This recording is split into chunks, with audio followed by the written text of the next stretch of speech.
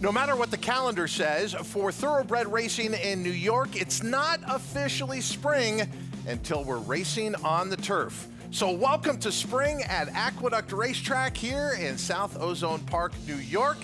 And America's Day at the Races, not only going to be here in New York, but taking you to what is going to be the epicenter of thoroughbred racing on Saturday, Oaklawn Park in Hot Springs, Arkansas. Yeah, they've got a Thursday card, but everyone's talking about the Oaklawn Park Handicap on Saturday, featuring the renewal of the rivalry between sovereignty and journalism. And oh yeah, throw in White Barrio in there as well. Welcome to America's Day at the Races on this Thursday from Aqueduct. I'm Todd Trupp. Very pleased to be with the guy who is a man for all seasons. He's always our sunshine. Even when there's gray clouds, he brings his sunshine and spreads it to all of us.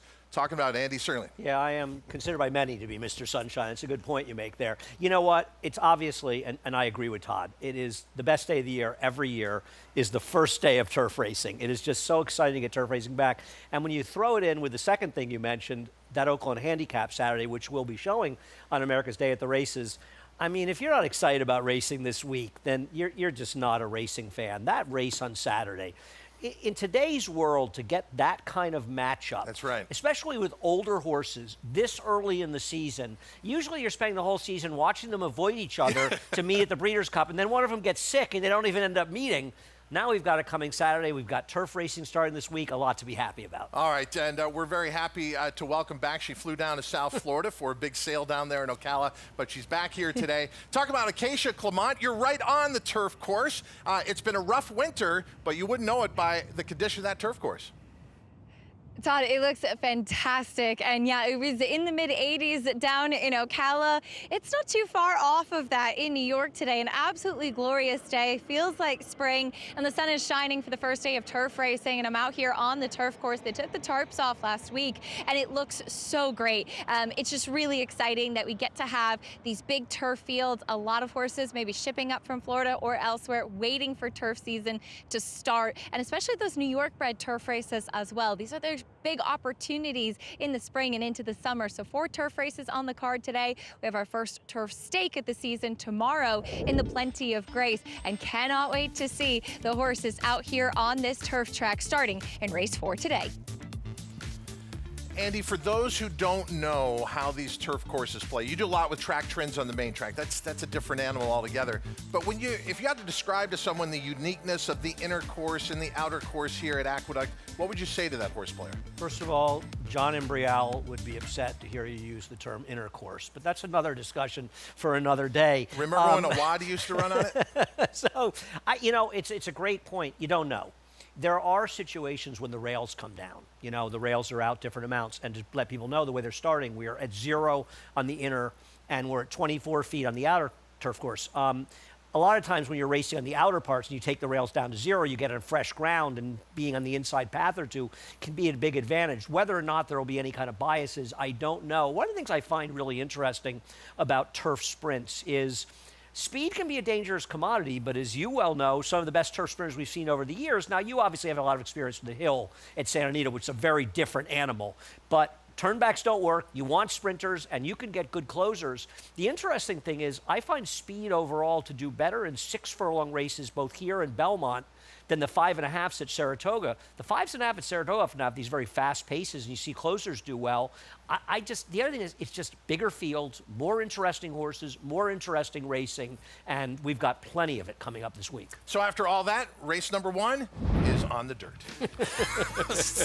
But it's gorgeous out here, as we mentioned. Let's show you where we're going to take you on America's Day at the Races. Here at Aqueduct, obviously, the 8-race card coming up. The $1 pick 6 starts in race number 3. And just to emphasize what Acacia pointed out to us, the 4 turf races are races 4, 5, 7, and 8. We'll get you back to Hot Springs, Arkansas. All the latest around the Oaklawn Park Handicap coming up this weekend, but a good Thursday card down there. And it is time to have a Naira Bets account. If you don't, well, then you're missing out. Bet any track, anywhere, anytime with Naira Bets. Sign up today and get a free $25 bet and up to a $200 deposit match bonus with the promo code Derby25. Enjoy betting on over 300 tracks around the world and start winning today. Join now at NairaBets.com. Okay, as for that first race, we start out on a fast main track here, 6 furlong. state-bred maiden claiming event for fillies and mares, 3-year-olds and upward. And here is the one, No Reserve. We have not seen this horse since June at Saratoga, the debut. And the hot riding Dalila Rivera, the apprentice, is riding this one. I picked this horse thinking didn't take much money first time, didn't run that well, should be a good price second time out. Currently the favorite, a little too short for me, but my top pick. Tiffany's Gem made the debut here at Aqueduct. That's the last time we saw her. It was November of last year. Yeah, and she did catch a sloppy track, took no money, but she's dropping and is a new face. She's bankable, competitive in 2 career starts. Does that equal a win here? You know, she and the 5 look like similar horses, and the 5, My Girl Aubrey, a little bit faster than her. 9-2 is a fair price. I just preferred others. Lady Delilah, 0 for 19 coming in. Could today be the day? I don't know. I love Jimmy Ferraro, and she does have races that are fast enough to be fair. But 3-1 and a 0 for 19, no thanks. My Girl Aubrey, her last race looked a lot like the previous one. Yeah, but they're fast enough from speed figure standpoint to kind of make her the horse to beat. Scratch the 6, Viviana. Our final horse is a first-time starter by Brody's Cause. That's Midnight Blue. And brings you back to the old days of Channel J on New York Cable, which you may not be familiar with. Midnight Blue making his debut. I think this horse was entered and scratched somewhere recently. I couldn't afford cable then. She's bankable. Most recent start was March 14th. It's supposed to now. I had the rabbit ears. Put those up. I lived in Brooklyn. We didn't have cable until the 90s. She's bankable. March 14th, race number 5 here at Aqueduct. Gets the lead at the top of the stretch, and then kind of fades badly. Yeah, you know, the winner was a first-time starter from Rossi de Paz that got a good trip. Second place finisher, a 6-5 shot for Todd Bletcher. That's probably not one of Todd's better horses. I always am scared of Bill Morey. I mean, you've been dealing with him probably longer than I have because he ran out in California a lot. He's a dangerous trainer, as I'm sure you're well aware of, and so I always give a second look to his horses.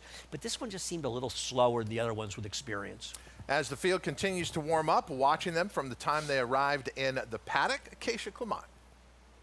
And we'll start with the 2 horses coming back off of layoffs, beginning with the one that was taking all that early money, the number 1, No Reserve.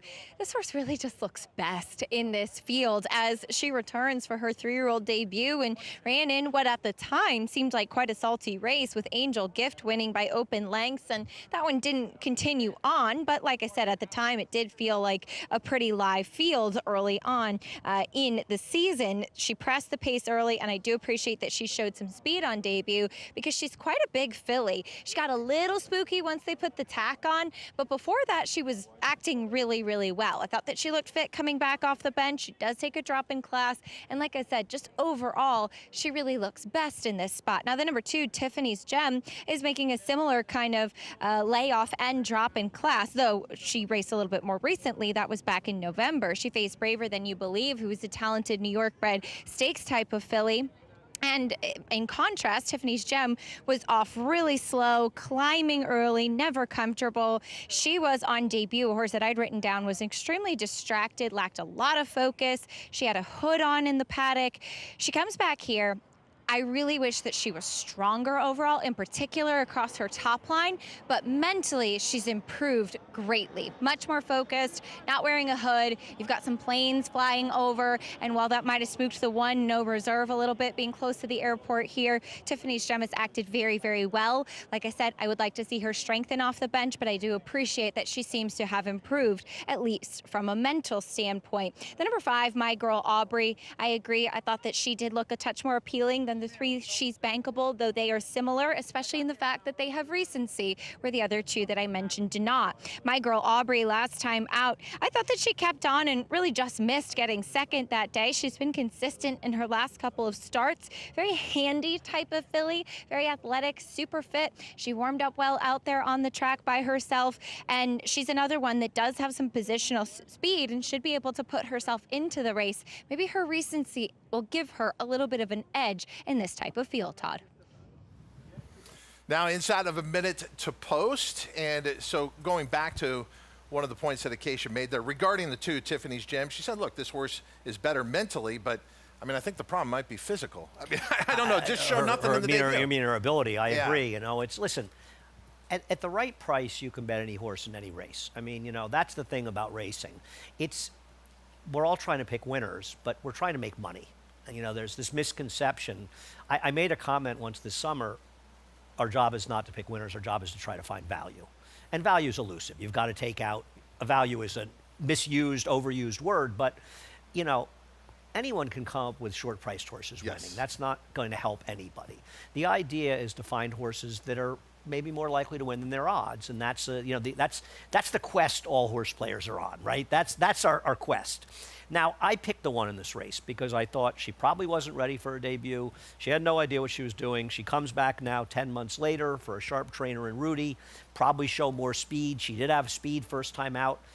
Maybe it's a good sign that she's 2-1. Maybe that really means the barn likes her. Having said that, Todd, I don't want to bet her at 2-1. I thought I was going to get a horse around 4-1 in this race. I think that was her morning line. 9-5. Maybe that's a really good sign, or maybe it's just an underlay. Andy, to quote the great Chuck Streva, who used to make the morning line in South Great Florida, man. I was there. Called her race miss him course. every day. I'm with you. One of my favorite people in all of racing. Gone too soon. But when it comes to your case, and he said this as a morning line maker, I don't bet the favorite. I make the favorite. So you release that horse and the horse drops down to 9-5. You got to factor that in, my friend. People follow you. Yes, I'm aware of that. That's fine, and it's a great compliment. I mean, it's a burden that you're proud to have. I feel like, you know, my friend David Aragono, handicap for Daily Race Form, who I know you're familiar with, has a sensational opinion. He likes this horse as well. He and I told him I liked a weird horse on Saturday, and he was able to figure out who the horse was. He said, I don't like the horse, but I know what horse you're telling me about. I love friends like that. He texted me a couple days later and told me, he said, I see what you're saying. And he picked the horse out of a needle in a haystack. But at the end of the day, I could bet the one at 4-1. I can't take 8-5. I'm not looking to bet anybody else in here. I don't think anybody else is a particularly great price. Springtime officially here. Turf racing today at Aqueduct. We start this 8-race card. Race number 1 to take us 6 furlongs here, and our favorite is the 1, No Reserve, at 9-5. Second choice, although very close, is the 5, My Girl Aubrey, at 2-1. Let's go up to track announcer Chris Griffin. What a day. Thursday on America's Day at the Races here on Fox Sports 2.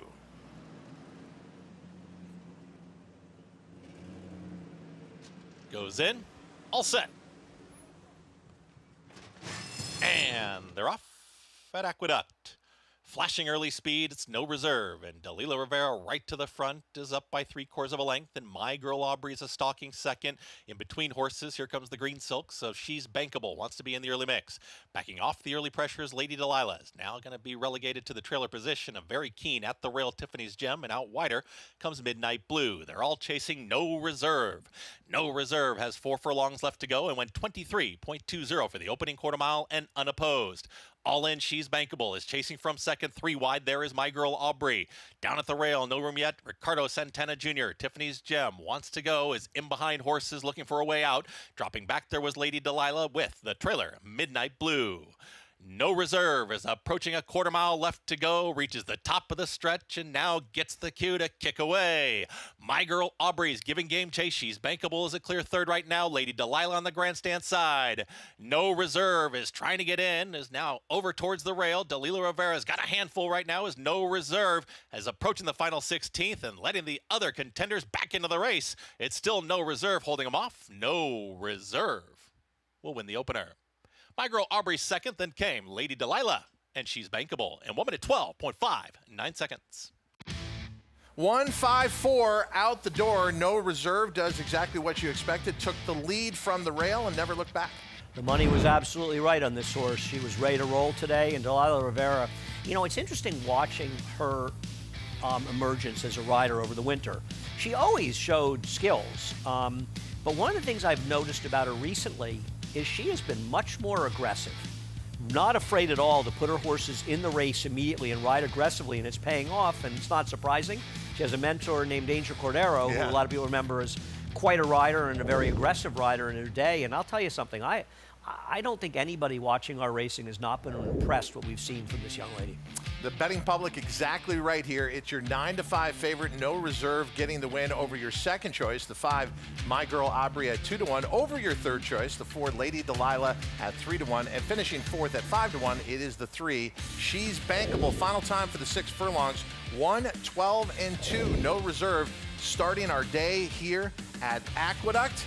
And while we sit on this Thursday, we're thinking about Saturday, the Oaklawn Park Handicap. You'll see it here live on America's Day at the Races. your Derby and Belmont winner versus your Preakness winner. It's sovereignty and journalism.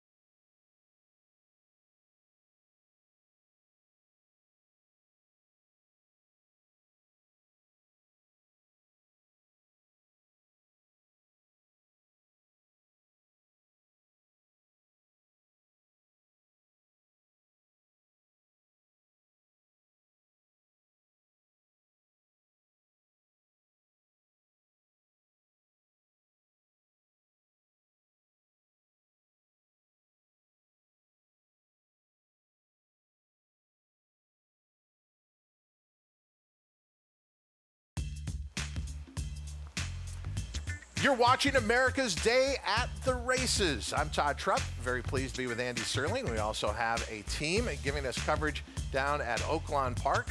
And as we mentioned, Hot Springs, Arkansas will get a lot of attention on Saturday with the Oaklawn Park Handicap. But back here, we start our Thursday card, Andy, with a horse you liked, the one no reserve.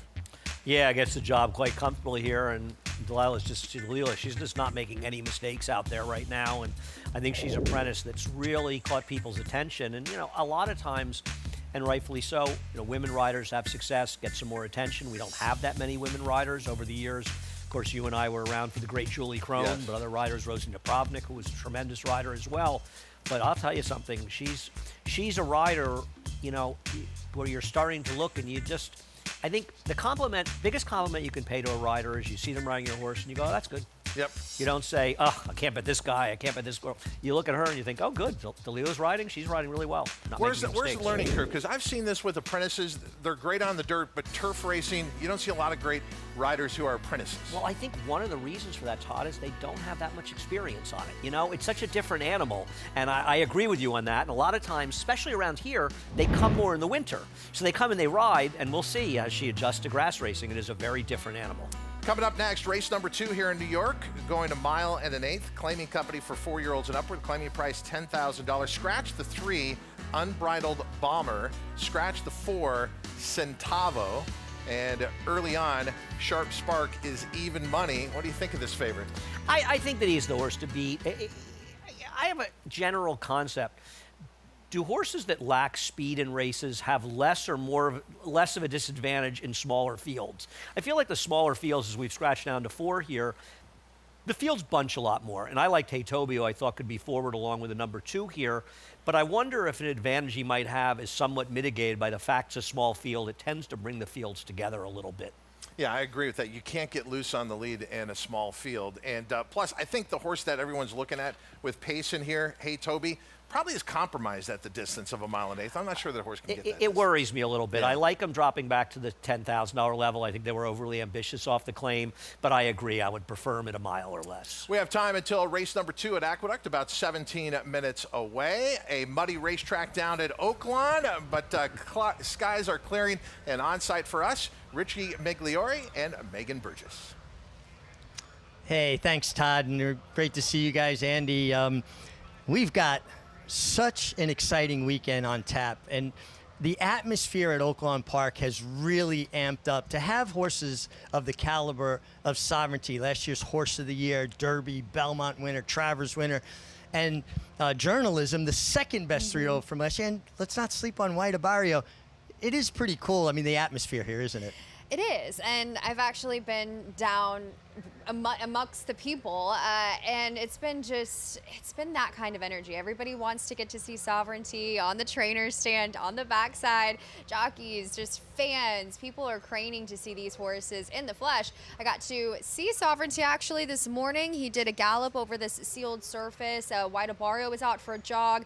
They all look great, and it really seems these 2 3-year-olds, Meg, have taken a step forward. Yeah, they look bigger and stronger to me from a physical perspective. I was speaking with Michael McCarthy, Journalism's trainer, earlier, and he said he's definitely filled out. He's about 50 pounds heavier than last year. And he pointed out how he has not missed any training whatsoever. He's basically worked every 7 days since they put him back into serious training. I think we got a great one on tap. But one interesting dynamic of this race, Megan, and it's something that I think warrants us talking about a great deal. There's really not a lot of pace signed on. White Barrio from the rail looks like he's the only horse that has been successful up on the lead. Although, also speaking with Michael earlier, McCarthy, he said Journalism early last year, races like the San Felipe, he put himself more in the game. He doesn't expect him to be slow. And Sovereignty, also, like in the Belmont Stakes, laid up close. But here's Journalism working, and he's got that incredibly relentless stride on him. He does. He's about as beautiful a mover as you'll find. To me, he is the horse that you want fresh. He ran his best speed figure, a 108, fresh off the bench last year. And I just find that he, to me, is the horse that has been training more forwardly in the morning. Sovereignty is not necessarily known to be that forwardly training type. So we've talked about this as well, Meg, about Journalism perhaps being stronger at 9 furlongs versus maybe the 1.25 mile test. As Journalism kind of he did face the older animals last year in the Breeders' Cup Classic, in the Pacific Classic, where he was perhaps a cut below, but I really find him to be exactly where you would want him coming off of this layoff. Yeah, and just to talk with his trainer, Mike McCarthy, and just how confident, you could hear the confidence in his voice. But it's epic because we also have Sovereignty, last year's reigning Horse of the Year, your Kentucky Derby winner, and another horse that really hasn't had any hiccups in his training as well. He's training at Payson Park, but maybe a little bit of a sleepier, quieter setting to train. Absolutely. There's really no better place to train horses in the winter than either in California or at Payson Park. And I think his last work here on April the 11th was his best. This was obviously a mate that he overmatched, and he's been paired with weaker, which has kind of sounded the alarms. A lot of people have their eyeballs. He's been under a microscope every single workout that he's produced, and it gives the exact same feeling as I covered him last year of the remarks of many analysts coming in. Oh no, he's not the flashiest workhorse. What is he going to be like in the afternoon? And that sustained rally has been so relentless. I find he will be hopefully the same similar kind this year as we saw from him at 3. Pretty good matchup there, the tail of the tape. 2 fine 3-year-olds making their 4-year-old debut, and I just feel very fortunate and lucky as a racing fan. It's amazing to me, Megan, these horses can transport me to a place that I was 13, 14 years old watching the likes of Affirmed and Aladar, and that's a beautiful gift that horses give us. It really is. I kind of have to pinch myself a little bit that we get to be here as well, enjoying these horses, and not to sleep on White Barrio and touching base with his connections this morning. He's sitting on go. They find he's training even better than prior to that Pegasus World Cup, as he just did a light jog this morning. They decided not to gallop because of the sealed surface and the rain we got, but he looks incredible, Meg. Well, it's kind of telling, just the strength of the field with sovereignty and journalism, that White Barrio, a Breeders' Cup Classic winner, almost gets a little bit lost in that shuffle, but he has such a tactical advantage because he has the most natural speed in a paceless race. It seems the big question, right, is Irad going to go from the inside? And he did so effectively in the Ghost Sapper last year. We'll see if he can do so again. The key about this race, Meg, none of these horses have raced over this Oaklawn Park surface. It's definitely an equalizer. Well, no doubt, and we'll find out who is best come sundown on Saturday. And Skippy Longstocking, Saffie Joseph's lone Oaklawn Park handicap winner. Let's see if he can add another one, White Barrio. But guys, no matter how it shakes out, we're all better for it. We need to see these horses compete on the racetrack.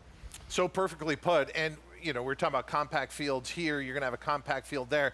You get more difficult trips in those smaller fields as well because you know where your competition is at. The riders can adjust throughout. And when races spread out, it's a lot easier to get good trips and harder to get bad trips. And you're right. And the other thing is, Sovereignty's got a target in his back, and everybody wants to know where he is. And I know one thing, we're talking about ability and talent, beautiful physical, outwork every horse on the board.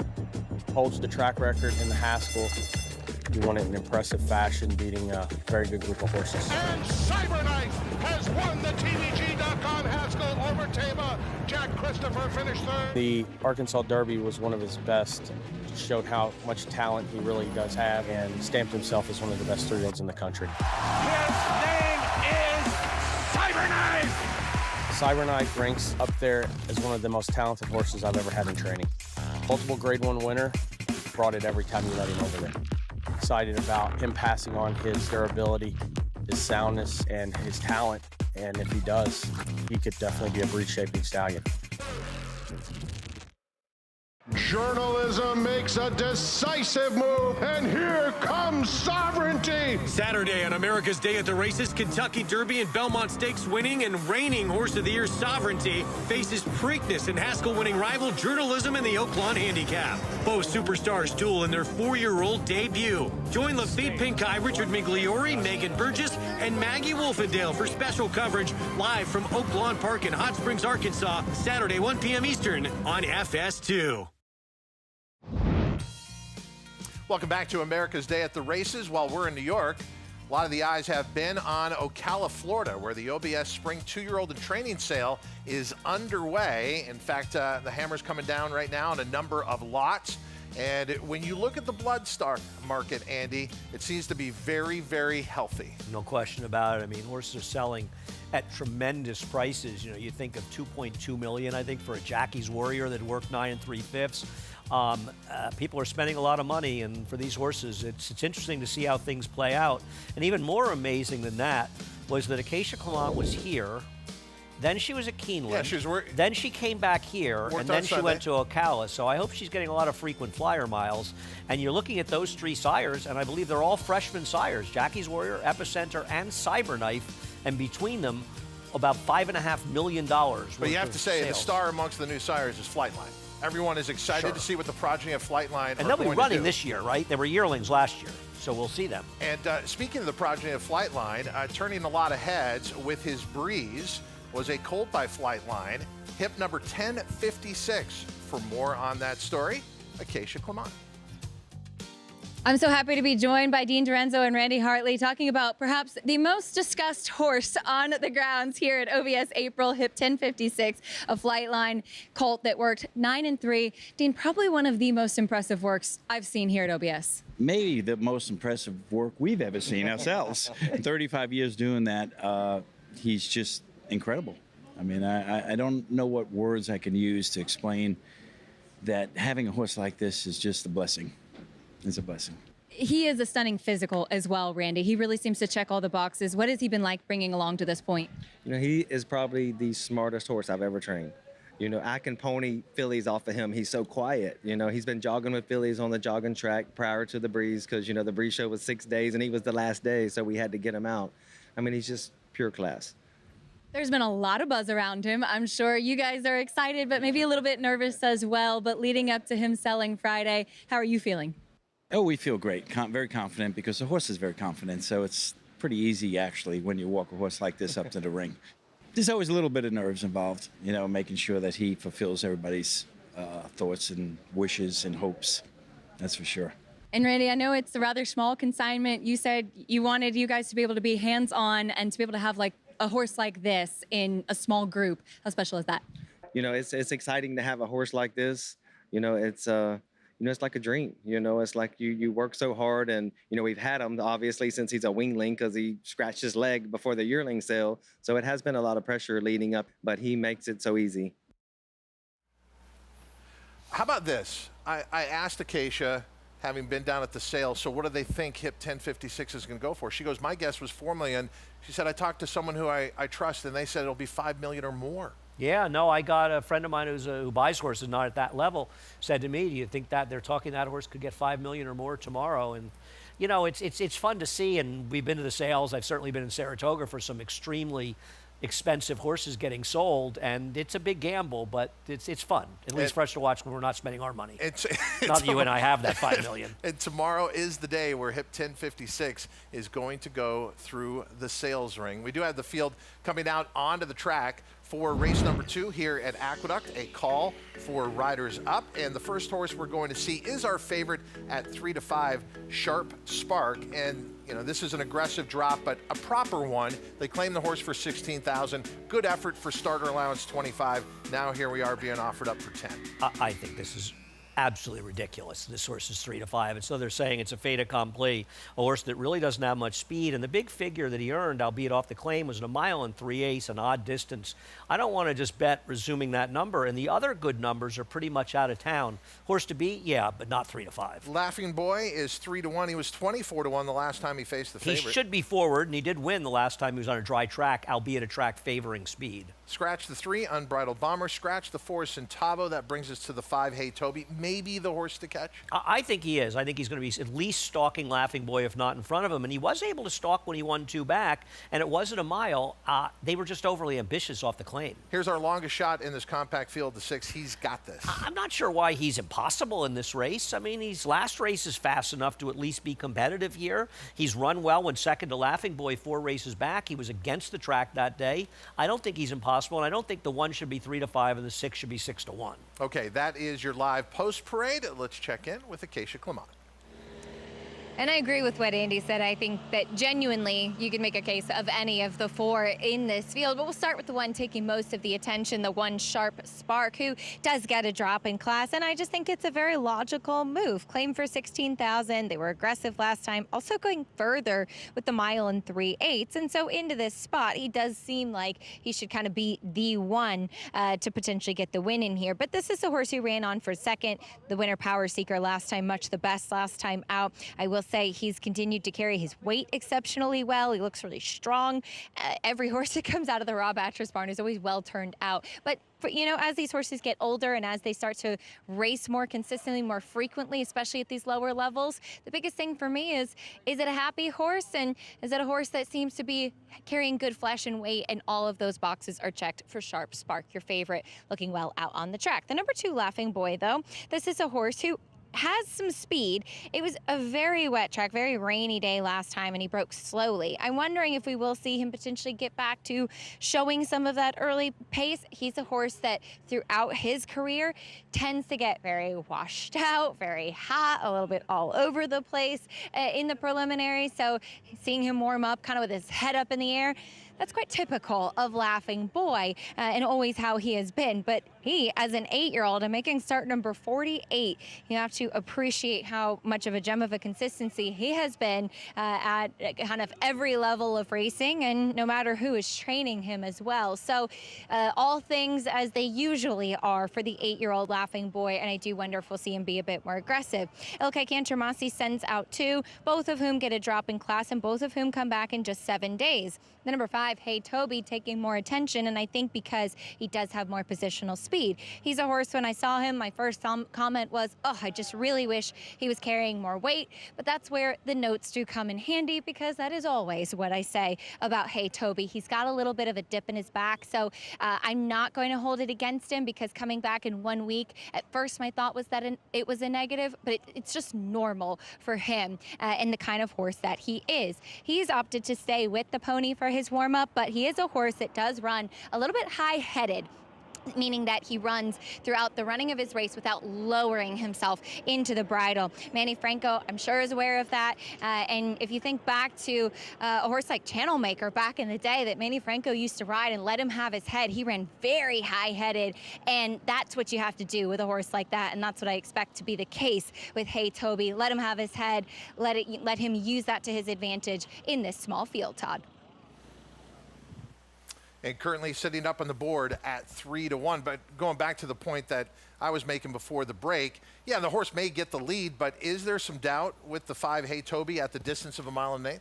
Well, there's the old Wayne Lucas adage that they can all get it. It's just a question how quickly. And I think with the right pace scenario, he can get it. And I just don't think they'll be moving that quickly here. And the fact that he showed that he can beat lesser horses by rating is a feather in his cap. He used to be sort of a need to lead type. Believe me, I have never been his biggest fan, this horse.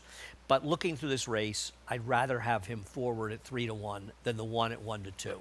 I don't have a big argument about the 1, but the one thing I would say about Sharp Spark is he is running at the lowest level for the first time. And, you know, we talk about drop downs. There is something about dropping to the lowest level for the first time. Because if you're running for 20, they're worth around 20. You're running for 16, they're worth around 16. But when you get to that bottom level, wherever it is, then the horses are kind of worth between 0 and that amount. And you're running against often a number of horses that are worth a lot less. Now, I don't think that's necessarily the case in this race, but when you have a horse like Sharp Spark who's dropping, take a look at Hey Toby, right? Not getting it done in higher levels, drops to 10,000, dominates a field 2 back with a good figure. Claimed the horse, ran him a little over their head. In fairness to Ilke Cantramachi, he is a friend of the racing office in the sense that he is aggressive in running his horses. He runs quite a bit, and so we appreciate that. I think if Ilke had to do over again, he would say that was probably not the best spot to run him in, and now he's running in a race he can win. I don't love him, but I'll tell you what, at 3-1, I think he's value. I'm not in love with his chances, but I think at 3-1, he's a better gamble than the 1 at 3-5. That's the best I can offer. Can we assume with Laughing Boy, who's our second choice at 5-2, just coming back to the fast racetrack could make all the difference? Because doesn't that effort 3 starts ago play here? Well, it's not just that, right? I mean, you look at any of his fast track races going back, they're all better than his wet track races. So I do think he's a horse that probably performs a little bit less well on fast tracks. The problem I have with that win when he beat He's Got This is it was a very big speed favoring track on January 2nd, and he was able to win as the controlling speed and a slow pace, and He's Got This, I thought actually ran the better race. I'd much rather take 10 to win, and He's Got This. Now, in fairness, why is He's Got This form fallen apart so much? He has not run particularly badly either. So I don't know why Laughing Boy, who's supposed to have the number 5 Hey Toby breathing down his neck, why is he 3-1 and the 6 10-1? I would make a better case to bet the 6 than the 2, personally. Yeah, the 6 is 10-1, quite a bit of separation there as the longest shot in the field because the other 3 are sitting from 3-5 to 3-1. The field has arrived at the starting gate for race number 2 at Aqueduct. You've heard our opinion. Most important opinion is yours. Hopefully putting your plays in because the first horse is about to move forward. No doubt, since the beginning, Sharp Spark was going to be your favorite, but has dropped all the way down to 3-5. Solid odds on throughout the wagering is Sharp Spark. Spins around here at the gate. Second choice now coming into focus and closing the gap a little bit there is the 5 Hey Toby at 2-1, and third choice is the 2 Laughing Boy at 7-2. Sharp Spark giving the assistant starters all they can handle here. Has this horse, do you know, has this horse done this before? I don't. I'm not. That's something you're better with Acacia and Maggie to answer than me. I'm not really familiar with it. You know, probably the starting gate crew with a difference in technology where they can, you know, there's a database so horses that come from out of town, you can look up their idiosyncrasies, and in my opinion, there's no tougher job at the racetrack than the starting gate crew's job. Okay, and now they finally get Sharp Spark in at 3-5. And the trainer Rob Atras did say Sharp Spark kind of did that the last time. Remember, they claimed this horse 2 starts ago. He was okay last time, and then he acted up today. But looks like we're all set to go. Chris Griffin with the call. Race 2 from Aqueduct here on America's Day at the Races. And they're off. Step slow for Sharp Spark, the early trailer. Speed from Laughing Boy and Jorge Vargas Jr. right to the front. Gets to the lead and now is up by a length and a half and taps on the brakes. It's an easy lead early for Laughing Boy. Right to their outside, now stalking from second. Not in any hurry, though, as Hey Toby is in the 2-path, 3 wide. He's got this. Patiently ridden now is at the back end of the group. That's Sharp Spark, who's got a ground-saving journey as the compact field moves towards the backstretch. Laughing Boy on an easy lead, and the opening quarter says just that, 25.35 for the opening quarter mile. Laughing Boy will control the tempo. Hey Toby with mild pressure, a half length back in second. Sharp Spark moves through at the rail, now takes the 3rd position away from He's Got This to relegate that one to the trailing position, but 3 lengths to cover them all.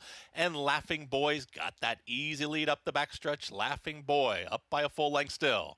Hey Toby, Manny Franco watching the pace setter through a 50.01 half-mile time. They're approaching a half-mile left to go. Sharp Spark starts to make a move here at the rail for Kendrick Carmouche, still in 3rd, and he's got this out wider. Laughing Boy into the turn.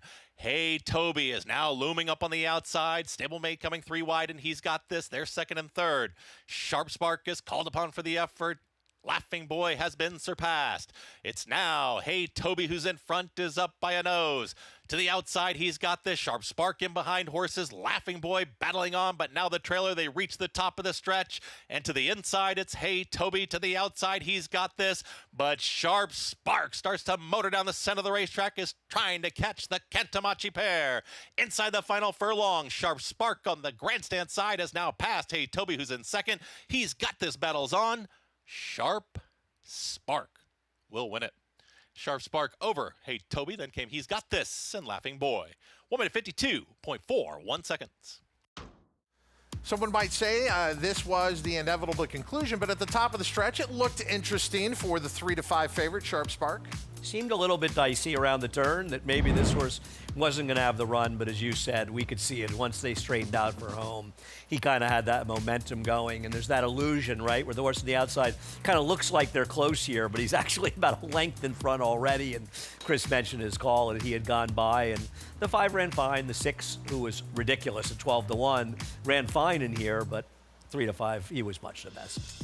And so the day starts with post-time favorite here in New York, the most recent one, Sharp Spark. Well underway in New York and counting down to our first turf race of the season. That will be race number 4. But about to start the racing day at Oaklawn Park. The skies have cleared but have left us with a muddy racetrack. Let's return to Hot Springs.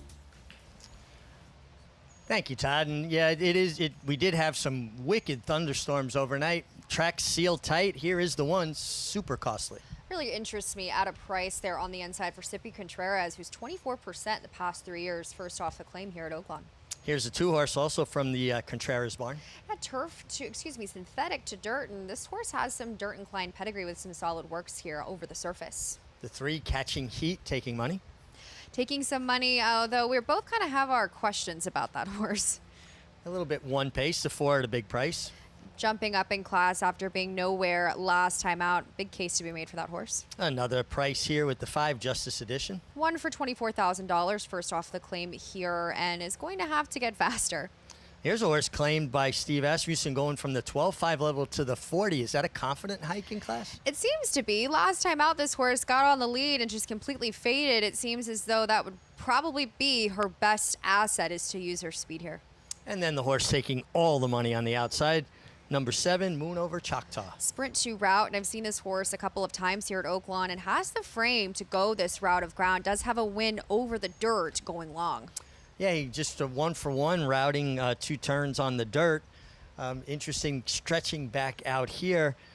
I know you and I both have a little bit of interest in the horse trying the dirt for the first time in the 2. Everything bugs me. Yeah, as we talked about off camera, Catalina Cruiser overall, her sire, has some better overall dirt route numbers. And past 5 years, synthetic to turf here at Oaklawn, Sippy Contreras is 27%. He's got some sneaky good numbers in a lot of different places, especially at this level. And this horse had a strong 5 furlong breeze back on March the 24th. And then came right back with a 6 furlong stamina-inducing drill. I think this horse has some chance to improve and move forward on the surface. I agree with you. I like those works on the dirt, but let's take a look at the 3 horse here. Catching Heat is the 3 today. She's the one, number 6, moving on the outside. We both feel maybe just a little one-paced. I feel like she's run the similar kind of race, and she's been right around this level. What's going to be the difference for her today? I tried making a case for her last time out. It just didn't go so well. She came off the pace that day. She is a closer, and there's not a plethora of speed at this spot either for her to run at. So I find she's just going to get caught in the same situation, running on to secure likely some underneath honors, but I just thought she just didn't strike me as a particular win candidate in this spot. Yeah, I agree with you. Just kind of that one pace, really didn't kick on. She was a bit wide last time, but it never felt like she was going to get to the leaders. She just kind of held her ground. Yeah, just kind of keeps on running and coming at you. She likes to collect those checks, and hey, those are the horses we love as well, right? Hey, I admire horses that are honest, show up, do their job. You can see the track is sealed. Again, we had a lot of weather overnight. Great job by the track maintenance crew here to have this track as tight as it is. It's sealed. I think before the end of the day, it'll probably be harrowed and open, but we're ready for the start of this card here at Oaklawn Park. Matt Dinnerman, he'll have your call of the opener. 8 races today to kick off Oaklawn Handicap Week. We're ready to go, and they're off at Oaklawn Park. Super Costly inside, sent for speed, has the lead. Catching Heat second. Moon Over Choctaw right off the pace, running in third. And Everything Bugs Me down on the inside in a tight spot off of Heels Estes steady going into the turn. Finds room on the inside, still in a little bit tight, but scrapes paint around the first turn run. Dunita off the pace today, running 6 behind, 2 clear of Justice Edition, and Vino Rani at the back as the 7 runners approach the backstretch run, where Super Costly is paving the way in the opener. 3 parts of a length ahead, Moon Over Choctaw tugging in second. Everything Bugs Me makes her way into third. Catching Heat to the outside, a half length back. Gap of 5 to stablemate Danita, 2 more to Justice Edition, and that leaves Vino Rani still at the back as they head towards the half-mile pole. Super Costly, Amir Mendoza, a neck in front of Moon Over Choctaw and Rafael Bejarano, who's trying to get Moon Over Choctaw to relax the whole backstretch run. She's right up there with the pace setter, approaching the forward turn. Gap of 2. Everything Bugs Me off the rail in third, going into the forward turn. 2.5 to Catching Heat on the rail. Another 6 back to Vino Rani. Out of last place, Justice Edition is tailed off. Danita's still in 5th, right alongside of Vino Rani as they round the forward turn. Moon Over Choctaw going to the lead now. Super Costly loses the front. Everything's Bugs Me under the stick second. 3 wide in the swing off the corner. Moon Over Choctaw is clear. Moon Over Choctaw down the lane, a 2-length lead now as she goes for home. Super Costly second. Everything Bugs Me starts to flatten out. Then comes Catching Heat, who's moving through between horses for a minor award, but Moon Over Choctaw hitting the 16th pole is opened up 6 with a 16th to go. Moon Over Choctaw and Rafael Bejarano will win the opener by open lengths here. Everything Bugs Me runs on, will hold second. Catching Heat was third, tight for fourth, Super Costly and Danita. And it was your favorite, Moon Over Choctaw, just much the best. Never looked like this horse could lose. She was traveling so sweetly, just off of the pace. And Rafael Bejarano, his 37th win of the meet. Perfect trip, and she was the only class dropper in this spot.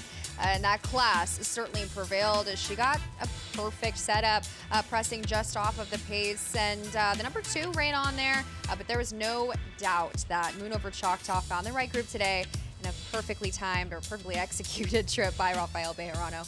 Yeah, and when she just set up shop just outside the pacemaker, it basically, race looked like it was over, and she drew away quite willingly. Yeah, it was a good effort from the 2. Everything Bugs Me trying the dirt for the first time, but no doubt about your winner. We started off the day with favorites prevailing at Aqueduct, and we're continuing that theme right here at Oaklawn Park as the favorite starts the day the right way here for your chalk players with Moon Over Choctaw as much the best.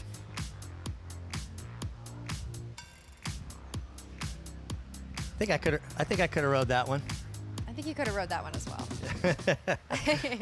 Maybe not. A little less fitness level than I once had for sure, but a good way to start the day here at Oaklawn Park. And we got Brad Cox, got a couple of live Derby runners in Further Ado and Commandment. Take a look at Brad Cox. He's got a Derby win, but he'd like to get one not via disqualification, get the roses and the winner's circle presentation.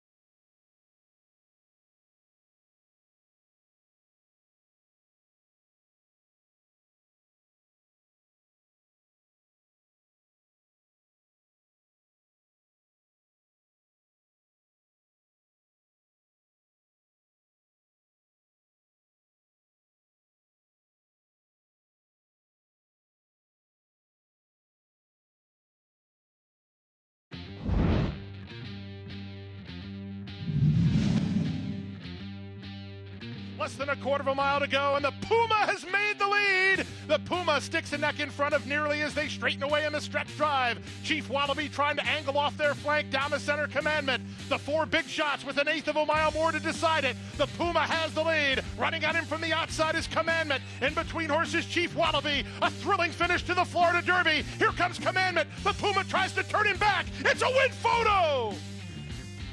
Thou shalt not beat Brad Cox in the Kentucky Derby prep season. That's one of the forgotten commandments. His horse Commandment takes what might have been the deepest Kentucky Derby prep race of the year in the Florida Derby, but that's not all. The only thing better than having the top point earner lead into the Kentucky Derby is having the top two. He also has Further Ado.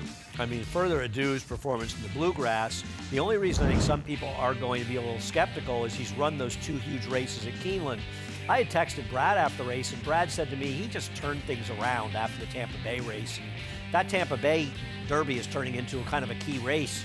The Puma ran too well to lose. Commandment ran terrific to beat him, but the Puma, I thought, ran sensationally in that race. Can I bring up another horse? Sure. Renegade, your Arkansas Derby winner. A lot of talk about him because he hadn't been seen out on the track for an official workout since that dominating win in the Arkansas Derby, but that changed this morning. It did. He worked this morning. Mike Rapoli had gone on, of course, Mike owns him, had gone on to Twitter and said he'll be working on Thursday, and in fact, he did work on Thursday. He worked this morning, and it's good to see him back because I think all the other horses that run that weekend had come back with their first work 2 weeks later. He had not worked. worked. And when they don't work, especially when they're heading towards the Derby, the rumors and the questions start arising. It's good to see him working back, and we're looking forward to him.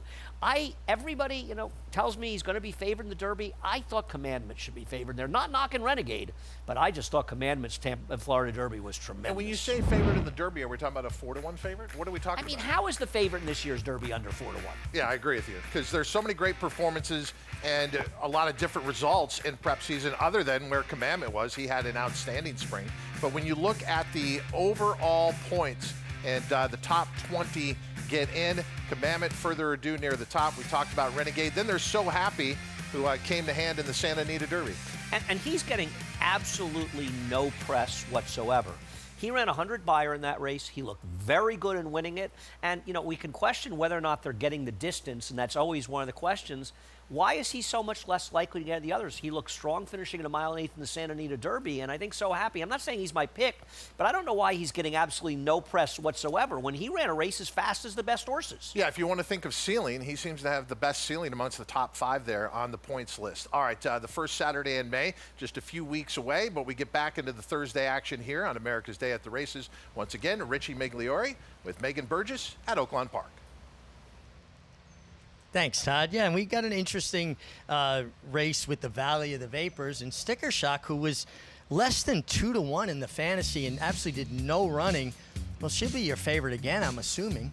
They'll go the mile distance here in this Valley of the Vapors, and the barn has always been high on Sticker Shock. Last time out, she just did no running, but 2 back, she beat the likes of Scott's Law and Spitfire Mick, who returned right back again here. I've spoke with Jorge Abrigo, I've spoke with Christian Torres, who actually worked her, and they say all systems go. They kind of scratched their heads a bit after that performance last time out, because the thing is, Mick, she's won off of Lasix before, and that can sometimes be the big key with horses going into stakes company, but I don't find that that's her issue either. Hopefully she'll be able to take a step forward off of a disappointing performance last time out. You know, I thought she took a little bit of an awkward step about 3 or 4 strides out of the gate last time. And being a daughter of Uncle Mo, they got the big, long strides. She just never got in a good rhythm, never got balanced out or framed up well. I'm willing to forgive that effort. I just think that the key to her is getting into that good frame, that good rhythm. And you get Irad Ortiz back. He'll be here Saturday, obviously, to ride White Barrio, so he has the mount back on Sticker Shock. He does, and she's a cool filly to be around. Mischieva, you'll see there, her barn bestie, her goat, who's just the best. But I also find Scott's Law in that race. I've watched her developmentally over the course of her races here at Oaklawn, and she's spaced her races out for Johnny Ortiz. She's interesting to me in that spot. Well, she was only a length away from your favorite in Sticker Shock, Scott's Law, and we got a bunch of stakes over the weekend. Obviously, the Bathhouse Row, the Valley of the Vapors, and the big one, the Oaklawn Park Handicap. I'm so excited about to see Sovereignty Journalism making their 4-year-old debuts, excuse me, I should say. There is Sovereignty winning the Derby. Journalism getting up in the Preakness when he had absolutely no chance when he was buried on the rail, but you got to love how tenacious he is, and then Sovereignty kind of got on a good tear there for a while. A bit of a good tear. He's the horse to beat coming off of the campaign, but at the same time, you have to appreciate the connections in general, the partnership of Eclipse Thoroughbreds, and now the Coolmore connections that bought into journalism at the conclusion of his 3-year-old campaign. They will stand him at stud, and he'll race for the first time in those iconic blue and orange silks of Michael Tabor. It's going to be a throwdown, one that honestly, maybe we didn't anticipate happening. So we're just happy all around that we get to watch this happen. And I don't find that there's another more exciting event happening in racing this year, honestly. No, well, this is certainly one of the highlights already in a young season, and we're getting to see great horses compete. But the opener is official here at Oaklawn Park, and it was your favorite. Moon over Choctaw just ran away as much the best as a short price favorite. Yeah, just the class dropping horse that was the sprinter route angle, showed more speed doing so, had a win at the route. I mean, all systems pointed to go. She was just faster than these horses, Meg. She was. Rafael Bejarano has been riding in such good form, and he's a rider that just quietly goes about his business.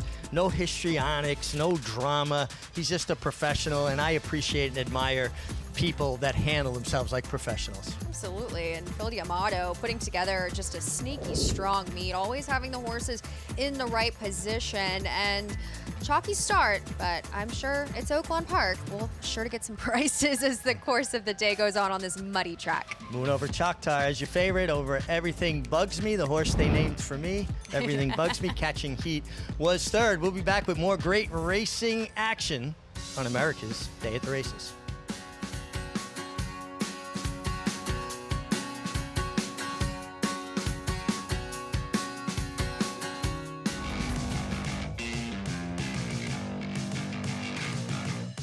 Charge, it is pouring it on, winning the Dwyer by the length of the stretch.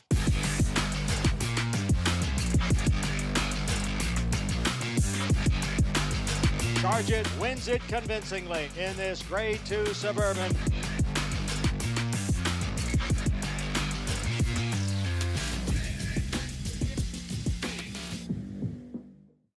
You bet with Naira Bets. Bet any track, anywhere, anytime, including all 3 legs of racing's Triple Crown. Download the Naira Bets app to play today and get a $25 free bet plus $200 deposit match bonus. Watch live horse racing, get expert picks, boost your bankroll with daily promotions, and hone your handicapping skills with exclusive tips and tutorials. Sign up now to claim your $25 free bet and $200 deposit match now through the first Saturday in May, only with Naira Bets. Gunrunner is the sire of 16 millionaires and 12 Grade 1 winners. Last year, he sired $17 million yearlings, including the Keeneland September sale topper. He was the sire of the $2.2 million Keeneland November weanling sale topper as well. Gunrunner was the co-leading sire of 2-year-old Grade 1 winners, including Breeders' Cup Juvenile Fillies winner Super Corridoro. Gunrunner, breed true. It's America's original sport, and no one covers it better than americasbestracing.net. From the sport to the lifestyle, the best races, horses, and destination venues, cocktails, gambling, fashion, and more. americasbestracing.net is a sport for you.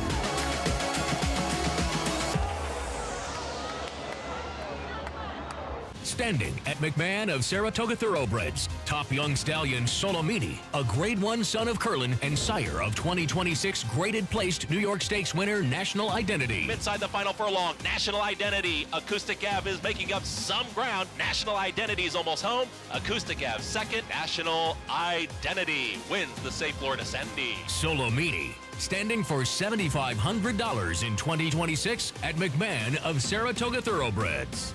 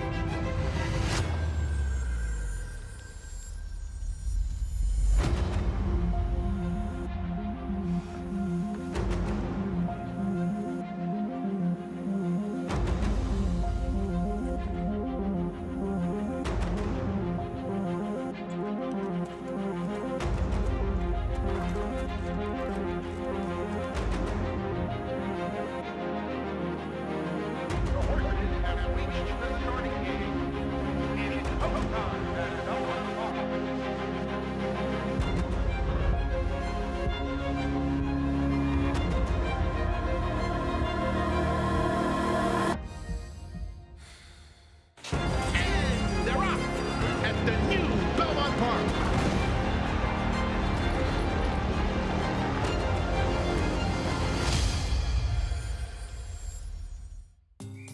Village in Belmont Park. Had a chance to get over there and watch it. Currently under construction. We're getting oh so close. And I have to tell you, if you have not checked out the Belmont Park membership program, do yourself a favor.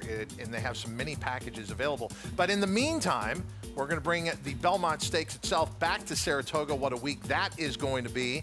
And you can be part of all the action as the Belmont Stakes takes place once again at historic Saratoga Racecourse for the third and final time before we return to the new Belmont Park. And tickets have been on sale since February 12th. Visit belmontstakes.com/tickets to be a part of the final jewel of the Triple Crown and the final time that the Belmont Stakes Festival will take place at Saratoga. And as if it wasn't enough reason, you're going to be there, Todd. Yes, So, I haven't been to any of the two previous ones. We have not organized your autograph signing yet, but we'll get to that a little later. But no, it is. I'm putting you in charge of that. He's your Thank agent? you. Yeah. Good luck with that. It is great. I mean, listen, being in Saratoga, it's a magical place, and that Belmont Stakes, it's the last time, and it's a little bit of a preview for what's going to be a long, fun summer up there. And, of course, we all can't wait until September 18th for the opening of the new Belmont as well. Back in our racing action here at Aqueduct, our post-parade underway for race 3. We start with the one, Noguchi. Yeah, he was the morning line favorite, but not likely to be the favorite at post time here. He's had so many chances, but he is the speed. The 2 is Rein It In, stretching out a little bit, a furlong anyway. It's hard to just dismiss anybody in this field, but he just seems a little slower, and I just don't know where his big upside is. I'm going to dismiss Admiral Indy. Yeah, he's a little tough to take, but to be fair, he picks up Christopher Elliott, and I don't think he's impossible. Okay, out of order here, the 5, Uncle Barry, is going to be last, so we jump up to the 6. Sounds like fun. I picked him. I thought the morning line maker got it wrong, making this horse 3-1. I was right. He got it wrong, but I thought he'd be higher. He's going to be even money based on the double by post time. I picked him. It's too low. Big drop in class off the debut for Dixie Hex. I'm shocked this horse is taking no money with just one start dropping down off the debut for Ray. Another big dropper here is the 8 Final Joke, hanging out at the morning line. Here's my question for you. Yes. Why is this one 9-2 and the 7 13-1? They both ran similar buyer figures. I'm guessing any figs you look at are similar, and yet for some reason the 7 is taking no money and this one's 9-2. I'm not saying I love one more than the other one. I think they both look sort of similar in Yeah, here. I agree. With the drops in class that you're talking about, it is hard to make the case why one should be that inflated of a price over the other. So that was the post parade from a little while ago. This is a live look at the field warming up as we sit 2 minutes to post. 6-5 on the 6. Sounds like fun. That I cannot buy into. I agree. I picked Sounds Like Fun. I thought it was a very interesting claim and a trainer change here, a positive rider change as well on a horse that has run races in the past fast enough to win, second off a long layoff. But I never imagined that this horse would be enough. I mean, listen, I got it completely wrong. I was saying I thought the morning line maker was crazy making him 3-1. I mean, I thought he should have been higher. Well, I was right. The line was wrong, but it was the opposite direction. So I just, listen, the first race, they bet all the horse. Maybe it's a very good sign for this horse, and the trainer change is going to make a big difference. But he's a tough horse to be taking at 6-5. Yeah, I mean, with his drop in class last time, the fact that he was 5-1 kind of said it all to me. I thought he should have been bet last time out, was not. So why are you going to come back today off a terrible performance in there and play this horse at 7-5? So I'm with you. Good race to play against the favorite currently at 7-5. You mentioned the price here on the 7 Dixie Hex. I'm not against the 6. I'm against betting him at that price. I'm not taking a big I'm against stand the 6 him. on every level. Okay, that's fair. That's fair. I'm not going to argue that. I think Dixie Hex may not be able to run, but one of the things I think it's okay about the 7 Dixie Hex is at least he showed some speed. It's not as though he trailed the field by 10 lengths the whole way around. You just wonder if this horse can run at all. And while I'm not endorsing him as some horse I love in here, but you look at the horses, right? Uncle Barry's 0 for 22. Sounds Like Fun is 0 for 12. Noguchi, 0 for 10. Raiden, 0 for 7. All right, the 3 is only 0 for 4. This horse is 0 for 1, and Final Joker 0 for 2. And as you know, with these kind of maiden claimers, sometimes the best thing to recommend about a horse is they have failed less than the others. Yeah, there's, we talked about ceiling earlier. That's why I've always liked a first-time starter, because they don't know how to lose yet. It was one of the first racetrack axioms I learned. You don't have that opportunity in here, but you do have horses that are so much more lightly raced and dropping in class compared to the others. And this is two horses on the outside that you're talking about, the 7 Dixie Hex, and this horse, the 8 Final Joke. Look, I understand what you're saying about difference in prices, but for me, this was not about that between the 7 and the 8. It was about, I'm getting a better price than the 1 Noguchi and the 6 Sounds Like Fun, and I want to separate myself from them. So I'm fine with the third choice here, the 8 Final Joke at 4-1. I guess what bothers me is he didn't run well at Parks last time. But in fairness, it was a muddy sealed track, and I'm willing to give excuses for a horse with that. Danny Gargan, for what it's worth, it's not a big sample size. Maiden special to maiden claimer, and even though you see he ran that optional maiden claiming first time out, he was not in it for a tag. So it's the first time he's been in for a tag. Danny's 3 for 10, 5 hitting the board, $1.80 ROI, so his drop downs have done fine. You know, not a huge number, but those are good stats overall, so that's not a stat you should say, oh, he doesn't win with these things, but he has good enough numbers. I think he's very playable. I think it just, to me, I would rather bet the 7 at 13-1 than the 8 at 4-1 because I'm hoping with each one that just as a lightly raced horse, they're going to run better on the drop down here and just rather take 13-1. I'm going to bet a couple dollars to win on the 7 because I think this price is outrageous. What about our second choice here at 3-1, Noguchi? Maiden 12-5 last time out here at Aqueduct. Kind of the same race over and over, 0 for 10 coming in, as you mentioned. Why today should this horse be 3-1?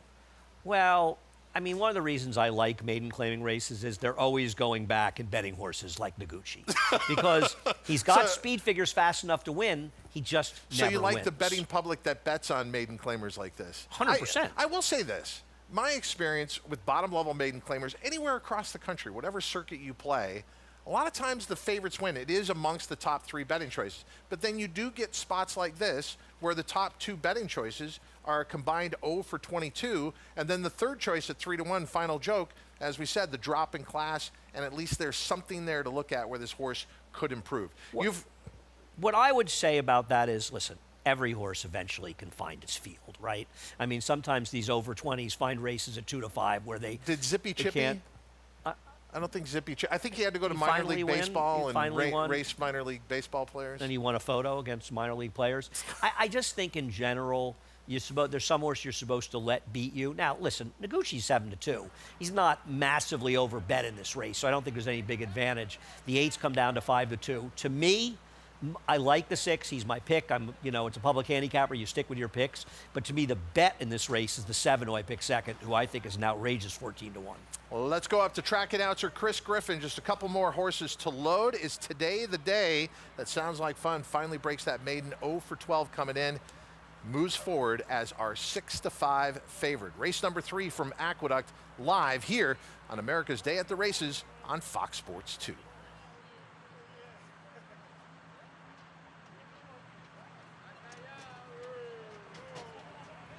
Two out.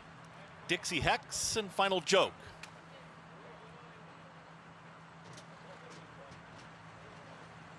Final Joke to the outside. Started the pick 6 this afternoon.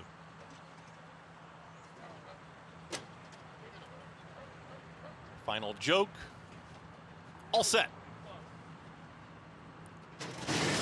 And they're off. Breaking awkwardly there towards the outside was Final Joke, who was off slowly. Also off slowly was Rein It In. The speed comes from Sounds Like Fun. From in between horses is challenged to the outside by Dixie Hex, and these two nose and nose. Uncle Barry is settled off of them in third. Just getting the kick back there is Uncle Barry. Head held high is in the third position as the front two really get away. Center of the racetrack is Final Joke, who's in fourth, and at the rail, that's Noguchi in the yellow cap. They're in front of Admiral Indy and the trailer. Rein It In, a two-way battle for the front, and 23.12 was that opening quarter mile. Sounds Like Fun to the inside is up by a half length as the group is right up on heels now. Sounds Like Fun tried to back off of that pace, and Dixie Heck challenges to the outside here from second. At the rail, Noguchi needs a way out. Just tightly at the rail here with 4 furlongs left to go and a 47.10 half-mile time. Final Joke is on the move 3 wide. From in between horses, Christopher Elliott, Admiral Indy's looking for a seam. From the back, Rein It In, and Uncle Barry is the trailer.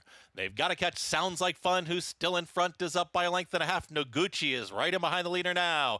Is drafting off of this leader as they approach the top of the stretch. Sounds Like Fun, and Jamie Rodriguez trying to put this race away. Tight spot here at the rail. Dalila Rivera is trying to push on through here with Noguchi, who's ready to challenge and confront that leader. Down the center of the racetrack, though, comes a big long shot, and Admiral Indy's picking up ground.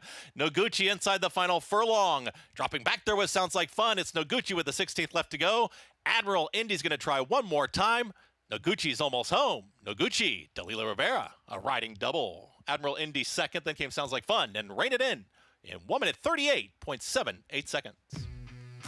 Noguchi is a maiden no more, and this win looks a lot like the win back in race number 1. Dalila Rivera getting her second win in 3 races, and this race was not run at all like I think people would have predicted. Instead of the 1 being the speed, both the 6 and 7 ran off in a pace that's just too fast. 23.12 going a mile for horses at this level is simply too quick, and I think Sounds Like Fun ran very well. Just went too fast early, and there was Dalila patiently waiting behind horses and slipping up the rail, and no longer a maiden. 0 for 10, now 1 for 11. Noguchi, who ends up a fair price, I guess, at 5-2. Not a horse I would have bet on in this race. Gets it done, gets a very, very good trip and a good ride from Dalila to get it done. 1-3-6-2 in the third here at Aqueduct. 5-2 over 25-1 over 7-5 over 9-1. Back out to Oaklawn Park. We catch you up on the post parade for race 2. Now just a minute away. And it's so good to see Dalila Rivera having that success in New York. I really think she's improved a great deal, and she's got a great mentor and tutor in Angel Cordero Jr. Here is the 1 horse in the post parade, QB9. I like this horse, getting aggressive on the inside, not much speed, especially with the scratch of the 3 now. The 2 horse, Hey Biggin, This horse cuts back in distance, does have a win over a wet track. will be ridden by Ramon Vasquez. The 3 horse Runaway Jack will be ridden by Rafael Bejarano. No longer a wet track, labeled good now as the sun's out, kind of opens it up. But the 5 here I thought was interesting with an aggressive rider and Walter Dela Cruz. The 5 should have bought the bar at a big price win on by. The 6 Audi, short price. Very short price, hesitant to use, but last out was versus straight Louisiana breds. Now it gets back into open company. And on the outside, Sir Exton showed improved speed last time. For sure. Last time was really kind of awoken him from his slumber of sorts, as he's been pretty far back. He's interesting if he can build off of that last performance where he was more tactically meant from the outside. Well, here's the horse, the 6 Audi, who's taking all of the money. Eric Asmussen for his dad. They've been hitting on all cylinders. They really have. And this race back on March the 21st was his first since November at Remington in a packed field of Louisiana breds where he broke from the inside. I will say, you know, he sat off the pocket just off the weeds, and you can tell right here in the lane, he doesn't have a clear seam, and then eventually he finds one where he didn't have too much of an excuse that day. I will say the horse that won, Dapper Moon, who you'll see come charging by, he was the kind of horse that ran in grade 1s prior to this. So way back in the day, I should mention. So, I mean, it wasn't a classless field. He's definitely taking a step back down in class, as he should handle this field just fine. He has the speed, which is going to be key in here for him, Mig. Position just so important, getting your position going forward.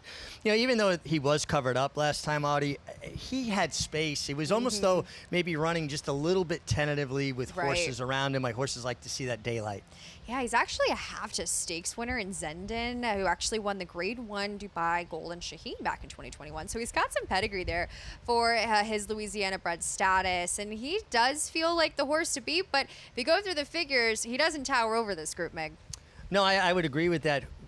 Who do you like in here? I like the 1, QB9, from the inside. I think he's going to be aggressively meant. And as I mentioned, I should hopefully be in front of from that inside position with the scratch of the 3. I will say I kind of spoke to perhaps the 5 going forward, but this horse has some solid races, albeit not at Oaklawn Park, if he can bring that same form. Last time out, he was just against way too tough in an open first level allowance race, and I think this is the right spot for him. You're fetching a pretty decent price as he's kind of clicking back down, and to me, one of the logical shooters in this spot.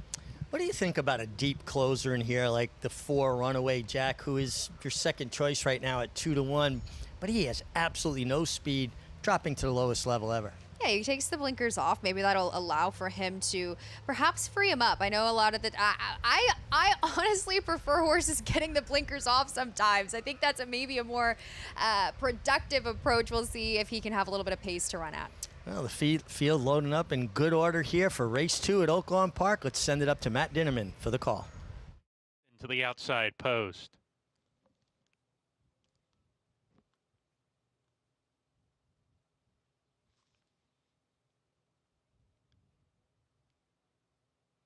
We're ready to go.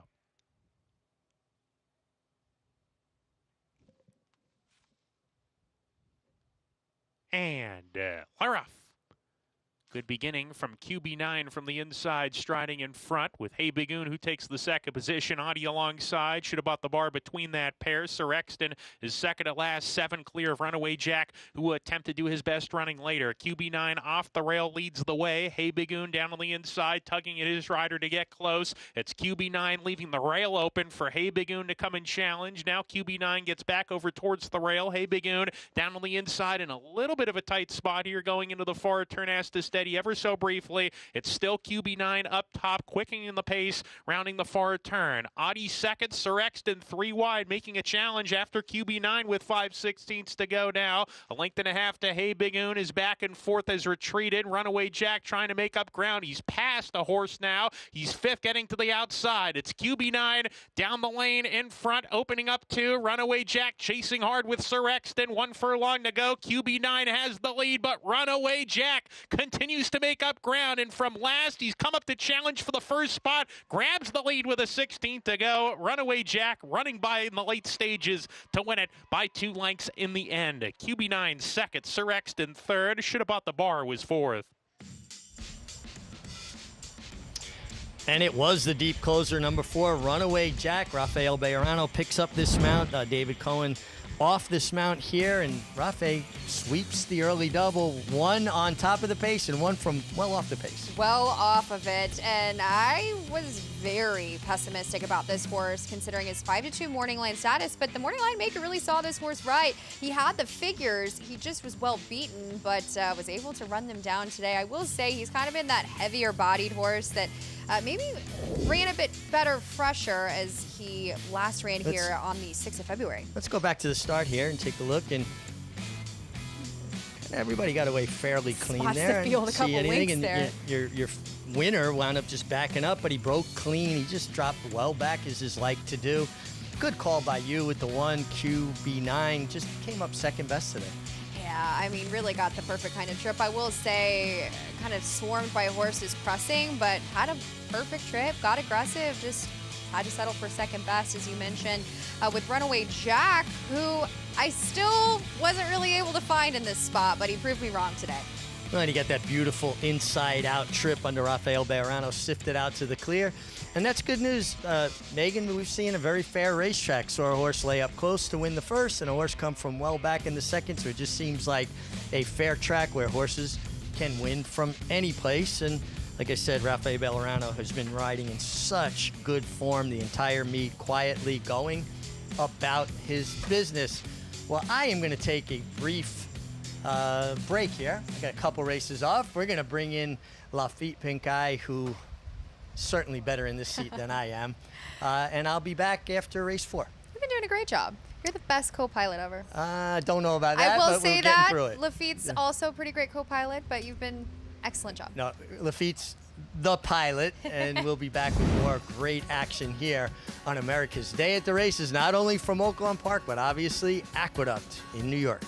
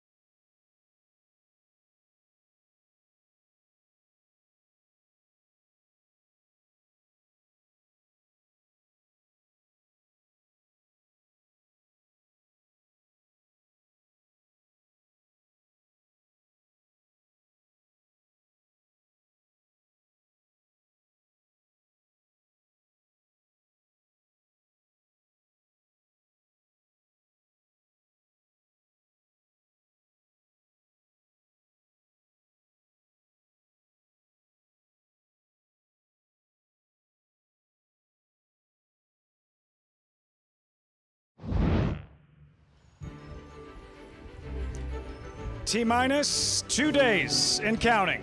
Horse of the Year, Kentucky Derby winner Sovereignty. Preakness winner Journalism, the sport's most exciting budding rivalry in a long time. Ran 1-2 in the Derby, 1-2 in the Belmont Stakes. Sovereignty winning both. Round 3 on Saturday right here at the Oaklawn Handicap on America's Day at the Races. And that's not all. Saturday Stakes rundown, Bathhouse Row. Triple Crown implications. To the winner, a spot in the Preakness starting gate, plus the Valley of the Vapors for 3-year-old fillies. From the infield, now joining Megan Burgess, I'm Lafitte Pinkai. The countdown continues. Megan, you spent your off days like stalking, Barrio, Journalism, Sovereignty. What was your biggest takeaway in terms of just observing and give us something that our viewers can't see in the racing form? Well, I've wanted to monitor these 3-year-olds in particular in Sovereignty and in Journalism. Have they taken a step forward? I've gotten to see them as 3-year-olds in the lead up to the Kentucky Derby, and I can confirm that they have taken that step forward. Now, we've described these two horses. We know their history. Can Journalism get the better of Sovereignty? Because it is a rivalry. But Journalism has still not beaten Sovereignty just yet. So can he do so fresh? I believe that he can. It's great for the viewers, great for the fans, great for the sport. We'll have much more on this Oaklawn Handicap throughout the broadcast. That's Saturday, and then 2 weeks from Friday and Saturday, the Kentucky Oaks and Kentucky Derby, Megan. And once again, this path from Hot Springs, Arkansas to Louisville, Kentucky, proving effective. It has, and it all starts with Mr. Mark Casse, who has sent his A-team runners and now been able to monitor the progress of Silent Tactic in particular, who put in his last breeze, and just a horse that has really danced every dance. He's been in every single leg of the prep series here at Oaklawn, and he's just a venerable guy who does have to get faster for the Kentucky Derby. I wonder if the 1.25 miles is his forte. We shall see, but he's doing well. Doing well. Second to Renegade in the Arkansas Derby. It's interesting that he's runner-up to the horse who will likely be the morning line favorite for the Derby, Renegade, and Silent Tactic considered a real long shot going in, Megan. I have my hesitancy about the distance for him. I think he's got a world of talent. I prefer him a little bit shorter when you're looking at his final furlong splits compared to that of some of the upper echelon of the Kentucky Derby contenders, especially when you look at the finish of the Arkansas Derby. He didn't really take a step forward off of his Rebel performance. Yep. That's my main issue with him. But I will say this, watching his training, he's never been that of a huge workhorse. He worked lights out before the Southwest, which he did win. But I'm interested to see how he moves his form from Oaklawn, where he's been this entire time, now over to Kentucky, as both Silent Tactic and Counting Stars will ship tomorrow for the Cassis, hoping to settle in well at Churchill Downs. Only horse to compete in all 4 races in this Oaklawn 3-year-old prep series. Mark Casse, 11 starters in the Derby thus far, hasn't won it just yet. Best finish with Classic Empire, 4th in 2017. So yeah, Derby, Oaks, couple of weeks, Oaklawn Handicap Saturday. Good time to be a racing fan. I missed the second race. I don't know who won. Apparently it was the 4 Megan Runaway Jack, because why else would he be in the winner's circle? How'd he win? What was the key? The key to me, he did get the blinkers off today, so perhaps that freed him up a bit. He's got the figures and form in his back races, but he is an all-out closer. I mean, he broke sharp, but he still sat well off of the pace today in a race where there wasn't a tremendous amount of pace, but ended up getting the better of QB9, who was on the lead. Didn't have too much of an excuse, but Mac Robertson getting the victory there with a horse that is running a little bit fresher today. Got the victory. First couple of races, you and Richie observing. We had the muddy track now listed as good. Any observations thus far in terms of how things are playing, how things are shaking out? Well, we had a deep closer win the second and a horse on the front end win the first. So it's very similar to how this track has been playing this entire meet. Fair, as the track was actually sealed earlier in the morning, but now listed as good as the track opens up. We've got some sunshine, should be good from here on out. Marching forward, race 3, start of the Class 6. Oaklawn's Pick 6 starter allowance sprint fillies and mares. That's coming up next. Oaklawn's Class 6, the Pick 6 here at Oaklawn Park, off and running Oaklawn Handicap Week. And when we come back, right back to New York, horses in the paddock race 4. Don't look now. We have turf racing at the Big A. First grass race of the year on the Naira Circuit is next.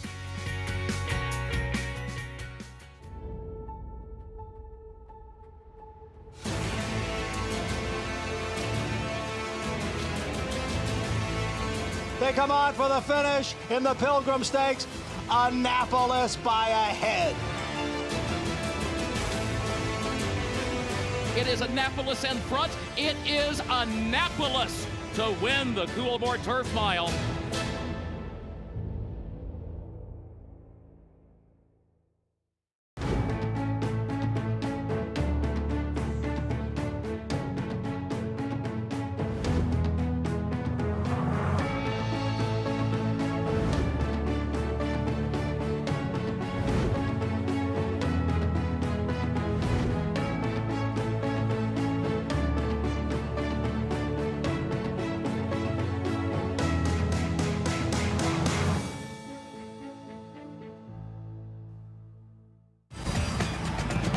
Oaklawn Hot Springs is here for when you need to break away, when you want to reward yourself, when you deserve to indulge, when you want to be close to the action. It's all here. So what are you waiting for? Live racing returns with the classic racing season. So plan your stay at Oaklawn Hot Springs and come join the fun. Announcing the Empire Trillium Series, a multi-year $3.2 million 14-race program at the brand new Belmont Park and Woodbine Racetrack, restricted to New York or Canadian foaled horses. This new event kicks off the day after Christmas with 4 two-year-old stakes races on Belmont's new Tapeta surface and continues all spring and summer through late July at Woodbine. The Empire Trillium Series. To learn more and enroll either New York or Canadian breds, go to NYRA.com/EMPTRI. Racetrack Television Network brings you every race, from every track, on every screen, every day. With monthly packages starting as low as $5, RTN gives you great value and access to more live HD streaming and race replays than anyone. Visit RTN.tv today to sign up and watch on almost any device, including Roku and Amazon Fire. RTN has packages that start at $5 per month.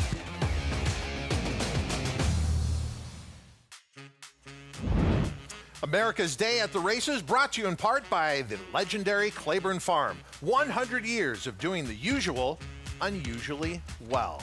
And we're looking at the turf course here at Aqueduct for good reason.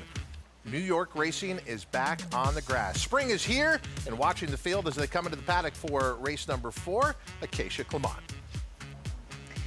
And Todd, will start off with a couple of horses that are trying the turf for the first time. And it's always one thing that I enjoy about these races in the spring when we get back onto the grass. I can see sometimes in my notes horses that I've been waiting to see on the turf, or maybe horses that are just bred for it, some that have just been waiting for this opportunity. Now, the number 3, Bourbon Betty, coming up from South Florida after she debuted on the dirt down at Gulfstream. She did have a work on the synthetic surface at Gulfstream, but she has plenty of turf pedigree. While the dam was unraced, the second dam was a multiple graded stakes winner on the turf, but going more a mile plus. And that is my one question about her. If she wants a little bit longer than this, I think she looks sensational overall. Coming up from Florida, super coat as you would expect. I love her getting onto the turf. She has that big flat hoof on her. She's built like a turf horse, not to mention has the pedigree for it. And she does have a forward kind of aggressive type of demeanor to her, so maybe that will help her when sprinting. I just do wonder if maybe a little bit more distance might be in her future. The number 4, I'm Very Sweet, comes back off of just about a year layoff, 2 days shy of 1 year away from the races. And she too actually has a bit of turf pedigree. The dam went on the grass, and while 6 of her 9 foals were winners, just one of them on the turf. The second dam was a turf winner in France as well. So deep into the pedigree, there is that too. She also looks like she should handle the grass. In contrast, she does look like a sprinter. She's not that big. She hasn't really grown very much, but she's also a kind of a more angular, handy type of frame. The types of physicals that I do think really lend themselves quite well switching over to the grass as well. She's very quiet and calm here in the paddock. I'll watch her warming up, but very interested in these two getting onto the grass for the first time. Todd? Let's go back to the first horse that Acacia was talking about, Bourbon Betty. I mean, all signs seem to be there. Mark Hennig, not a big percentage first time out. Not necessarily the percentage second time out is huge either, but you would expect this horse to improve. Turf pedigree, isn't the 3 the right horse? Yeah, I was going to pick the 3. I just didn't want to take this horse at a short price and thought she'd end up being a short price to near. You know, in case you mentioned the distance, I think she could well be the speed in this race. She looks like she should be the speed in this race. There's no reason that this horse, you know, should be a problem. Should be a problem at the distance. I don't really worry about that. We'll see if that's a problem. We'll see if this horse can transfer its speed from the dirt over to the turf. I just didn't really want a short price. I like the fact this horse got bet first time out.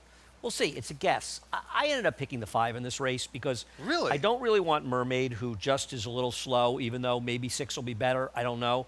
I took a Maiden Dreamer, even though I worry more about this horse being effective going shorter, because very often they're okay going longer on the dirt. I thought this horse raced in the turf 2 races back on the turf, that this was a solid effort when she ran second. I thought this is an effort that would give her a chance near, and I figured she'd be a better price. I do object to the fact that there's a comment, unprepared, brutal trip the next time. Okay. It's just inaccurate. It's just flat out. There's 2 bad chart calls. One's going to come up in the next race as well. This horse didn't break that well, but after that didn't have a bad trip at all. I don't know why you write brutal trip for a horse that just simply didn't have one. So there's a generation that doesn't understand. Originally, those who did the charts basically had 16 comments, and they could only enter one of those 16 comments for these treble trips. Then I don't know when the departure happened. Now you could actually, it'd be like being a regular rider. You could add your own comments, and they've gotten a little bit more flowery. Yeah. Should I say? Sometimes to their detriment. That's right. But I do think this horse is a little interesting, and I don't mind losing a few bucks at double-digit odds. Okay, let's meet our field. Again, first grass race of the season here in New York. 6 furlongs on the outer turf. We start with the 1 Liam's Diva. It's a Mike Rapoli pedigree if you look back on the dam side, and it's really all dirt. So there's not a significant amount of turf on the dam side. The Unbridled Song, Liam's Map, could be turf. Here's the French bred, and I love saying that, French bred. Pay the Bills, who's 0 for 13, 0 for 9 on the turf. One of those horses that Clarvett Stables bought over at Tattersall, I believe, or over in Europe. It just never panned out for any connections. The also at 2 to 1 is Bourbon Betty, as we mentioned. Second choice in the wagering. Moving to the turf for the first time. Certainly has the pedigree for it. If you like her, you want her in front. Yes, I agree with that. I'm very sweet. Probably not going to show pace. What about handling the turf first time on the grass? Well, it's a smidgen of turf pedigree, but it's not a kind of turf move-up pedigree. In fairness with Chad Brown, he's never run this horse during the time of the year there was turf racing. So maybe he wanted to get the turf. It was just the wrong time of the year. Here's the horse you mentioned you like. You got to love the price, 11 to 1 on Amended Dreamer. Well, this horse has one turf race that's fast enough to make the horse a contender, and you're getting 10 to 1 right now. So to me, win or lose, I don't think this horse is bad value. I don't love her cutting back in distance, but I think there's enough to recommend at the odds. Our 6 to 5 favorite is Mermaid. You know, Mermaid can win, but none of her races are that fast. She didn't get particularly faster from early in her 2-year-old year to late in her 2-year-old year and earlier in her 3-year-old year. And if she wins this race, to me, it's simply because nobody else steps forward. And for a 6 to 5 shot, I don't think that's a great gamble, even though I'm not going to be shocked if she does win. Scratch the 7. That's our field of 6 for race number 4 here at Aqueduct. As the field is out warming up, we go out to Acacia. And Mermaid is your favorite, and I'm inclined to agree with Andy on this one. She obviously has ability, and she certainly was flattered by the fact that she finished second to eventual Breeders' Cup Juvenile Turf Sprint winner Cy-Fair on debut. That was followed up by a layoff. Then she came back with a couple of races in South Florida, and honestly, they were just quite similar. And looking at her, I feel much the same. She just hasn't changed, and you see that in her races. You can see it with her physically. She hasn't really grown or filled out as you would have liked to see. She's very sharp coming in here. She's incredibly fit off a little bit of a layoff, not having run since the end of January, and she comes right up from Florida, having had her last work at Palm Beach Downs, where Tony Dutrow is based over the winter, just on April 11th, and she is your favorite because she's run well. It's just with her figures and with that, you like to see natural progression from 2 to 3, and I'm not sold at a short price that we've necessarily seen that with her. Now, the number 5, Amended Dreamer, I'm with Andy. That comment is completely wrong. She was unprepared at the start, 2 starts back, in that she got squeezed and bumped back. I don't know if it was unprepared. I think it was that she got bumped so hard that it caught her rider off guard, and he had to kind of grab mane at that point, and she got a little keen into the first turn, but all after that, she just never really picked up her feet from there. I thought that she did run well when being more forward, 3 starts back onto the turf, and on the cutback and distance, she is a little bit more compact, but I do sometimes wonder too if a cutback can kind of almost dull a horse that has maybe some natural speed or some ability so far on the turf, and especially given that she was kind of going those 2-turn races down at Gulfstream, but she has such a big turf hoof to her, that kind of massive flat pancake type of hoof. So I definitely think that this is her surface. We'll find out about the distance, but I do think that this is the right spot for her, and she does stack up favorably with her competition in here. I think she's too big of a price on the board, Todd. Well, I guess Acacia and Andy are not on the Christmas card list of the chart caller who called February 26th, race 8 at Gulfstream. I don't want to beat up on somebody, but I think it's important in your jobs and racing. People rely on this stuff. And if you're going to say, first of all, I don't like brutal trip because it doesn't tell you anything. I want to know why the horse. I want to know the horse got pushed wide in the first turn, was badly stayed about. You want to be more descriptive in that. But what was funny to me, because I watch replays based on short comments when I haven't seen the races, because you want to see what happened. And when you see that comment, and this horse did have some issues at the start, nothing that major. But after that, absolutely nothing happened. I kept waiting for something to happen. I kept waiting for Skylab to fall out of the sky or something, Skylab? you know? We have a Skylab reference? Well, you know, we just had an Artemis 2 mission. Skylab was like, I don't know, 50 years before Artemis 2? You're old like me. You remember, it was back in the 70s, right? That was, but people again, that this don't is for know, the audience, not it was for people us. Skylab was going to, there was this fear for a while, right? It was going to come crashing down out of the sky. And everybody was looking for Skylab. Okay, back to something we talked about at the top of the show. So we're starting the grass racing season here in New York. I asked you about the uniqueness of the turf courses here at Aqueduct. What about the tracks that feed into this time of year? So we're going to analyze a lot of Gulfstream Park turf form. Gulfstream Park, as far as a turf course, it's different every single day. That rail, they can put out 200 feet, they can put out 10 feet. So what are the tracks that are going to do well coming back to Aqueduct on this turf? Well, you know, I don't, what I do is, because you'll have this time of the year, they come from Gulfstream, they come in from Fairgrounds. In a month, they're going to be coming in from Keeneland, maybe even a Wace at Churchill. I use DRF Formulator. I think the Daily Raceforms Formulator is the single greatest product in my life in racing. Well, it's why a horse that may have been 5-1 10 years ago is now 5-2. Information. 100%. Yeah. I mean, because back in the day, if you wanted to look up a race out of town, you had to have all the chart books, you know, and search for the names. I remember reading about key races the first time I read about Steve Davidowitz picking winners, and he was talking about finding a chart, and he was prepared to fly anywhere in the country. But he was one of the few people who possessed the chart and the knowledge. Now it's accessible to everybody. Well, now all you do is you click on the racehorse ran in, the entire chart comes up, and you can look at every single horse out of the race. And I look to see, you know, how those horses stack up and try to make some judgments. And it's something I also do with speed figures. You know, I think that people think that, oh, I just accept buyer figures at face value. Andy's a great friend of mine, and I have the utmost respect for him and his integrity, but I also disagree with him quite often. Horse players disagree. It's what we do. I think you have to have a certain amount of cynicism as a horse player, and you look up the number. How did horses in that race run before it? How have they run since that race? When a horse comes in and has been running 70s and suddenly runs an 85, what happened that day? Was it a speed track? Was it a big pace? You know, who was running against? Do I believe that figure? Do I think it's realistic for that number to be run back? And with Formulator, all that information is right at the tips of your fingertips. When I played full-time back in the 90s, work that took me 4 or 5 hours a night now takes me 45 minutes, and it's Formulator. I mean, I guess the way to draw the parallel, what we're seeing right now in society is AI. How it's taking projects that used to take tons of hours, now can be done in minutes. And there's been an evolution in handicapping as well. So great to be back on the turf here in New York. First turf race of the season, as we've been talking about. And there'll be 3 more after this on today's card alone. And as Andy mentioned, as we go along in this meet, we're going to get horses coming back from the Keeneland Spring Meet and others who are rejoining the circuit, which makes for some very competitive racing.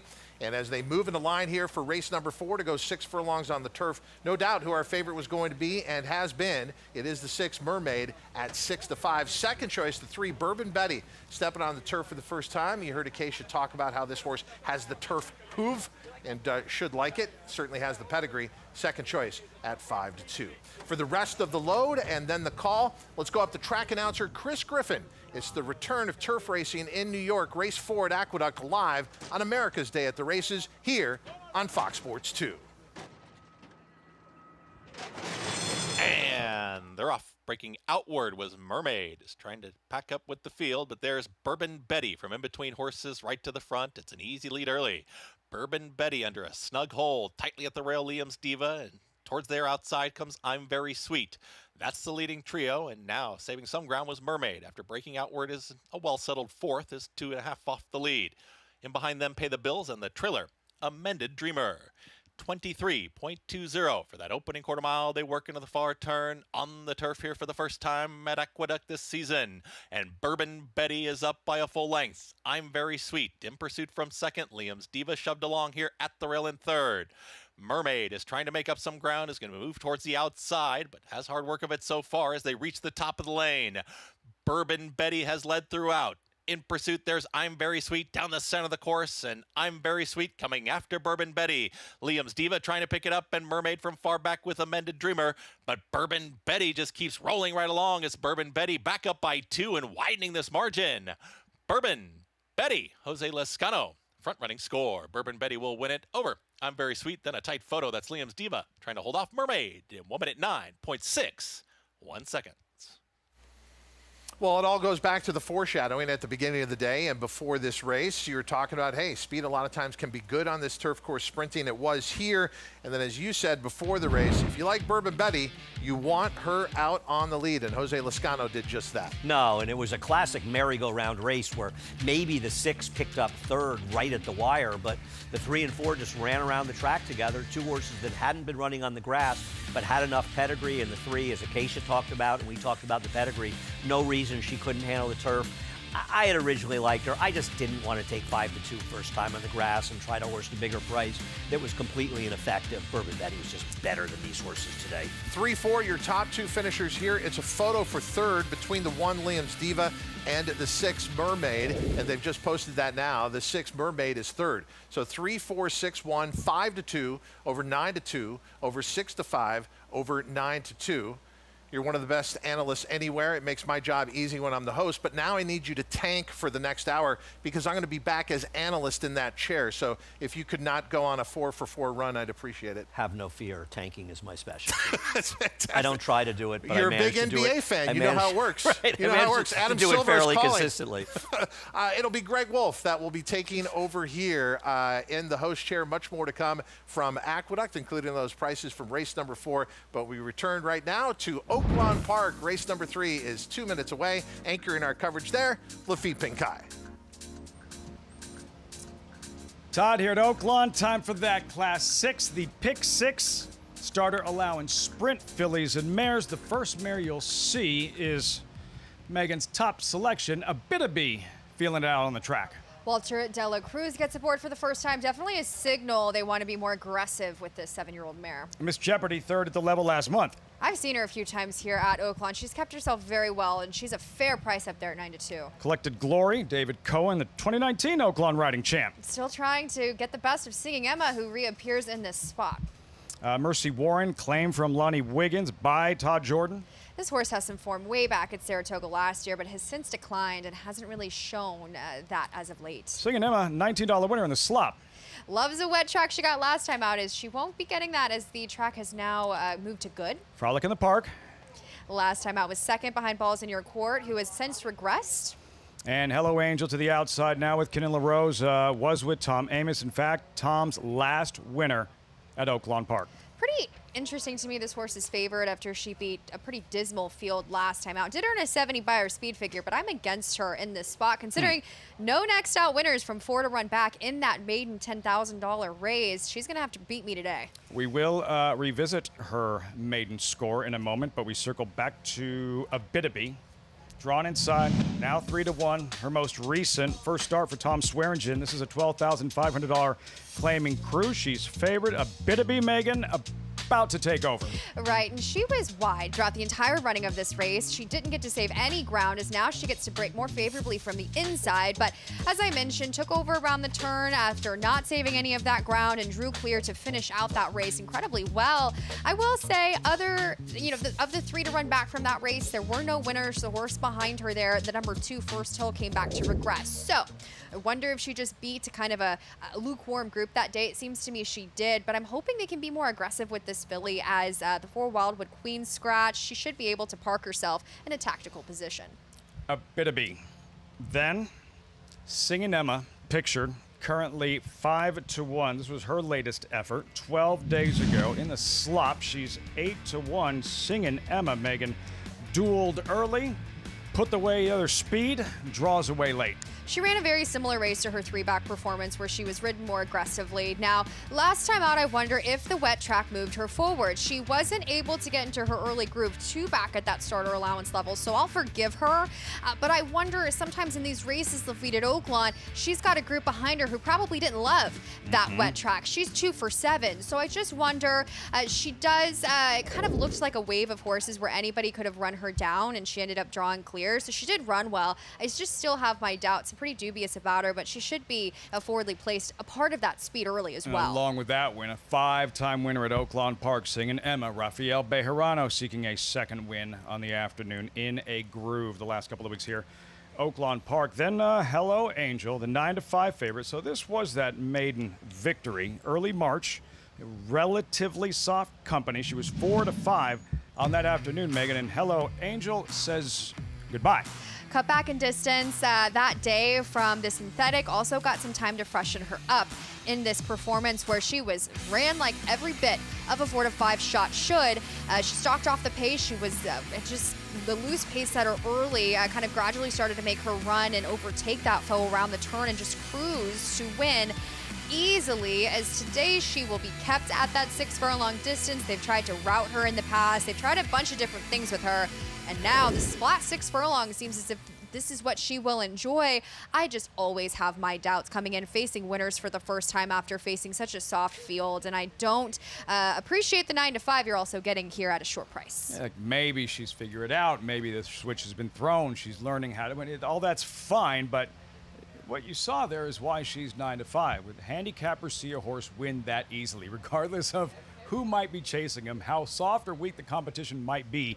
You see 13-length victory, and it's go time. Pops off the page, and she could very well just get the better of these horses, kind of putting things into place. Second off of the bench, now on dirt, now sprinting, could very well be what she wants to do. I just looked elsewhere, and Singing Emma, the number 6, should be a part of the early pace puzzle. I did mention I am going to go ahead and solidify with the 1 Abitabi, but it just seems as if this race was more wide open to me than just your favorite so far. Abitabi, first after the claim. Tom Swearingen, Walter Dela Cruz, 5-2, pedal to the metal right from the start. We'll find out as they make their way behind the starting gate for this third race. Kicking off Oaklawn Handicap Week. And this Pick 6 Class 6 about to get underway. Final check of the tote board reading. 9-5, Hello Angel to the outside. Matt Dinneman standing by.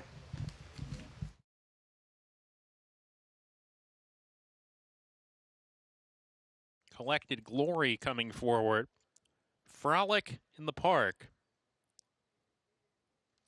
And then Hello Angel to the outside post.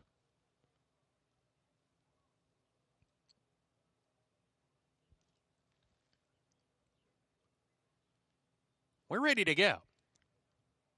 And we're off. Uneventful beginning. Singing Emma close to the pace, is hard-ridden to get there. Mercy Warren has natural speed. Frolic in the Park outside, 3 wide. Singing Emma up top from Frolic in the Park, and Mercy Warren, who takes back to 3rd. Hello Angel 2 off the pace in 4th. Abitabi is next in the 5th spot. Collected Glory 2nd to last, and Miss Jeopardy at the back as they hit the half-mile pole. Singing Emma hustled along to keep pace. Frolic in the Park right there on the outside, a neck behind. Gap of 2 to Mercy Warren down on the rail. Hello Angel just passed her clearly into the third, rounding the fourth turn. 2.5 more to Abitabi, racing in the 5th position. Another 2.5 to Miss Jeopardy out of last. Collected Glory under pressure at the back. Coming to the top of the lane, Frolic in the Park on the lead. Hello Angel gets a giddy-up reminder to keep pace with that one, and these two swing off the turn together. Hello Angel, Frolic in the Park. Hello Angel going by Frolic in the Park. Mercy Warren into the 2nd position. Frolic in the Park weakens. Furlong to go. Hello Angel is asked to finish. Outside Mercy Warren trying to get by her. 16th to go. Hello Angel digs in from Mercy Warren, and Hello Angel will give trainer Kenan LaRose his first Oaklawn win. Mercy Warren's second best. Then Miss Jeopardy rallies on for third. Singing Emma re-rallies to snatch 4th late from Frolic in the Park. That filly, Hello Angel, Tom Amos's last win at Oaklawn Park, and trainer Kenan LaRose's first victory at Oaklawn Park. Hello Angel goes back to back. Well, I said I was going to let her come beat me at a short price, and that's exactly what she heard. And she said, watch me, Meg. And she did.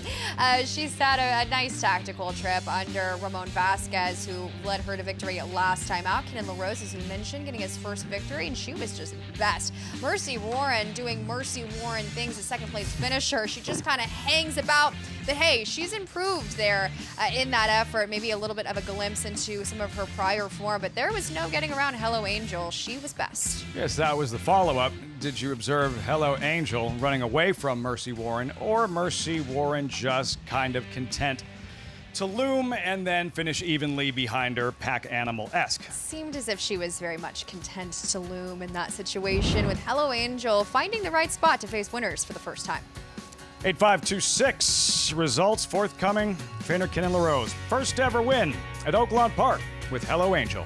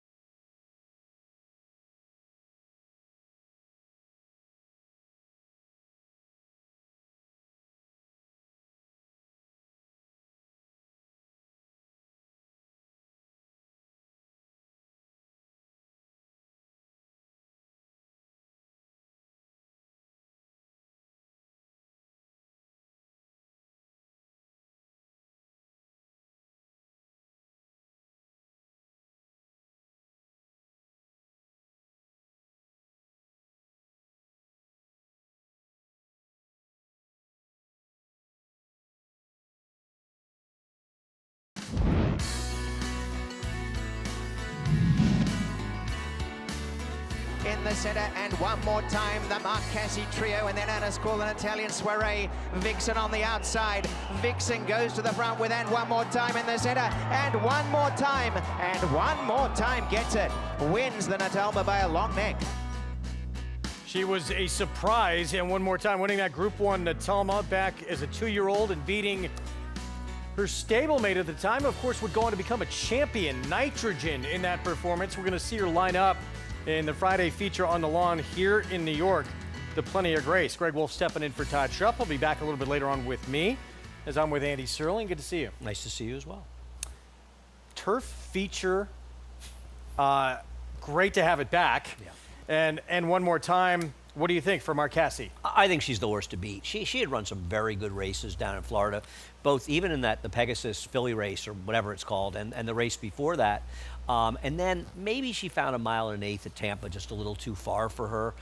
She's in good form for Mark Cassey. I think if she can get back to those races 2 and 3 back at slightly shorter distances, she's the one to beat. But I'm scared of Oversubscribed, who I thought might have been a little close to the pace last time out. And it turns out the race she's coming out of at Fairgrounds produced the winner, the dead heat winner of the Grade 1 Jenny Wiley. Yeah, and the 3rd place finisher as well in Medoro. Oversubscribed, we'll talk about it a little bit later on in the program. But very good feature coming up tomorrow. Plenty of Grace, mile over the inner turf, $150,000 purse, a race that Chad Brown has dominated from 2016 to 2021.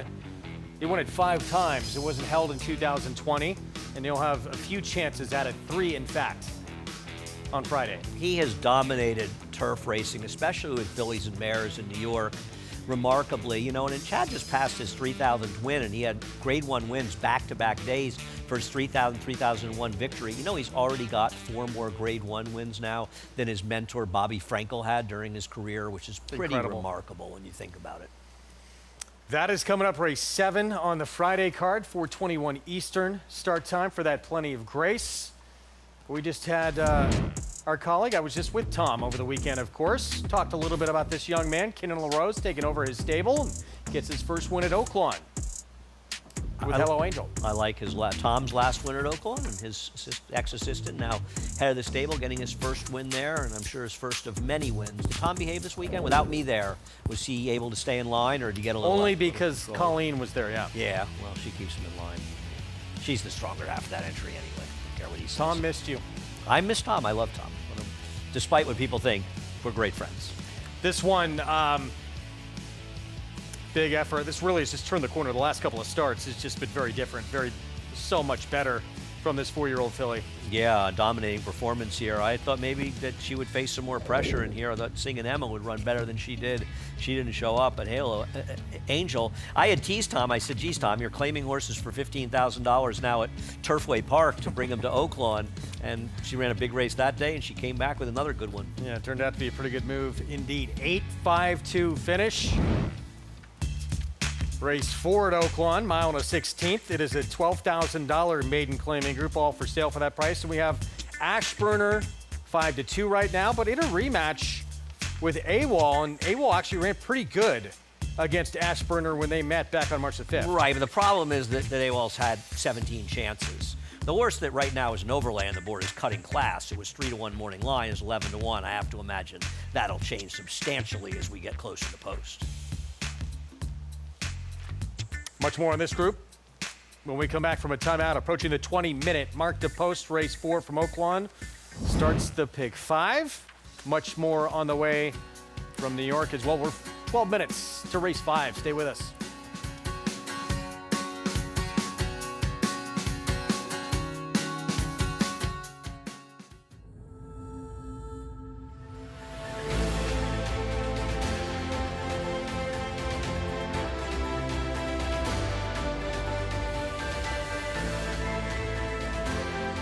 Olympiad gets the gold in the Jockey Club Gold Cup.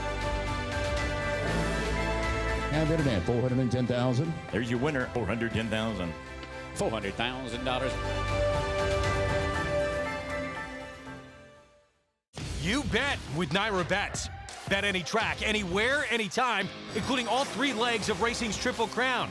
Download the Naira Bets app to play today and get a $25 free bet plus $200 deposit match bonus.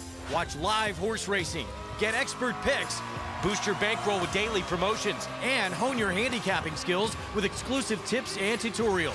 Sign up now to claim your $25 free bet and $200 deposit match now through the first Saturday in May, only with Naira Bets. Join analysts Matthew DeSantis and Kaylee Shapiro on the road to the Kentucky Derby and Kentucky Oaks. Get picks and analysis for all the prep races and gain insight into promising contenders on the trail to the Derby and Oaks. That and more on the Naira Bets YouTube channel.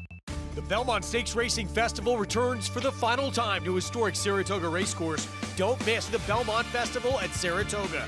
June 3rd through 7th. Secure your place in history at belmontstakes.com.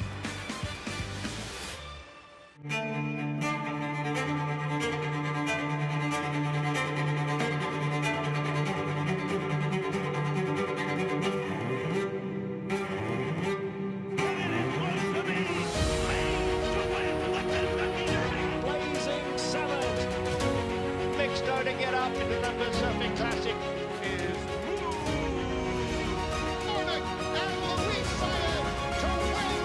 Good Magic, the classic sire. Journalism makes a decisive move, and here comes sovereignty. Saturday on America's Day at the Races, Kentucky Derby and Belmont Stakes winning and reigning Horse of the Year Sovereignty faces Preakness and Haskell winning rival Journalism in the Oaklawn Handicap. Both superstars duel in their 4-year-old debut. Join Lafitte Pinkeye, Richard Migliori, Megan Burgess, and Maggie Wolfendale for special coverage live from Oaklawn Park in Hot Springs, Arkansas, Saturday 1 p.m. Eastern on FS2. We're back on America's Day at the Races, brought to you in part by Naira Bets. You can bet any track, anywhere, anytime.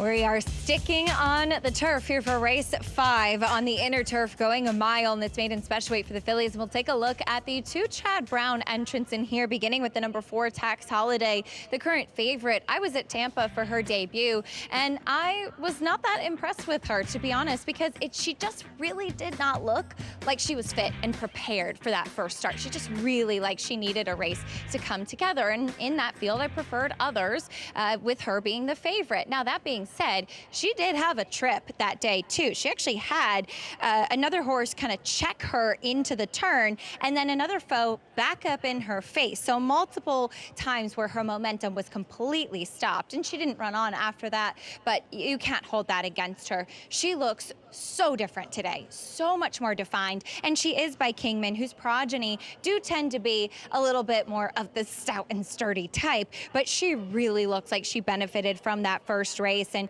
hopefully has a cleaner trip in here today as well. Coco Motion was much the best in there. She would come out to finish 3rd in the Florida Oaks in her subsequent start. Chad Brown's other runner is the number 1 Academia, as this one switched to the turf last time out. I covered her 2 races in Saratoga early on, and she was a horse that just really looked like she needed to come into her own. She switched to the turf last time, and while she did finish 6th that day, she was wide, and as I know Andy had pointed out as well, she had a really massive gallop out where she really seemed like it was late in the race that the light bulb came on and she started to run a little bit. She's kind of an even type of runner in that she didn't really have that turn of foot, but maybe it was just that it picked up so late in the race. She is out of Wildcat, the incredibly talented Chilean bred who won the Beldame, was very successful over in Chile as well. And she is by Into Mischief. She has developed a lot from 2 to 3 since I've last seen her. And I like her sticking to the turf. She has kind of those slacker pasterns to her. And if her last race at Gulfstream, where it's not easy to come from off of it, is any indication, she might be starting to figure things out. And I'm curious how she will handle this turf course here and maybe starting to pick things up a little bit sooner in the race, Todd. Greg, I'm sorry. Yeah, thank you, Acacia. No worries. Post-parade coming up shortly here. And we sort of figured of the 2 Chad Brown runners, it would be Tax Holiday who would be the favorite right now is. It's interesting. If you look at pick 3s, pick 4s, pick 5s, the 1 is favored. If you look at the doubles, they're a similar price. We'll see what they go back. It's 2 different stories. I think with Academia, Acacia was alluding to it, they kind of got away from her as they sped up in that 3rd quarter. But she not only finished a little bit after dropping back, she also galloped out very, very well in there. What that means in this race, I don't know exactly. And Greg, you had pointed out, it's not really a turf pedigree. No, it's not. Wildcat never tried the turf. Grade 1 Beldame winner. Family, not much turf. Faced a pretty good one, though, who did win that race. Won the Appalachian, was third in the Appalachian, I should say, next start. Angel's Envy, Rob Atras. The only one with turf experience, not trained by Chad Brown. Didn't do much running, but could be enough to be competitive here, and a fair price at 9-2 if you like her. First-time starter for Jorge Abreu, no difference. It's funny. Apparently, this one was working well down in. One of the Jorge Abreu's is working well in Florida. It must be the other one who's taking some money. This is not a pedigree that screams turf. Florovich, Chad Brown, Dylan Davis, Tax Holiday. This is a big miss by the chart caller. We are going to show you the significant trouble this horse had in her debut, where she probably wasn't going to beat the very talented Coco Motion. But completely dropped out of the race as a result of that trouble. Majestic Moonlight, start number 2. You know, all of these horses that haven't run on the grass, they just don't have pedigrees. We haven't seen the McKinseys be that effective in the turf. On the dam side, it's not a turf pedigree. First-time starter, battle winner. The dam actually was graded stakes placed in Italy. Yeah, she did a little bit of running there. Bad Euro, the second dam, and game winner, not one I think of as an effective turf stallion. And Wake Me for Champagne, debuting for Jose Sanchez. Don't you usually have champagne before you go to sleep, not when you get up in the Puts morning? you to sleep, yeah. Yeah, I agree. I guess a mimosa, you could. Big number, 15-1. Outside, Ruben Silvera will ride by Authentic, who's 10% with turf routers. So back to the 4 and Tax Holiday and that trouble in the debut. Now, she did no running after this. I will tell you that this was one that Chad Brown was very high on before her debut. No surprise. She was 6-5 that day. You see her down the rail behind horses. You can see her in the bigger picture. She's going to move up into the bottom part of the screen very, very soon. The horse in front of her is going to kind of stop and just completely back up into her face. So, listen, I don't know what she was going to do, but at this point, she just steadies out of the race severely. And as I think you pointed out earlier, a lot of times a first-time starter, that'll just sort of kill their interest. Flavia at this point hasn't even tried with her. He does try to get her motivated, and she didn't really do much running after that. But this is a horse that was completely taken out of the race down the backstretch, so you can give her an excuse for her poor performance first time out. We'll see with a cleaner trip if she runs to expectations in her second start. And key to what you said, too, she was well meant first time out. I mean, took all that money, went off favorite in that first out effort. So clean trip. We'll see if it's a different story here in start number 2. As we're 3 minutes to post, let's go back down to Acacia. And I just think Tax Holiday has taken a massive step forward from a physical perspective from her first to second start. And she should be tough to beat in here. But one horse that also has turf experience is the number 2. Angel's Envy, coming in for Rob Atras, as she tried the turf at Fairgrounds last time out in a big field, and she wasn't the quickest out of the gate that day, and then ended up kind of in a chasing spot, but did make up a little bit of ground in there. Certainly one that should be able to improve her second time on the grass, and Rob had kind of warned me that she is a filly that carries her condition, but I think it's kind of a typical Constitution type of build. One thing I do like about her is that she perked up a lot when she stepped out on the track. She was very quiet back in the paddock, much more engaged when she got out onto the track and started warming up. So a little bit of a new face to the Naira circuit as well, with some turf experience. Some without turf experience are the 2 for Jorge Abreu, beginning with the 5 Majestic Moonlight. She debuted on the dirt down at Gulfstream, where she just was totally out-footed and did no running. Now, she has had a few works on the turf course at Palmettos. Unfortunately, the most recent couple are not available on First TV. There is one back in the fall of her 2-year-old season on the grass that you can watch, and I actually thought that she moved pretty well on the turf in that workout. Now, it took her a little bit of time to get to the races, and now we see her trying the turf for the first time. She is a very tall and leggy filly, in that I think she should appreciate going longer. She's very light in her hind end, meaning that she should be able to appreciate getting on to the turf in here. But as Andy pointed out, McKinsey, not a strong turf influence. So that is something that does concern me a bit, though there is not much turf pedigree on the bottom side either. Now, the number 3, No Difference, debuting for Jorge Abreu as well. She too had some works on the Palmettos turf course, and I did not care for those as much. You can watch the one back on January 14th, where she really seemed to be moving quite choppy. She wasn't really extending herself onto the turf as much as I would have liked. Back as a 2-year-old, she did work 10-2 when purchased at OBS April last year, and Yopon's progeny can absolutely handle handle the grass. And there is a little bit of turf and synthetic in her siblings. She's one, though, that just really looks like she'll need a race to strengthen, and I do wonder where her best surface might be in the future. Greg? All right, Acacia, thank you. Minute to post coming up. Tax Holiday, part of this duo for Chad Brown. 8-5 favorite with her stablemate, the second choice from the rail. Yeah, we'll see if these horses flip-flop as we get closer to post, but right now Tax Holiday stays the favorite. And listen, we've seen Chad Brown. I think one of the only few differences from many years here is Chad Brown did not win the first turf race of the year. He finished second in that race. It feels like he often wins the first one, but now he's very strong in this race with both the favorite and the second choice. I mean, he's got two horses taking together. They're an entry. They're about 3-5 in this race. We'll see if that plays out that way, which it is. Sneaking by the trip this one had on this betting public. No, I mean, the reality is that horse players watch replays for themselves and they see them. And I remember the day of that horse's race looking at the chart and seeing that mistake right away and saying, wow, I can't believe the chart caller missed it. Listen, I mean, everybody's fallible, but this was a horse that had trouble and just didn't get picked up. I find that the chart caller Tampa usually does a pretty good job. There are other jurisdictions that are not necessarily as strong.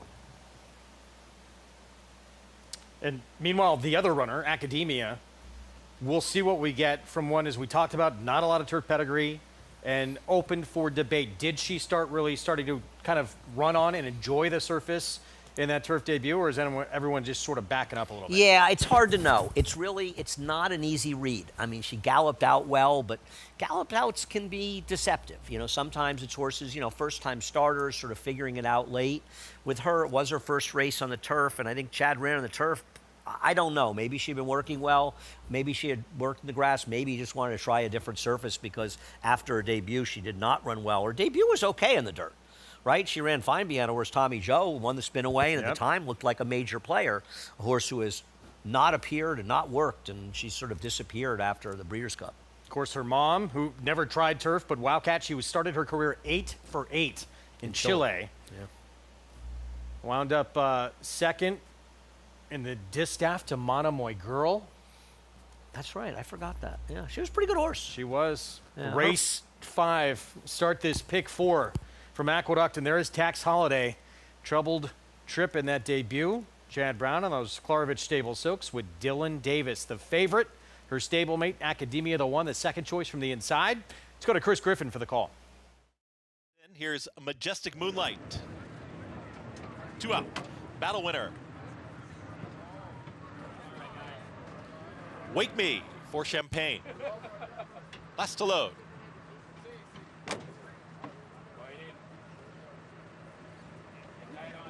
And in. All set.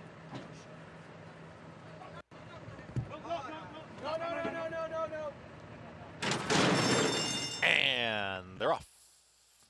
Academia's asked for early speed, but Angel's Envy is going to be quickest, and the gray, Angel's Envy, right to the front, is up by a length and a half, and Academia immediately moves towards the outside as they try to slow things down. Raylu Gutierrez wants a slow pace up front as they move towards that first turn.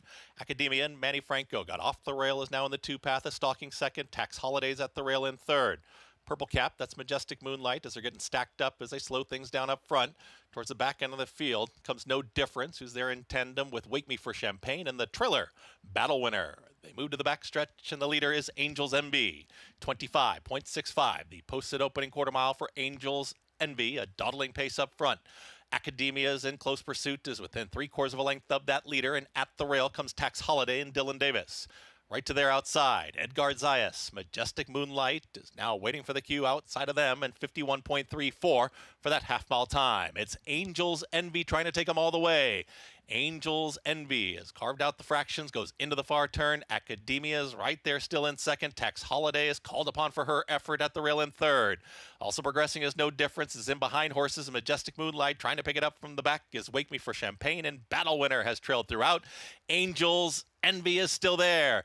Angel's Envy now starts the sprint for home. Here towards the outside, it's Academia's brushing shoulders there with Tax Holiday in between horses as they're ready to pounce on this leader. And now lifting, it's Tax Holiday. Tax Holiday and Academia down to these two to decide it inside the final 16th. Tax Holiday to the inside. Academia continues to chase.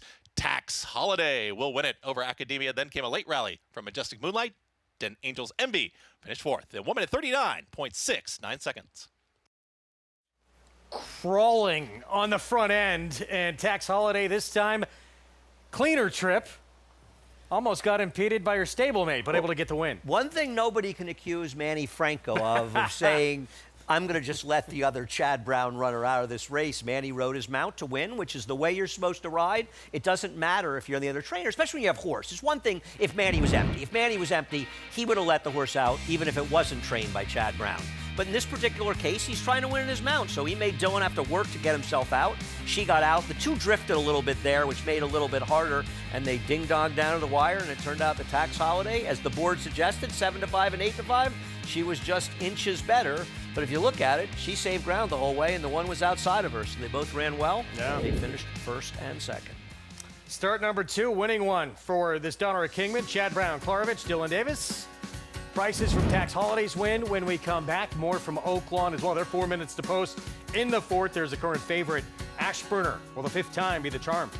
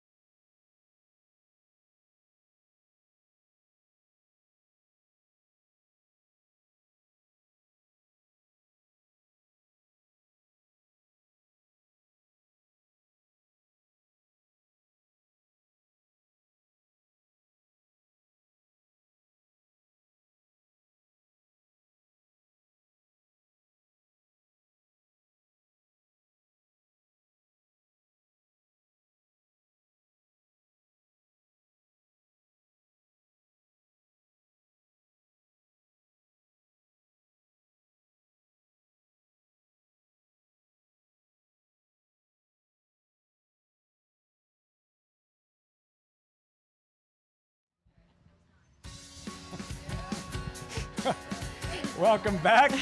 America's Day at the Races on Fox Sports 2. Overcast Thursday at Oaklawn Park. Quiet for now, but that's going to change before long. With Saturday is the Oaklawn Handicap. It's one rock star after another. $1.25 million purse. Much more on that throughout the course of the broadcast. And a tricky segue to $12,500 maiden claimer is here to kick off the late Big Five, Megan. Live look. They've reached the gate. Who graduates? What'd you come up with? I came up with some chalk, if that helps. I had the number 4, It doesn't. Ashburner. At all.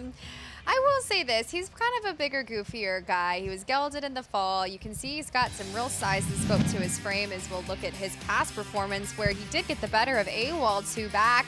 And he kind of has this climbing stride where he's very one-dimensional. I will say that. He has a one-run sustain. He does not have that acceleration. It's more of a long, sustained effort. He has to be ridden. Yes. Like, he has to be encouraged to pick up his feet. Yes. Rafael Bejarano is going to be, wherever he finishes, he is earning his paycheck on Ashburner. He really is. You have to really encourage him. And that is a problem with him, as, you know, you would say that Cutting Class looks to be the number 9 up there at 5-1, looks to be kind of the controlling speed. This race is devoid of most speed. So if Ashburner can be right up there close and hopefully allow for the pace setter to tire a bit, he'll be right there. But man, you have to get after this horse. Another horse that I've been monitoring, Lafitte, in the number 3 Polar Wolf, who got gelded a couple of starts back. I was interested in him as an Arkansas bred versus open, but now looking at him, even just from my vantage point on screen, it seems the gelding effect still hasn't taken effect with him. Eric Asmussen, Polar Wolf in the short leaf yellow and brown towards the outside. You reference Cutting Class of 5-1, gradually improving. Sneak in his latest right here last month. Similar company, Megan, Cutting Class. Maybe we'll just explain what happened. He ran fine that afternoon, just no match for the winner. He did. He's another Arkansas bred taking on open foes. The winner of that day, Arky Road, that he was second behind, did come back to run second in a non-2 winners of life against winners in his subsequent start. So pretty formative. I will say, I love that this horse is going to be likely your loose speed. He's an incredibly fair price up there at 6-1. I want him all day long at that price, as he could get loose, and the key to him is I don't find he's as affected covered up. Doesn't look like he will be today. Your thoughts on Piastri for trainer Steve Asmussen? It's a $500,000 purchase. It just has not panned out. This is a horse, if you're a Formula One fan, you have to appreciate from that McLaren race driver and Oscar Piastri, but gorgeous pedigree, more insinuates grass. The Dam was a great graded stakes winner on the turf. The third Dam was grade 1 winner Tate's Creek, but does get the gelding angle, does get first time Lasix. I expect him to improve at a very nice price. Australian driver, that name, they had to be expecting more. They had to be expecting more. Hasn't worked out. Maybe today's the day. We'll find out. Time to kick off the Pick 5 at Oaklawn Park, race 4 here in Hot Springs. Matt Dinnerman with the call, the 4th live on FS2. Just a couple more here. Cutting Class.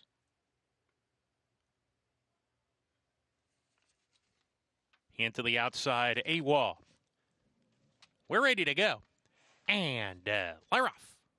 And losing the rider at the start, Cutting Class ducked outwards, then inwards, just with an awkward break. Unseated Joe Belmer, who's right on his feet, but Cutting Class out of the race as they go into the first turn here. It's going to be Ashburner to take control of things here as a narrow lead on Moe's Flying Low right there, now grabbing a short edge. Jukebox moves with him, and Ashburner gets off the rail. Into the third position he goes. Piastri outside of him. Polar Wolf to the inside. Ragtree next. He's 5 off the pace, linked to Copper Jacket on a strong hold right now. He's ranked early. A-Wall second to last, and Captain Amazing at the rear as they swing up the backstretch here. Moe's Flying Low at a big number, 84-1, is on top, trying to spring a surprise here, gate to wire. Half length in front. Jukebox the presser from the inside on the rail. Ashburner, no excuses for him. That riderless horse moving up towards the front of the field now. We come back to Polar Wolf in the short leaf colors. He's 3 off the lead now. 2 clear of Ragtree. Piastri going into the turn. Another 3 to A-Wall and Copper Jacket.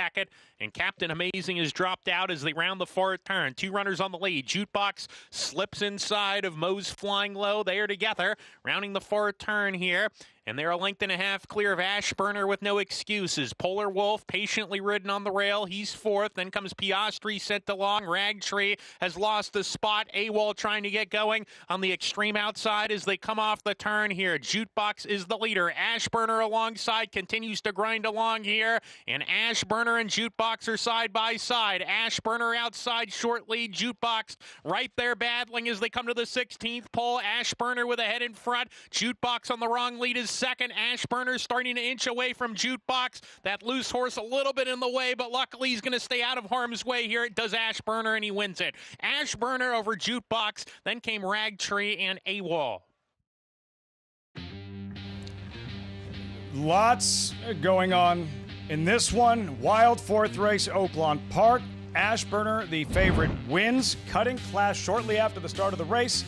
A funny step. Joey Bellemere was unseated. We can tell you that he was on his 2 Phoebes on his feet and able to walk away shortly after being unseated. We don't have a further update just yet.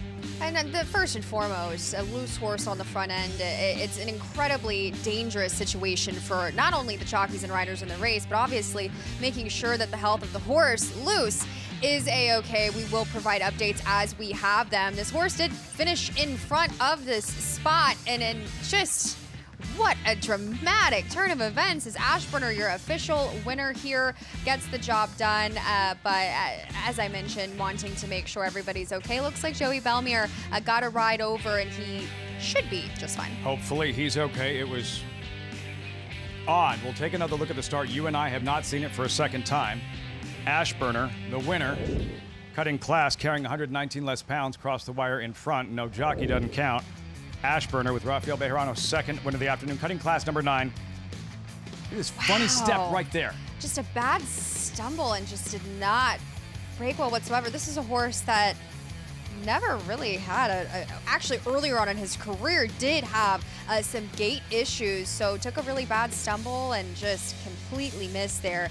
Joey Belmont, I can't imagine any world of which he would have been able to stay on. That was pretty hectic. Because he looked like he broke okay, and then he was completely still in the gate. And then he like he shied from something. He just a really awkward maneuver, a step out of the gate. Just immediately distracted. And as I mentioned, you kind of look for horses to see if they're distracted, if they're moving around, and he wasn't whatsoever. I do take a look right across the way. The pony has apprehended the number 9 cutting classes. He'll head back over to get evaluated by the veterinarians here on track, hoping he is A-okay. And a dramatic and eventful race, but looking like everyone has come out of it in the right side of things. Hopefully, yeah, fingers crossed everybody walked away from that one unscathed. 4-1-5-10 in this 4th race. Oaklawn Park kick off the late pick 5. 2 wins, Rafael Bejarano. Results when we come back. You're watching America's Day at the Races. Excelling on a cross of New York turf and Kentucky bluegrass. A 6-time graded stakes winner, including the Grade 1 4-Star Dave, Grade 1 Turf Mile, and the Grade 1 Maker's Mark Mile by leading champion European sire, Lope de Vega. So he's got that going for him. Carl Spackler, the ultimate greenskeeper, standing at Lane's End. You bet with Naira Bets.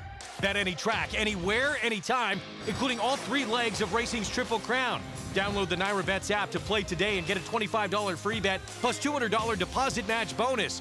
Watch live horse racing, get expert picks, boost your bankroll with daily promotions, and hone your handicapping skills with exclusive tips and tutorials. Sign up now to claim your $25 free bet and $200 deposit match now through the first Saturday in May, only with Naira Bets. Some horses are remembered, other horses are passed down like an heirloom.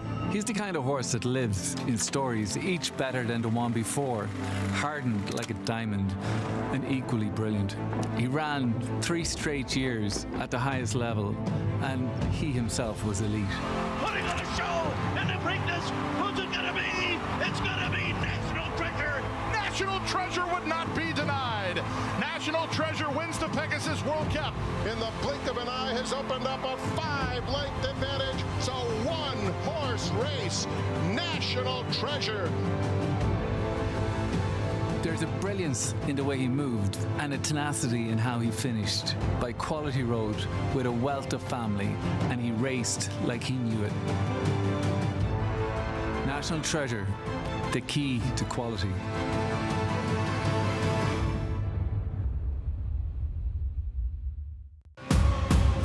It's just super exciting.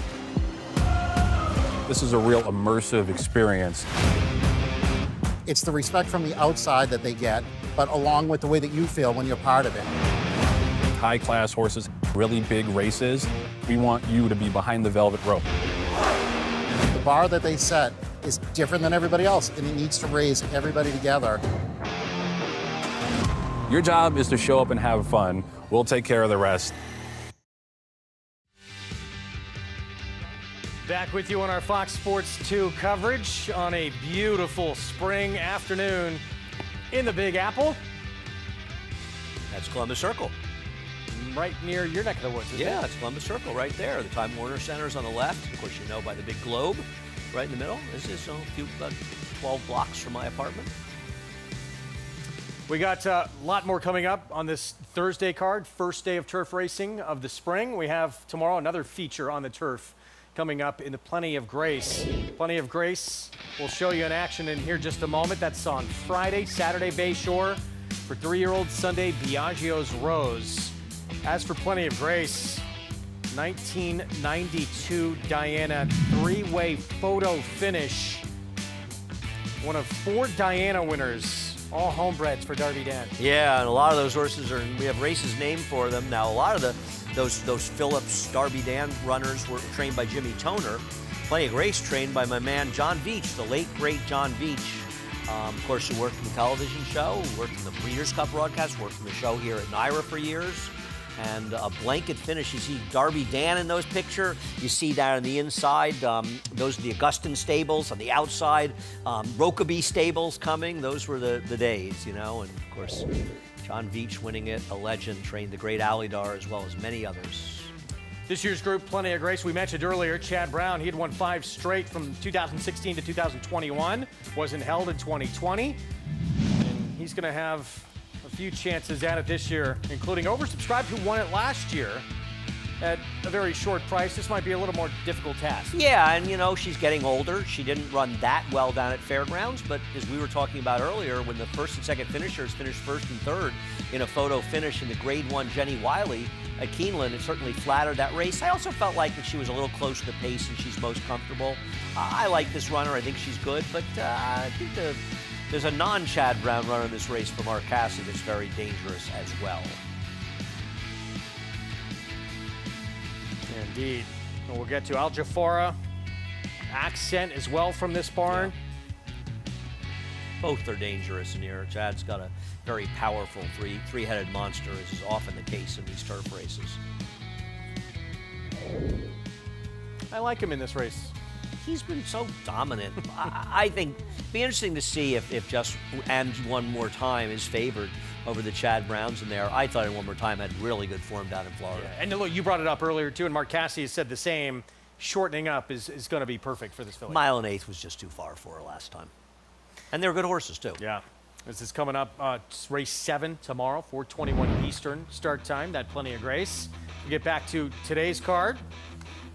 Tax Holiday, your winner, back in race 5. Race 6, back to the main track. 7 furlongs, New York bred, allowance optional claiming field. And there's Waymo as we head downstairs to Acacia.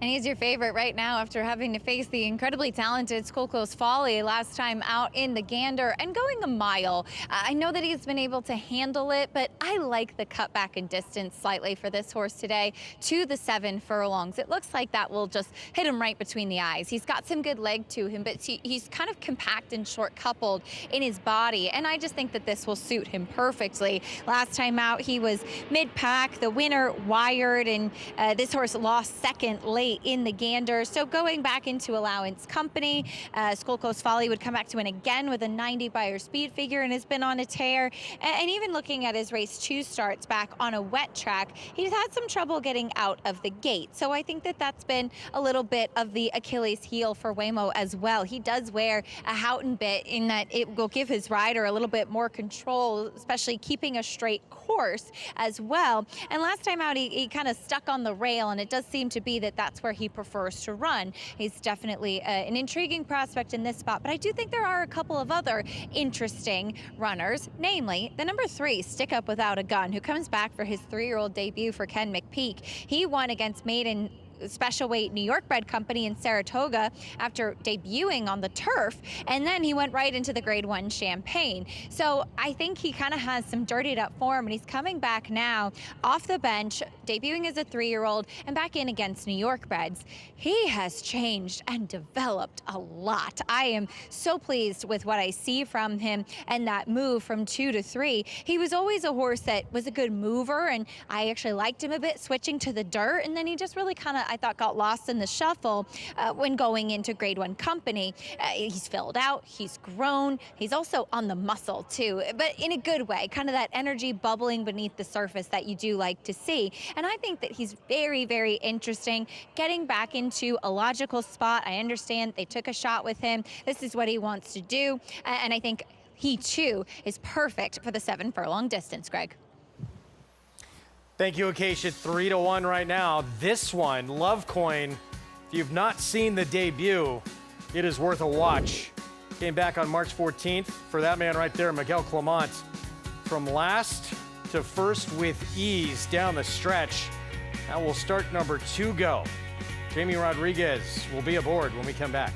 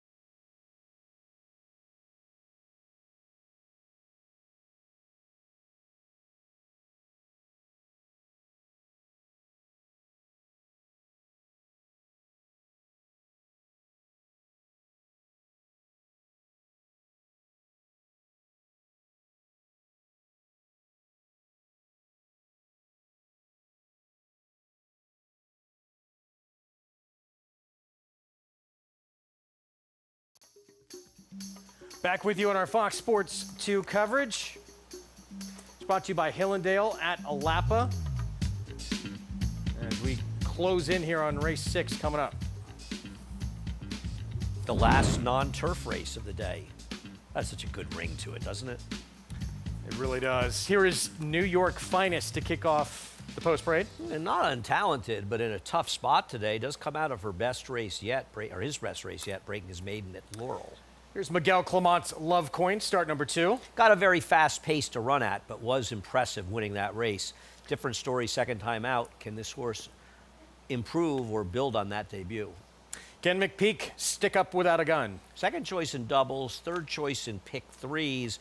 I thought this horse's maiden win was good, and then over his head in his next start. Waymo, has run some big efforts, beat by Skolko's Folly last start. Skolko's Folly justified that big figure with another big win here last weekend, and if he can run back to that number, he can win. He's favored, but not favored in multis. One to beat. B. The Donald, huge effort last start to break his maiden. I agree, a bit against the track with a wide trip in that race. I liked him off of that effort. 3-1 seems like an overlay. In all likelihood, by post time, he will be favored. Let's take a look at what he did in start number 2.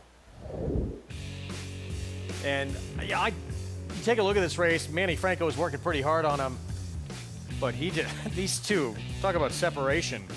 He was 2 and 3 wide, mostly 3 wide during the entire running, and this was during that period when saving ground was at a premium. Now, you could argue this race kind of came apart a little at the end, but he was the one who did the dirty work, pushing the pace. And while Bounty Banker finished second, that horse came back and justified the number, improving his buyer figure 1 point in his next start. So I thought it was a legitimate effort. I thought he ran very well. He should be in a stalking position. Be interesting to see how this race is run. The Timeform US pace projector has Stick Up Without a Gun as the speed in this race. If he ends up the speed, and he chased a wicked pace in the Champagne last time, Be the Donald and Waymo should be in attendance outside of him, if not more forward. Well, the more pace, the better for this one. Lovecoin, who was basically off the screen much of the running of the debut, but not when it mattered most. He didn't really break that badly in this race, and I wanted to show that. He more just didn't have the speed to stay up. In fact, the horse that didn't break was the second place finisher, who I thought did all the dirty work, forcing this fast pace. That horse is actually back on Saturday's card, but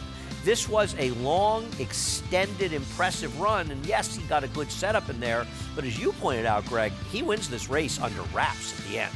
Not that he wasn't ridden hard, and you weren't implying that, but at the end, he was just motoring on by. Yeah, cruise control late under Manny Franco. This 5 here on the outside. But rolls by everyone, and yeah, at this point, basically wrapped up. Manny sticks with Beef the Donald. You don't really know the story behind it. Why necessarily? Maybe he had a commitment before this horse came in. You don't know. But Jamie Rodriguez will ride today, and Jamie's had a great winter. 5-2 right now. We got 4 on the board between 2-1 or 7-2. Let's go back down to Acacia. Yeah, it's that kind of race, and I don't know the commitments, but Manny Franco and Jamie Rodriguez do both have the same agent here in New York in John Panigot, so quite often will they kind of flip-flop horses, and both of them involved in working a lot of horses in the mornings for Miguel. So Jamie familiar with Lovecoin, though he does climb aboard for the first time here today, and I remember watching this race and was quite nervous at the beginning when he dropped out and started kind of climbing from some of the kickback, but it seemed that he did figure it out and came running late. He is a pretty good sized horse, and he carries a lot of weight and substance with him as well. He definitely looked like he has tightened up a bit from that first start. He finished strong in that effort. Hopefully will break a little bit quicker out of the gate in here today. But out of Jatem, who's been a tremendous mare for Penny Hallman's Mary Legs Farms, her most notable progeny, Listen to Your Heart stakes winner and very good dirt sprinter. As the number 5, Be the Donald for Horacio de Paz, I agree, ran a big effort last time out, opened up and then was just able to dig in and hold on late, so stretching out slightly to the 7 furlongs in here today. So we do actually have a rider off, the number 1 New York Finest. Not exactly sure what's taking place there. We'll keep an eye on that, but the number 5, Be the Donald, back to him, caught by Gervin, who got that win and got a nice figure for it as well, and they have actually taken the tack off the number 1 New York Finest, so looking like he's going to be a late scratch after advice from attending veterinarians, late scratch of the 1 here on track. But back to the 5, who has actually now shifted over to favoritism, a very solid built type of horse as well, and he just had that relentless fight in the stretch, which I really do appreciate, and you could see that from him. He kind of pinned his ears with the pony. He has that dominant presence, which I like in my sprinters, Greg. All right, you saw the 1 heading back to the barn, so scratch of New York Finest, and we were reduced to a 4-horse field, and 9-5 now on this one. Be the Donald. I'm really excited. I thought this was one of the more obviously talented, but one of the more interesting runners on the entire card, to see if he could back up that maiden win. And this board reflects it. You've got 4 horses in very, very similar price range. The scratch was far and away the longest shot in the board, was 11-1 when scratched. And you know, the other thing about New York Finest scratch is that horse did not have early speed, so it doesn't rate to really affect the running of the race. The worst thing that happens is late in the, a late scratch like that on a horse that was going to be part of the pace, allowing somebody else to be controlling speed or changing dynamics. In this case, that scratch does not, in all likelihood, alter the way the race will be run. And if you like the 1, you should be happy the horse was scratched, because that horse was not going to win. Stick Up Without a Gun, who you like? for the 3-year-old debut coming up? I picked the 5. I was between the 3 and the 5. I didn't have a strong opinion of the 5. I really did like that last effort. But, you know, Stick Up Without a Gun, good trip or not, did have a very nice win over the talented Party. Party in the Army. Is it Party in the Army? Yeah. Up in Saratoga. Yeah, you're on a 67 buyer as a 2-year-old. That number can be mid to high 70s quite easily, if not higher later. And then they just took a shot at, you know, almost 76 to 1 in the Champagne the next time, and they took a flyer. It didn't work out, no harm done, and now been laid up. And you know, I know these are horses listed for trainer Kenny McPeak, but keep in mind, Jimmy Jerkins is his New York assistant, and most of us are familiar with what a great trainer Jimmy Jerkins is. So this is not a knock or anything on Kenny, but I see these New York horses, especially, you know, it's like when I look up Brad Cox stats in New York, I look up how the barn does in New York at the tracks outside of Saratoga, because these horses are not trained by Brad. They're the ones handled by the assistants. And in this case, I mean, you've got Jimmy Jerkins. He's got to be about as good, if not the best assistant you could possibly find. A guy who's had enormous success in his career on his own. 6-5 favoritism. Be the Donald, coming off a maiden win. It was back on February 4th. Plenty of time to recuperate from that performance. Manny Franco back aboard for Horacio to pause. We'll see if he can back up that big maiden score. There he is in start number 3. Let's go to Chris Griffin, race 6 from Aqueduct. All set. And they're off. Bit of a bobble for Be the Donald at the start. The speed is with Stick Up Without a Gun. Stick Up Without a Gun now with the nose advantage. Whammo right to the outside of stalking second. Be the Donald is now a settled third. The trailer in the early stages will be Love Coin as they work up the backstretch. Stick Up Without a Gun, free running, and now opens up by 4-5 widening lengths here. Christopher Elliott and Stick Up Without a Gun taking no prisoners through a 22.27 opening quarter mile is unopposed and in front by 6. Whammo is right there in second. Just to the outside comes Be the Donald. They're second and third, and coming after this, lone leader, the trailer, Jamie Rodriguez and Love Coin. Stick Up Without a Gun, front running, but here comes company from Whammo. Whammo is now cutting into the margin, 44-4. For that half-mile time, Stick Up Without a Gun is in front, but for how long? Here comes Whammo to the outside, is ready to challenge. All in, Be the Donald is not making up ground, and from the back it's Love Coin.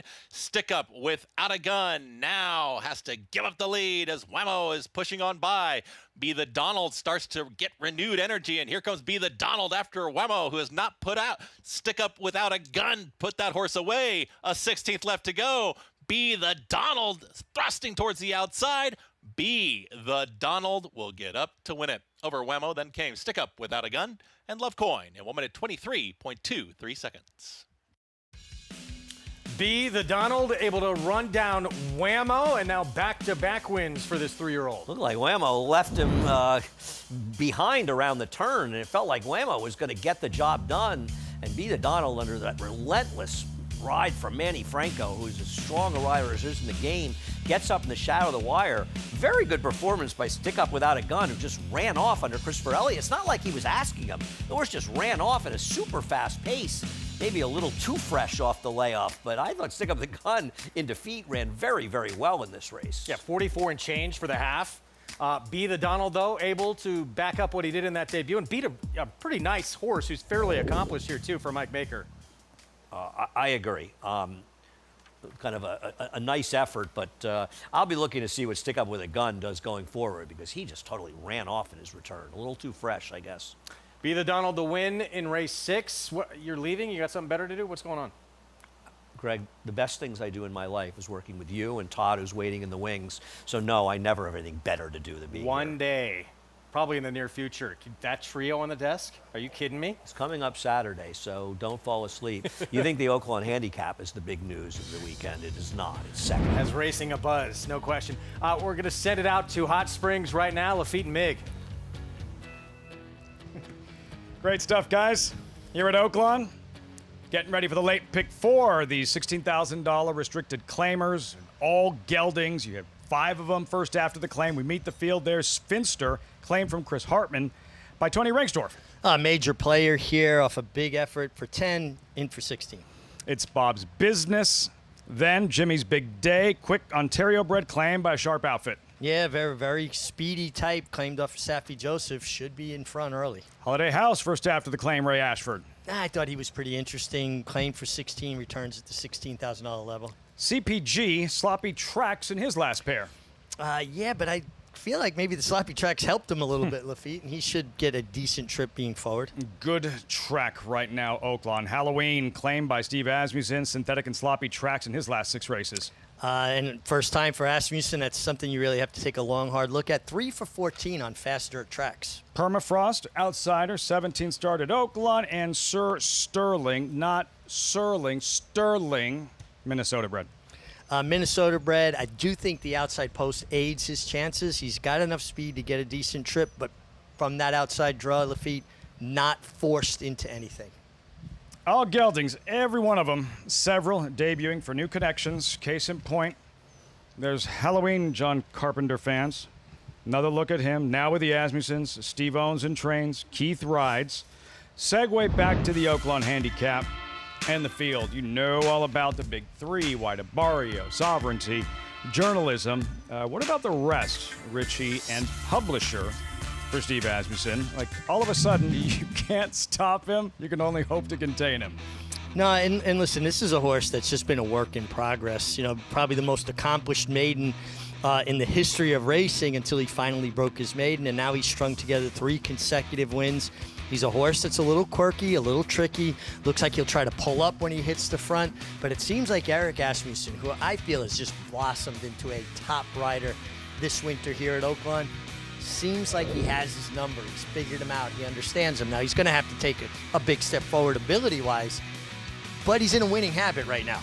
How does that happen, where it takes a horse that long? I mean, we're talking about a horse that he is the richest maiden of all time. Of every horse in the history of North American racing who never won a race, he earned more money than any of them, and all of a sudden just kind of figures, like, how does that happen? Well, horses, like people, mature at different times. You know, some people, it takes them a long time to really grow up and figure themselves out. Other people are mature right off the jump. They have goals, they have ideas, they're going to, go forward with it. Horses are no different. And some of them, just don't take it as serious as others. And to me, he was just kind of a bit of a class clown, and then kind of figured it out. And I still think he's improving. 50-1 when he finished second in last year's Arkansas Derby, taking on the big boys on Saturday, the Oaklawn Handicap. You'll see it on FS2. Back to this 5th race. These $16,000 claimers. You're looking at Finster at 2-1. Finster revisiting his latest effort 4 weeks ago. Comparable company. Hasn't won since December 24, Richie. Finster here, who just dragged David Cabrera to the leader. Yeah, he did. My concern with Finster, because I think this effort, a repeat of this effort, would be very, very tough to beat. He's breaking from post 1. He's a horse that has an elongated or an extension blinker cup on his outside eye, which he didn't have going into this race. He was a much more wide open blinker cup. Now with the rail draw and that blinker cup, as a jockey, you got to concern yourself with them seeing the break. You can't have his head turned at all to the left, because that blinker cup will hide the starting stalls. It'll keep him from seeing the break. And horses don't react to a bell or whatever you think. They move when they see the doors move. So what should our viewers look for? Just that he's looking perfectly straight down the track. Now, the gate crew will know this as well, and David Cabrera, who rides him, should, but it's something that's a bit of a concern, particularly with an inside draw, because it tells you the horse has a tendency or a habit of wanting to drift out. Interestingly enough, and it's almost a little bit of a racing oddity, the 2-horse, it's Bob Business, has just as much of a long extension blinker cup, and they're both drawn 1 and 2. Mac Robertson, he's been busy at the claim box. It's Bob's Business. First after the claim, you were looking at Jimmy's Big Day, serious contender. And yet for this outfit, for Abel Ramirez Rodriguez and the damage they've done acquiring new horse throughout the claiming, even first after the claim, the numbers speak for themselves. The numbers speak for themselves. 29% overall here at Oaklawn, and he's fast. I like speed in dirt racing, and I like speed particularly in lower level races. A horse creates his own trip. He kind of commands his own destiny, if you will. He's not dependent on a trip, and being forward is always a good thing. 2-1 second choice. This 5th race, Oaklawn Park, kicking off Oaklawn Handicap week. It's fascinating in that in this time of year, typically the Kentucky Derby is everything. 2 weeks out from the Derby, in this sport, the Derby is everything, all anyone can talk about. It's very rare that a horse race comes along and soaks up so much of that energy, so much of that attention. And that's what you're seeing right now. Of course, the Derby and the Oaks are in a couple of weeks, but this Oaklawn Handicap and the buzz that it's created throughout the industry, this is like must-see, don't you dare miss it. Oh, I've been excited about this since the race was drawn, that we actually have last year's 3-year-old champion, Horse of the Year, Derby, Belmont winner against the Preakness winner. This is what it's about, and I love when horses can transport me back to 13-year-old me, fall in love with the game all over again. So good for the game, so good for the sport and the fans. Oaklawn Handicap Saturday, you'll see it here on America's Day at the races, along with this 5th race from Oaklawn Live. Here's Matt Dinneman. We're ready to go.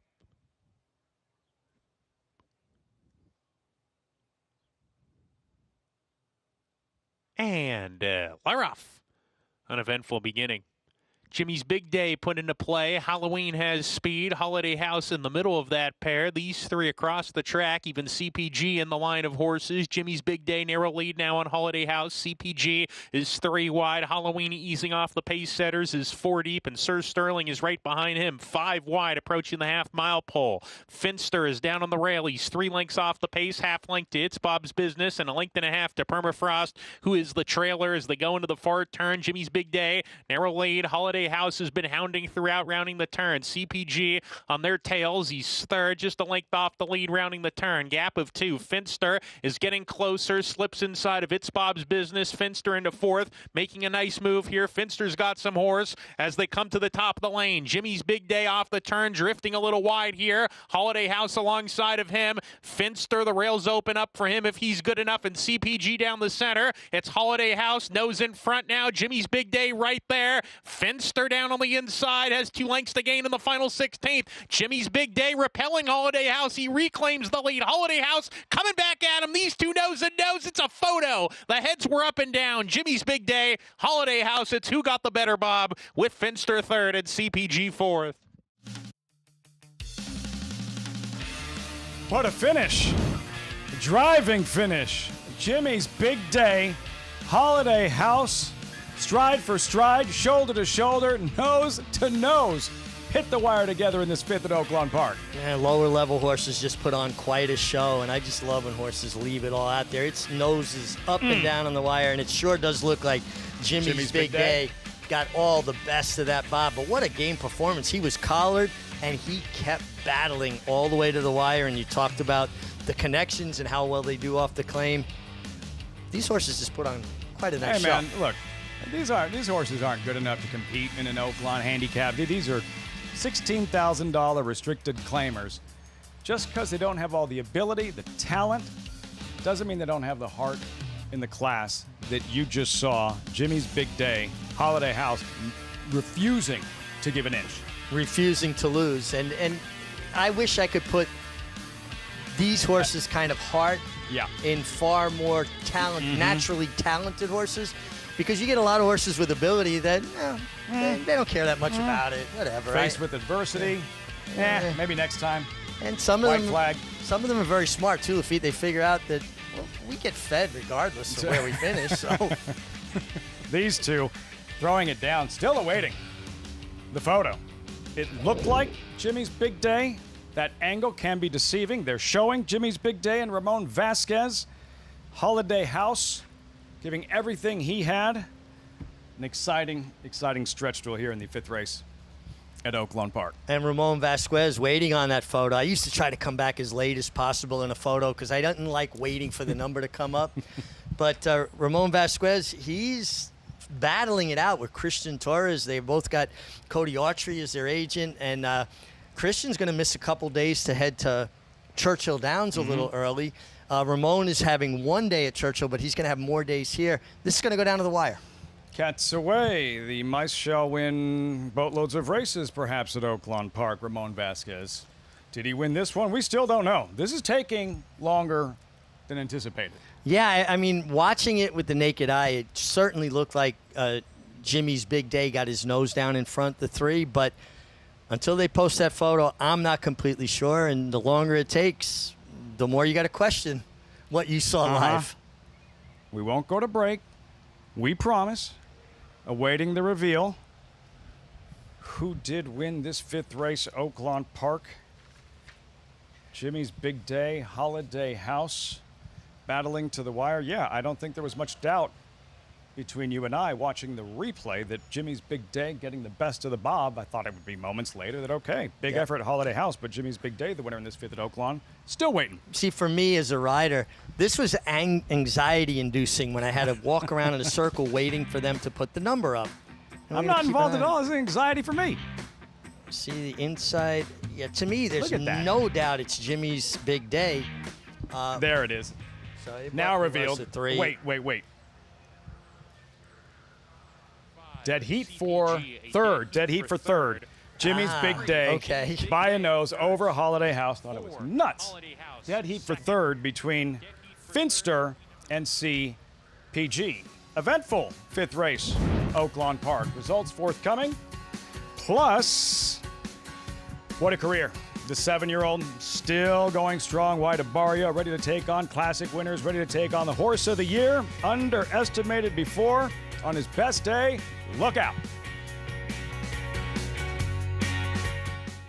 First again and again and again. First mission, 4 graded stakes. He made finishing first his mission, and all with big buyers. Now he's a Darley Stallion, and breeders are falling in love with him. Here's fabled horseman John Williams. First mission is an eyeful. He's beautifully balanced, and I love the way he uses himself as he moves. Come to see First Mission and tell us your first impression. Consider it your mission. RaceLens is the most in-depth product in horse racing, with unique features found nowhere else. True odds, predictive analysis, and pace projection. RaceLens. It will change the way you follow horse racing and take your game to the next level. Enhance your handicapping with AI Fast Facts, exclusively on NyraBets. Open your NyraBets app, click View Runner Details, and a stat-driven fact will appear for all U.S. thoroughbred racehorses. Download the NyraBets app to start using Fast Facts today.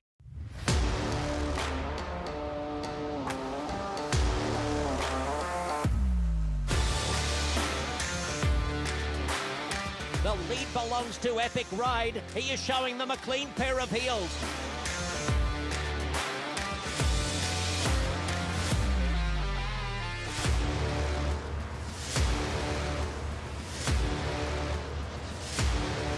Eclipse champion Blame, standing at Claiborne Farm.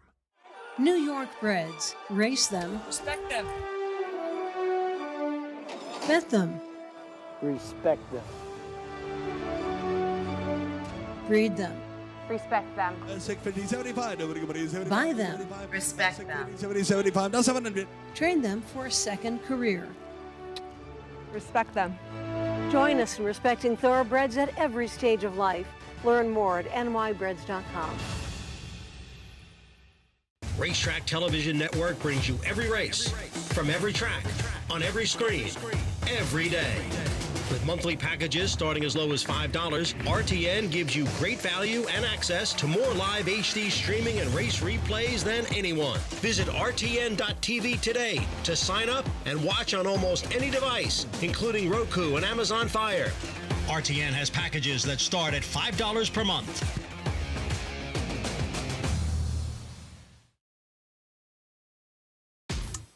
Back on our Fox Sports 2 coverage here, you're watching America's Day at the Races.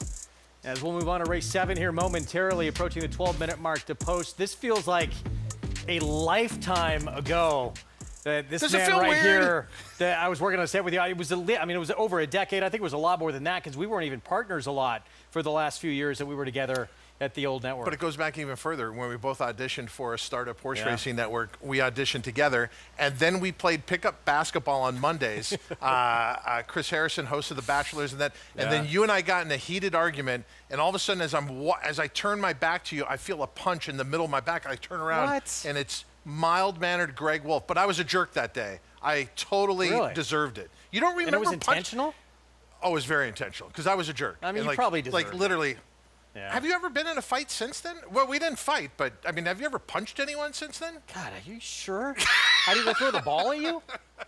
Was it an actual elbow? Maybe. Did you just hit me with a ball? Like, did you fire the ball in my back? It felt like a punch. God, I don't even remember that. B the Donald, but I'm sure you deserved it. Yes, I did. B the Donald, I admit it. impressive in race 6. Big maiden win and able to roll by Waymo here for the victory. Our winner circle lead-in brought to you by Fasig Tipton Digital, North America's #1 digital platform for thoroughbreds. Learn more about our auction schedule at digital.fasigtipton.com. Let's get digital. Manny Franco for Horacio to pause here. Yeah, and there was a good pace up front, as Andy Serling alluded to. Be the Donald proves to be best at 6-5. Gray Roan Colt by Gervin out of the race day mare, My Crazy Ex-Girlfriend. Yes, that is the name of the mare, bred by Grassroots Training and Sales here in the Empire State of New York. Yeah, Manicat Stables, Robert LaPenta winning ownership group as we move on to race 7. And we are back on the grass. New York Breds entry-level allowance coming up at 6 furlongs. More on this field when we return. We'll see this man in the next race as well. Former Canadian champion rider. You won't punch me during the break, will you? I won't, I promise. I missed you. Sahin Savachi. We'll be back. Stay with us.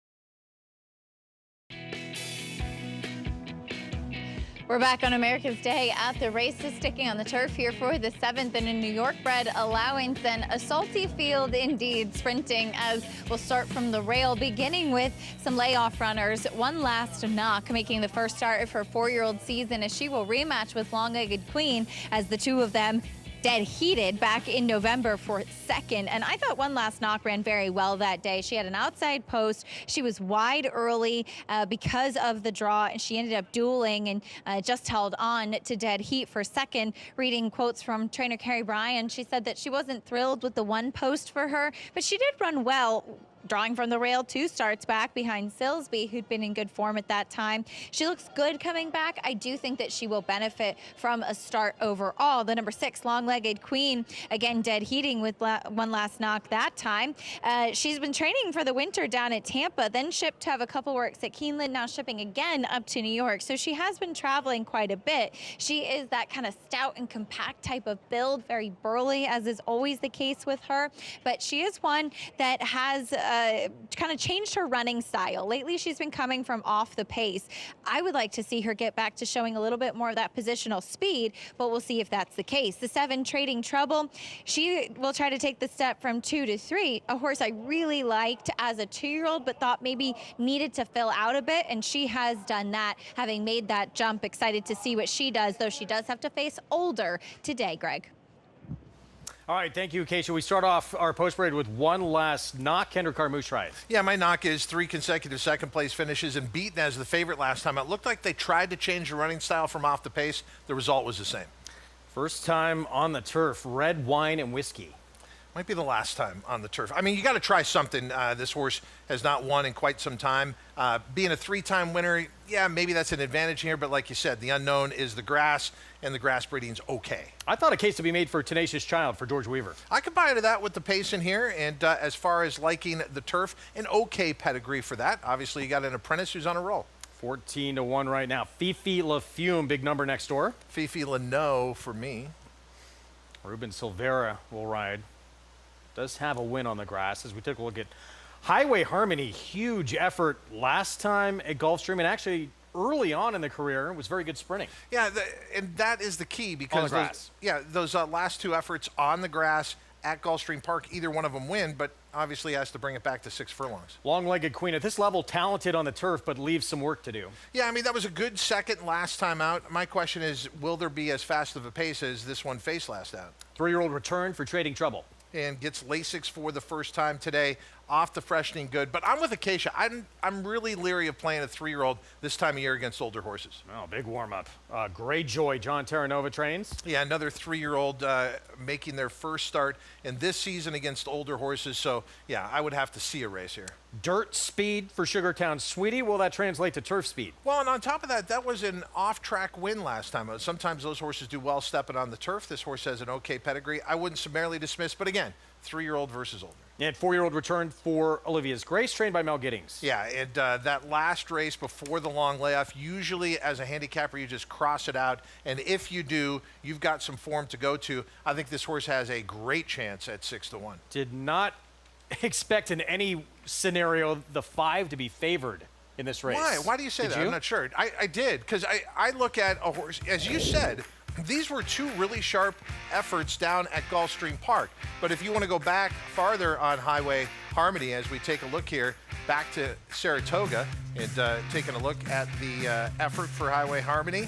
But a horse that at Gulfstream Park, the form was great, coming back to New York. I think deserves a lot of consideration here.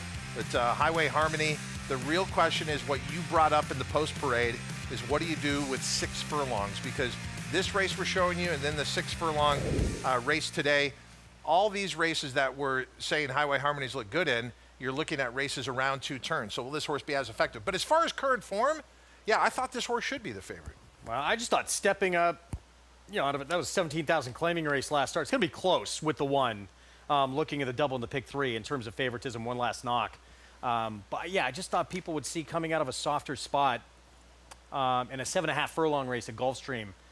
Major player for sure, but I didn't expect to see favoritism. Well, Jorge Abreu, I'm willing to give the benefit of the doubt. He had this horse prior and then has seemed to have gotten this horse back in form. I also like the fact that they're very intentional here. The horse has been off since February. They clearly had some opportunities at Gulfstream Park, but they decided to wait and come back up here. So yes, I would say on conditions, you're right. We're moving to a much tougher spot today, but it was open company. We're now New York breds, and it's Jorge Abreu. I'm fine with Highway Harmony at 3-1. I think that's the price the horse should be. Let's go down to Acacia. I like her too. I wanted to reserve judgment with Highway Harmony until seeing her out on the track because she sometimes can be a horse that doesn't move the most fluidly out on the track. She looks great today, which I really do appreciate. And if you go back to the beginning of her career. She actually debuted sprinting on the turf at the beginning and finished second, and then actually won her first race sprinting on the dirt. So she kind of started out sprinting and then ended up being able to effectively stretch out, but she's actually kind of built a little bit more like a sprinter. She's a little bit more shorter coupled. She's a little bit more compact in the way that she's put together. And as Todd pointed out, she's been running against Open Company, albeit claiming company down in Florida, but she's returning to face fellow New York breds and doing something different with the cutback. So I'm optimistic about how she'll do today, especially given how she's warming up, because you can really usually tell how she's going to run depending on if she warms up well or not, and today she did. The 10 Olivia's Grace coming back off of a layoff. She just never looked comfortable at any stage of the race in that August effort back in Saratoga. She was really high-headed. She just never really seemed to be moving freely in there. She's very fit coming back. She's sharp as she always has been. They used to saddle her on the walk. She did everything normally down in the paddock today, but on the engine, as is typically the case, but better getting the tack on, which was a plus to see. And do note, she has been recently, if you watch on First TV down in Palm Meadows, the workmate of Fairweather Lover, who's debuting on the turf for Mel Giddings in the nightcap. So it could be a little intriguing storyline to follow about how these workmates do coming up to New York, Greg. All right, thank you, Acacia. About to load. Just, it's fantastic to have. We had a rough winter here. Yes. To see the lawn back in use in these races. A friend of mine lives out here. He's big in the lacrosse world, and he took me over to New Park Pizza, which is nearby here. And he was telling me that, by the way, if you're into pizza, like Howard Beach has nothing better than that. So all the locals that we talked to were talking about it has been one of the most brutal winters in recent memory. And so obviously we had the delay here with the grass racing, but you wouldn't know it by the day that we're having today, just how brutal the winter was. Incredible to have it back. We're going to close out on the turf as well on this Thursday card. And our feature, of course, tomorrow, that Plenty of Grace, which we've touched on a couple of times, will be on the grass, race 7 tomorrow as we get a look at the 10. And this outside post here for Olivia's Grace. Now Giddings, Christopher Elliott, and the 4-year-old comeback. Tough read with this one because first time on the grass, actually was somewhat forwardly placed and showed some speed, and then we didn't see it the next couple of tries. Yeah, I think of all the horses coming off layoffs, this is the one I respect the most. And you heard Acacia talk about the 10 Olivia's Grace. Just throw that last race out at Saratoga, obviously going back to August of last year. What's fascinating to me is this horse just jumped up 2 points from 6-1 to 8-1.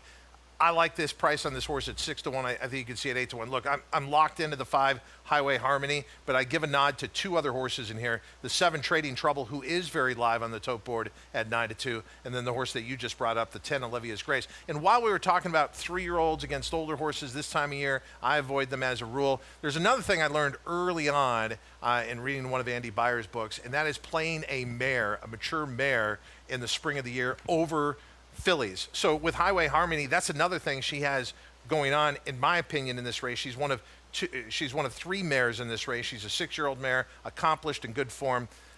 Look, I didn't want to take one of our largest fields of the day, being back on the grass, and go with the favorite, but Highway Harmony just to me stood out here. There's Sugar Count Sweetie. She's trying the grass for the first time. We'll see if she could show speed on the turf. She's shown it on dirt. Jose Lezcano rides, and then last in will be Olivia's Grace. The favorite, the 5 Highway Harmony. Here, 6 furlongs over the outer turf. Let's go to Chris Griffin for the call.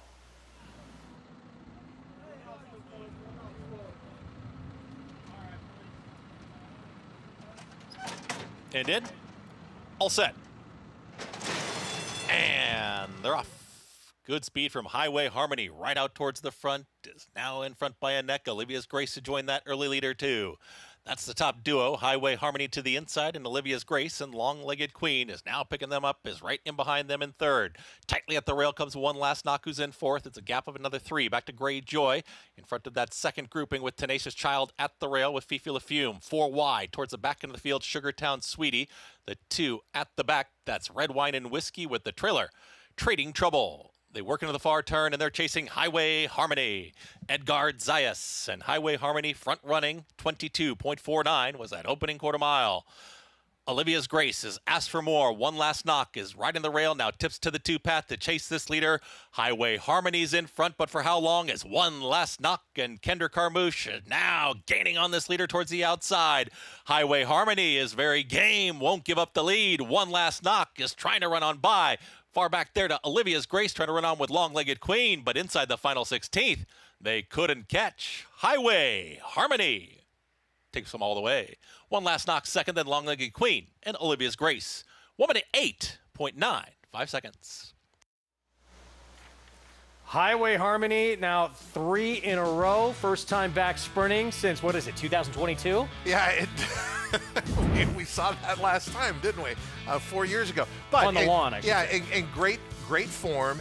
And look, when you're coming out of route races and you can establish the lead in a sprint race on the grass, you're going to finish. So when the challenge came from the one last knock, there was a response. But also with One Last Knock, that's the 4th consecutive race, finishing second. But no doubt about your winner here, Highway Harmony. And it's a trend we are seeing on the grass early on. Speed is really, really good. That's something Andy kind of alluded to at the top of the show. Especially with the inside post with Kender Carmouche. I would have thought One Last Knock would have been more aggressive early. Yeah, in the end, how much of a difference does it make?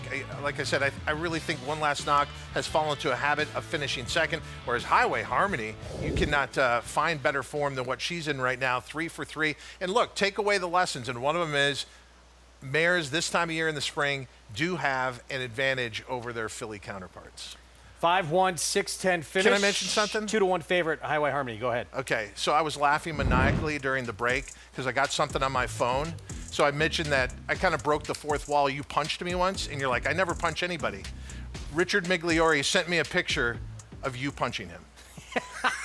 So I photographed it. You punched the Mig. Wow. Is that true, Mig? I sent you the picture, too. It was at the Christmas party at Naira, and you popped me in the stomach. I got to hear more about this fight. I got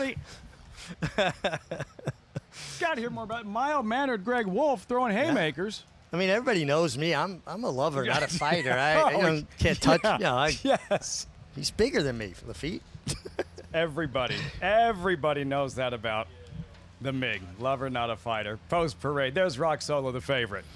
Yeah, from the Ron Moquette barns, really heated up here the last part of this meet. Hess, 6th appearance at the meet. Yeah, and the horse that has races good enough in the frame. Last one left a bit to be desired. Cybertown, second in his last pair, including the no double at 38-1, followed by God's Country when he finally won. Like he meant it. Yeah, he won nicely, but that was a bit of an easier group. He's going to get some resistance this time. Global Heatwave, 8-1 maiden winner in his first route. First route also dropping in for the $25,000 level. Post position really doesn't do him any favors here. Late pick 3 begins here. Which of these Arkansas breds will it be? Post time, 5 minutes. Another look at the field. Saturday's highly anticipated Oaklawn Handicap. Household name, sovereignty, journalism. Head-to-head in their 4-year-old debuts. It's rare, it's happening. Enjoy it. And let's enjoy/appreciate White Barrio.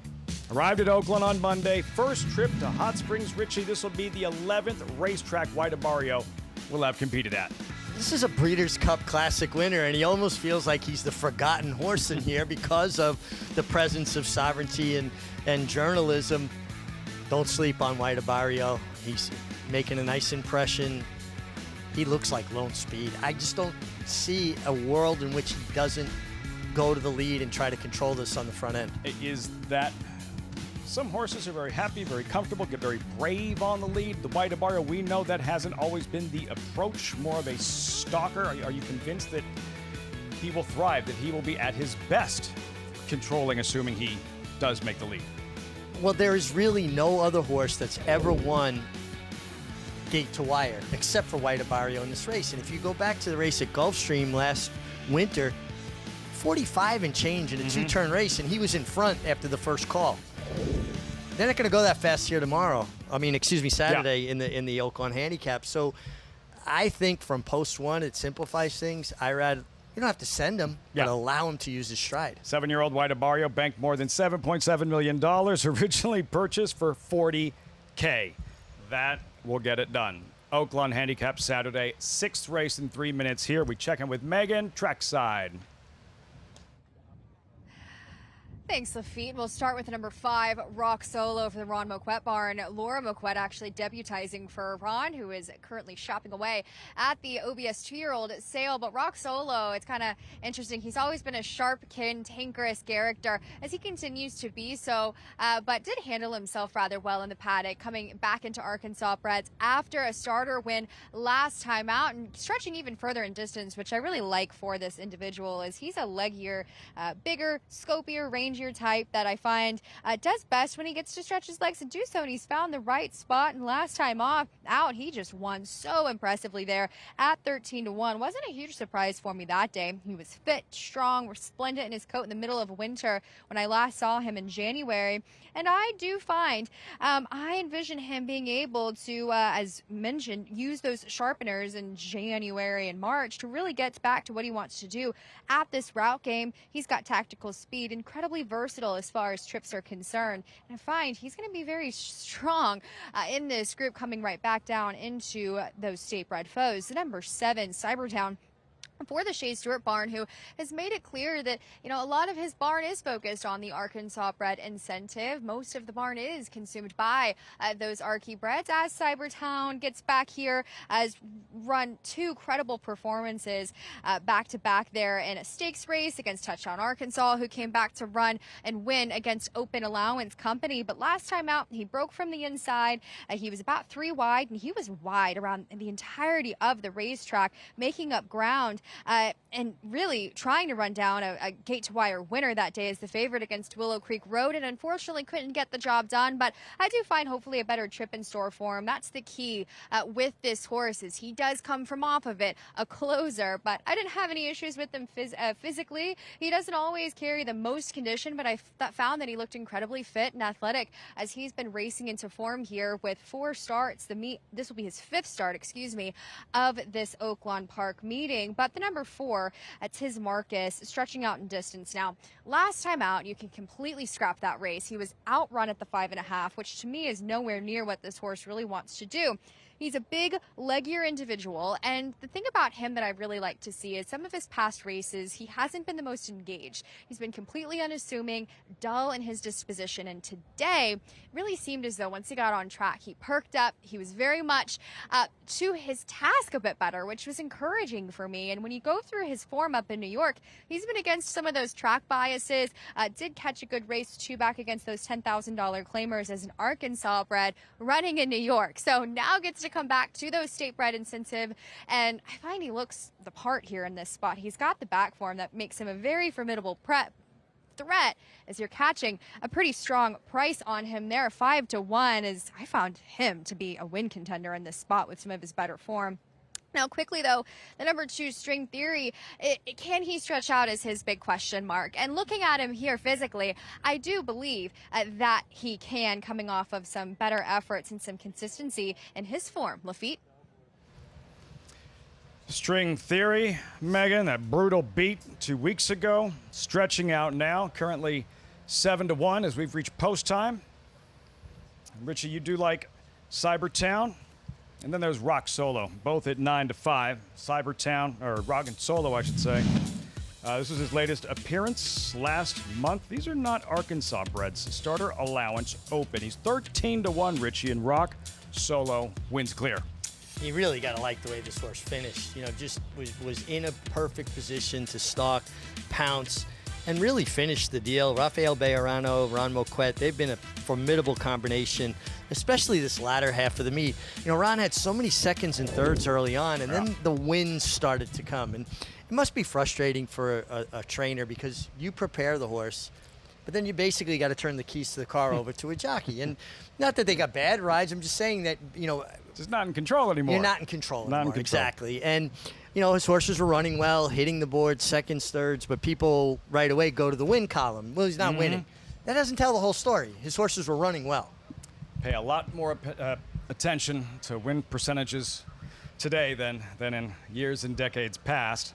Rock Solo, Rafael Bejarano looking for a third on the afternoon. You like Cybertown, you just don't like the price, which I get. Yeah, I mean, listen, it's hard for me to pick horses at shorter prices. I try to be a little more clever than that, but this horse is coming off of 2 stellar efforts. His effort in the No Double, excuse me.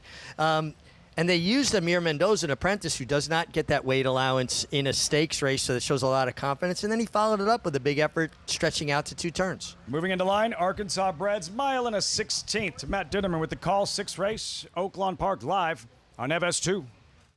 Outside.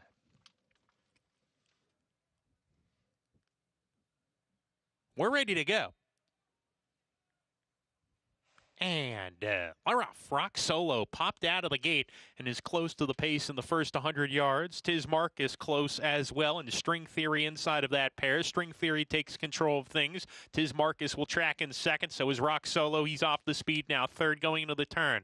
The other favorite in the wagering, Cybertown, fourth early on, followed by Rocket Sanders. Global Heatwave to his outside. God's Country, the recent maiden winner. He's third last, 3 clear of Hess at the back with Mansoura as they approach the back stretch run. A strung out group. String Theory is setting the pace. Opens up 2.5 lengths on Tiz Marcus second. Another 2 to Rock Solo running in third. Rocket Sanders joins him. Cybertown is deep 3 wide as the leader slows the pace down. String Theory gap of 5. Global Heatwave's lost ground. Hess just passed him. God's Country now alongside of Global Heatwave, and Mansoura detached from the rest as they hit the half-mile pole. String Theory half-mile 47 flat. Moving right along here up top. Into the turn he goes, now challenged by Tiz Marcus and Rock Solo, who's 3 wide, rounding the far turn.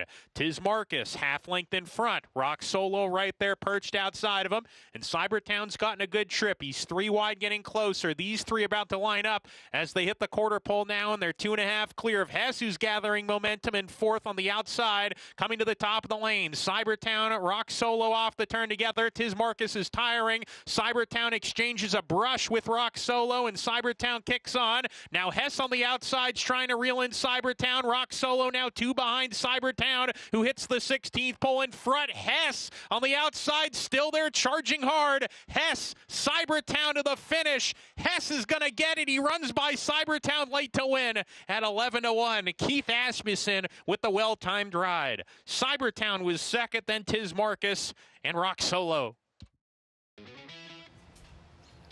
Plugging away. Hess, 6th appearance at the meet. First win this season. Keith Asmussen in the saddle, 11-1 in the end. What a nice ride by Keith Asmussen here on Hess. Just a perfectly judged ride. He was able to run down Cybertown, who hit the front. Looked like he got to wander in a little bit in the stretch, but he had his head out, down, fighting for it to the wire. But it was Hess getting it done. And I got to say, Keith Asmussen coming off a bad injury last fall, broke his pelvis. It's hard for riders to get through that, to work through that from a physical perspective. I've seen him now. He just looks to me like he's found his form, his confidence, his timing. Not a small task. Very, very proud of Keith and the way he's riding. 6-7, 4-5, upset to kick off the late pick 3. You saw Rock Solo break sharp and stumble, lunging forward shortly after the start. He was close up. Cybertown right there. Cybertown puts away Rock Solo, but then here comes Hess to his outside. With the perfectly timed ride there by Keith Asmussen. Really nothing lost in defeat by the 7. Cybertown ran good, just came up second best today. Results when we come back, plus the heroic Preakness winner, Journalism. Breeze last Friday in California, Saturday the green light, Sunday on a flight. And here he is at Oaklawn Park, where an old nemesis awaits in the Oaklawn Handicap.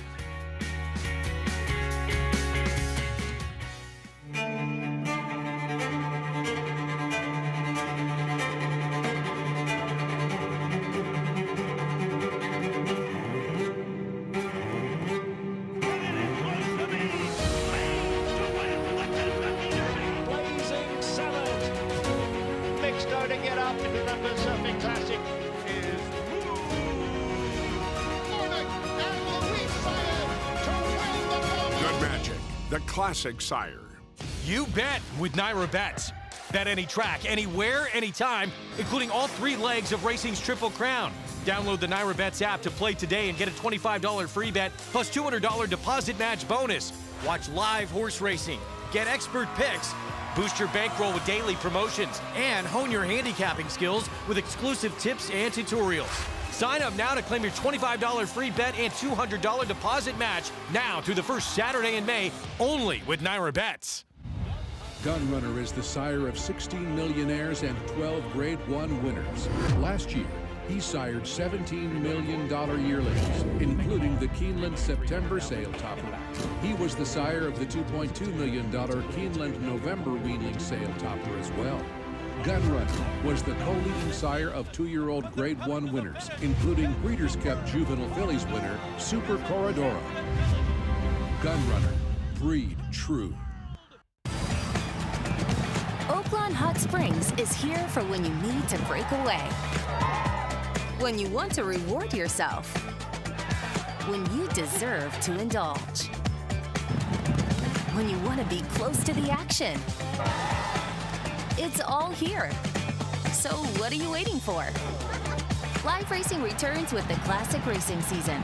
So plan your stay at Oaklawn Hot Springs and come join the fun. This is where it all begins. These are the recruits for next year. They're going to be part of our roster, part of our team. The pavilion, it was jam-packed. It has remained jam-packed. Phenomenal feeling in the pavilion, on the grounds, in the back ring. You have a chance to make 5, 10, 100x. Big sale with a lot of quantity, but they're going to sell over 4,000 horses here.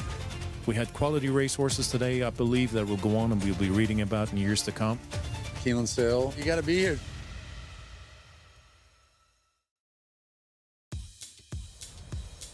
Great to have you with us. America's Day at the Races on FS2, brought to you in part by Gainesway Power. Passion, performance. About that performance from Hess. Plugging away on the outside, able to run down Cybertown, now entering the winner's circle for the 5th time in his career. Every one of his wins right here in Hot Springs. Yeah, he likes it. It's a nice town. I like it here too. Great town. Great racing town. Great racing this weekend. Padding your Oaklawn Handicap bankroll if you had Hess. $25 for your would-be $2 investment. Alas, I did not have Hess, but I do like the ride, and he got it done over Had a chance to lie to our audience. You should have taken advantage. Turn the page. Race number 7.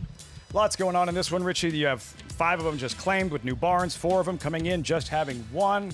Where do you start? Who'd you come up with? I like the 6 Baxter here. He's been pretty consistent, and he's way too big a price at 10-1. I mean, he's 3-1 morning line. He's got races more than good enough to be competitive here. There's not a tremendous amount of speed sign on in this race. I think Papa Yo from the outside has the most speed, but I do think he's going to sit that real good trip under Walter Dela Cruz. And, you know, I handicap jockeys as much as I handicap horses. And you can count on Walter Dela Cruz being aggressive. He's a rider that puts horses in the game. Let them rip right from the start. Late double in 23 minutes here at Oaklawn Park. So we have a moment, and one of those moments in life, Richie, where you have the opportunity to right a wrong. All right? Because last weekend you were not able to come up with Heavenly Prize and name that Apple Blossom winner. Now, are you ready this time to name that Oaklawn Handicap winner? I have completely lost any confidence I had in my trivia about horse racing after last week. Well, here's the first clue. Not going to get it off the first couple, but that's part of the puzzle. 1 6 of 11 starts, more numbers, banked more than $5.6 million. Impressive. Guessing you don't have it just yet. This one will help. Final start at 3. Won the Malibu out west. Oh, man. City of Light. It only took 3 clues. It only took 3 clues. I'm back, Lafitte. That was amazing. I'm not entirely convinced somebody didn't whisper the answer to you, but that was amazing. I was hoping to get like a text from Andy Serling because I know he knows this stuff, but I didn't get one. And I had to come up with that. Nah, you know what though? The $5 million in earnings kind of made me lead that direction out of 6 wins, and then the Malibu that put it over the top. So great job by Bobby Clott though, because it was very, very hard, but I did it. Knocked it out of the park. Just 3 clues. There you're looking at it. 2018 Oaklawn Handicap.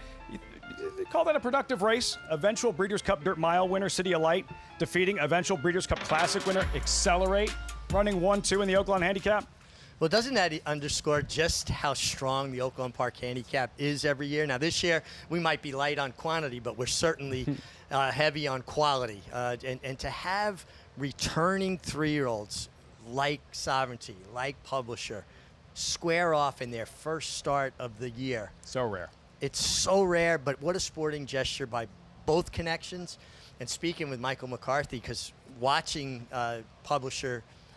journalism, I'm going to get that mixed up a couple times. He looks bigger and stronger to me, and he said that he's about 50 pounds heavier. He's been training extremely well, and he expects him to be a bit closer than he'd been in some of his efforts. Look, how does this horse win? I hadn't watched this in a while.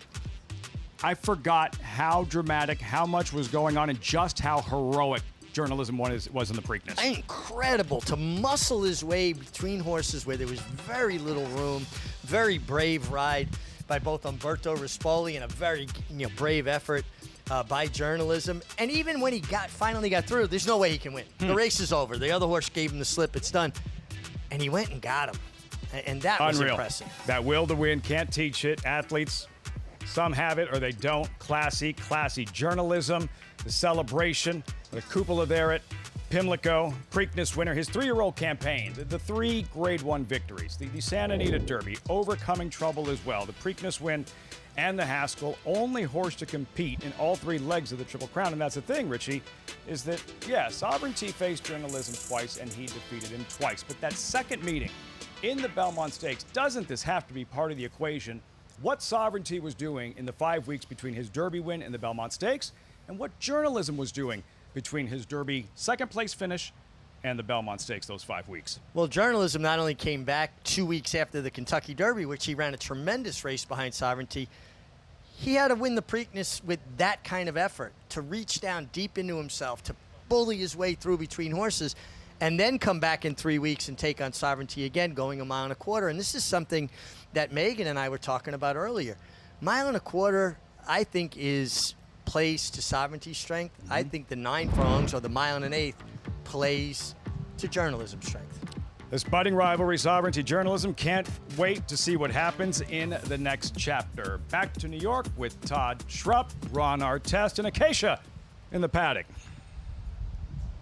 Getting a good look at these New York bred maidens to wrap up the day, Lafitte, and finishing with a turf race as well. Starting to the inside with the current favorite, the number 1 Morning Prayer, making her return to the races for Tom Morley, as she's run the best turf race thus far in this field, just missing last time out in a dirty beat. It actually looked like she had put her head in front and then got nabbed late by a horse running on outside. A huge step forward from her first to second start. She does look fit off the layoff, and she's also a horse that, at least in her debut, she dropped the rider. She'd been very, very tough to handle. So far, so good here in the paddock. She's definitely minding her manners. She has cotton in her ears, but so far handling herself very, very well. The number 10, Ticket to Ride, it's going to stretch out in distance for the first time, and a horse that I do think will be a big speed presence in here. She is one that ran exceptionally well on the turf at the start of her career, and then just never really kind of took that step forward. She's one that, too, would be quite difficult prior to her races. A little bit tough to handle. I've seen her not participate in the post parade. Again, so far so good. She's still sharp, but she's handling herself well. I'm not sold that longer is necessarily better for her, as she has never really kind of taken that big step forward or changed or filled out too much. But she is one that has natural speed. She's very sharp, and I do expect her to be forward. We'll see just how far she can take them as she comes back to New York after running on the Tapeta at Gulfstream last time out. Greg?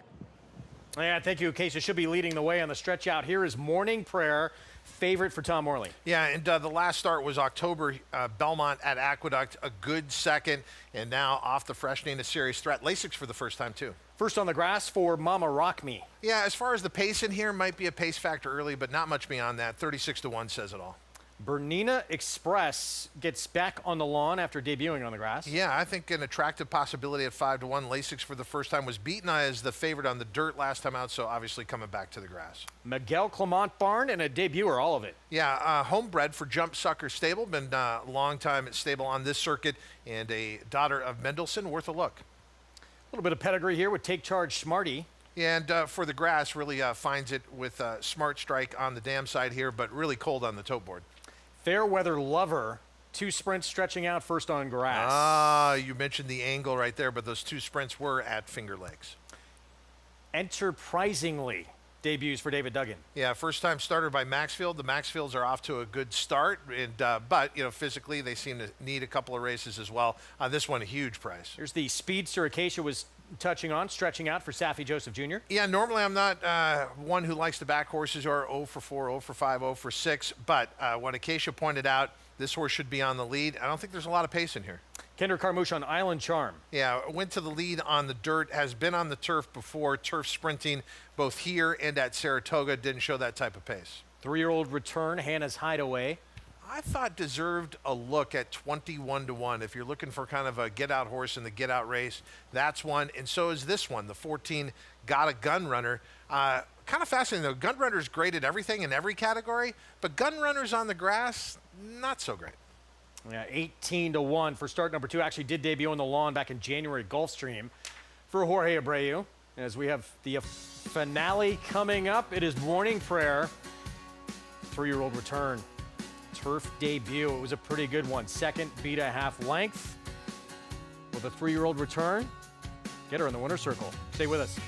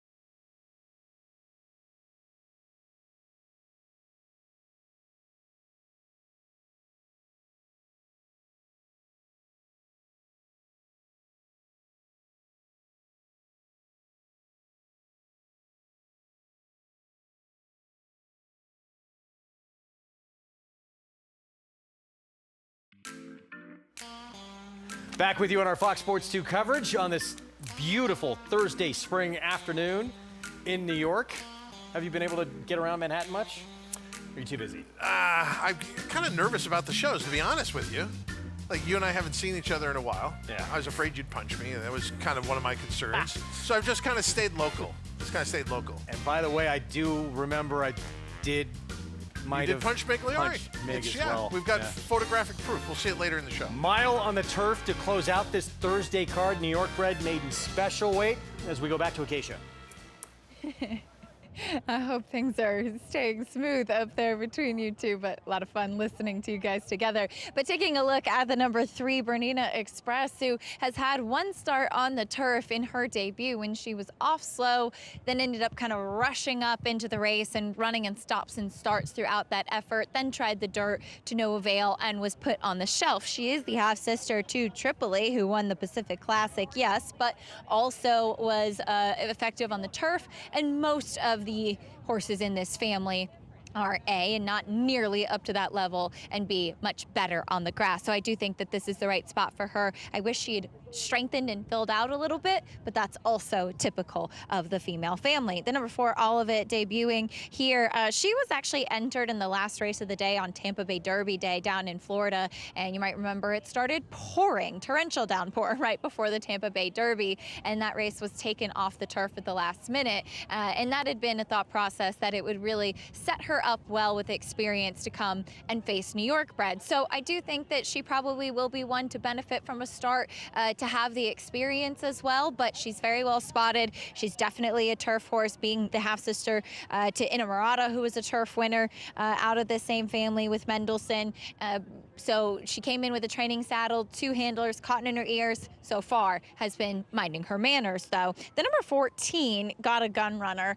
I completely agree with Todd. I have seen so many turf mares bred to Gun Runner, and I don't really understand it, though he is by Candy Ride. But this one does at least really look like a turf horse, kind of a smaller, handy, athletic type of filly. I actually really do like her. She will just have to work out a trip from that outside post and see if she can break a bit faster than she did on debut, when she was really far back early on and never involved in that debut race at Gulfstream, Greg.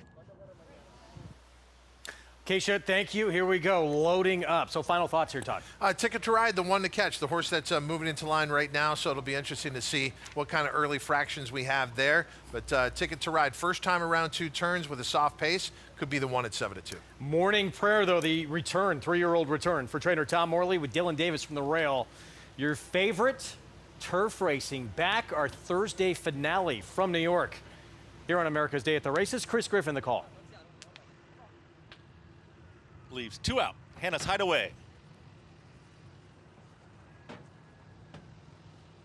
And Got a Gun Runner. Jamie Rodriguez aboard. Got a Gun Runner. Hannah's Hideaway. Just lunged forward. Take Charge Smarty just reared up. All set. And they're off. Hopping in there at the start was Take Charge Smarty. Bernina Express right to the front, and down at the rail there is Mama Rock Me is not going to challenge as Bernina Express has the lead. Here comes Fair Weather Lover, and Jose Lescano to join that leader is going to stalk from second as they slow things down and they work towards that first turn. It is Bernina Express and Ricardo Santana Jr. They're going to show the way. Fair Weather Lover is a close-up second. At the rail towards the inside there is Take Charge Smarty. Following them, a tight hold. Island Charm wants to go there for Kendra Carmouche is in fourth, and at the rail comes Olivet, just got passed by a 3 wide there, Hannah's Hideaway. Towards the back end of the field, Bid Pack is going to be Ticket to Ride, is now 3 lengths in front of Morning Prayer, who's splitting rivals in the lavender cap, is now to the inside here of Got a Gun Runner. At the rail in behind them comes Mama Rock Me, who's lost a lot of ground towards the back end of the field, and the Triller, Enterprisingly. 49.20. The half-mile time, Bernina Express continues to show the way. Moving right along, and Take Charge Smarty moves through at the rails to the inside of Fair Weather Lover. They're second and third. Nowhere to go, all of it. In behind horses, Island Charm the same as bottled up in behind horses. Hannah's Hideaway with a wide run. Just in behind them, Morning Prayer is looking for a seam as they're tightly bunched in behind the leader who's trying to get away. Bernina Express is now sprinting for home. It's Bernina Express who's still up by 2. All of it found a seam, and here comes all of it down the center of the course is coming after Bernina Express, who just ducked in. Bernina Express is backing up through traffic, and now all of it is sprinting clear. Manny Franco, all of it up by 3, 4 widening lengths. It's going to be all of it in the finale. Tight there for second, Ticket to Ride in a photo with Take Charge Smarty. Down to the inside was Morning Prayer in 1 minute 39.36 seconds. All of it. Debuting Miguel Clement barn. Manny Franco wins it first asking. Look, credit to the winner here. All of it, the first-time starter getting the win for trainer Miguel Clement. Congratulations, Acacia. But I got to tell you, the horse in behind there, you can see some of the trouble right now. The 10 Ticket to Ride, there was more than that. I don't even know how the 10 got second here with the trip that horse had. In the end, the first-time starter wins clear. But when they go back and do trip notes on this race, going to be some big trip notes on the 10 Ticket to Ride. But what a great job by Miguel Clement to have all of it ready, the homebred, for Jump Sucker Stables ready in the debut. Yeah, Mendelssohn filly debuting, winning impressively first time out at this mile distance. And not just the, back to Ticket to Ride, not just the trouble. We were surprised early on, just did not decide to go to the front. Everything was disastrous there. Meanwhile, Manny Franco doing what he's done and having horses in a perfect position here. This is our second progeny of Mendelssohn to win on the grass today. Let's go to the head-on down the stretch. You see at this point, the 4, all of it, has jumped the leaders, is in the clear. But watch in the blue and the white stripes back there, you can see the 10 looking for room and then have to take up dramatically, switch the outside. That's just the stretch run. If you go back on the turn, this horse was running up on heels. The rider made a conscious decision to stay inside and kept that way. This horse got stopped no less than 3 times throughout the running of this race. A miracle to be second. But in the end, probably would have just closed the gap a little bit on the winner here. The best horse wins, but a lot of people are going to be playing the 10 Ticket to Ride back off this terrible trip today. I think Panshot actually might have showed it a little bit better. Yeah. 4-10, 5-1. All of it, though, very impressive. Here at first asking, as you mentioned, for Jump Sucker Stable, Miguel Clement and Manny Franco wins it 5-1 as we send it back to Oaklawn. Our horses are on track for the 7th of 8 here in Hot Springs. Starter allowance event, mile and a 16th. You see the field and updated odds with Papa Yo to the outside 9-5. We meet the field and Fear Union 15-1 winner in his first start for Jade Cunningham. Comes off a really nice effort. It was against Easier, but gets a good inside draw. Burnin' Tune, first after the claim. Steve Manley. Yeah, it just feels like he's going to have to find a race in the past, maybe the 1-2 back at Fairgrounds. Mirage, first after the claim. Norm Cassie. Yeah, it feels like this one's going to have to get faster. 6-1, taking money. 11 Bravo, emphatic maiden win in his 14th start. Yeah, it took him 14. Can he come right back against Tougher and make it 2 for 15? Django, victory against Softer at Fairgrounds. It was softer, but he did middle move and continued, so that was a good effort. Better effort than maybe he looks on paper. Baxter, claim from Chris Hartman by Tammy Hornsby. This is who I like. I think this horse is way too big a price, now down to 6-1. Shepherd, Sharp Colt, claimed by Mac Robertson. Yeah, and should be forwardly placed early. A horse that definitely will have position. Lots of horses, moving stables. Papa Yo, another claim from Steve Asmussen by David Fox. Dangerous first half of the claim. Yeah, our friend Roddy Valenti has been active at the claim box here at Oaklawn, and this horse could be lone speed here. I don't see a tremendous amount of speed signed on here. Several debuting for new connections, several just having one late double Oaklawn Park in 4 minutes. Megan is trackside with eyes on Mirage at a price.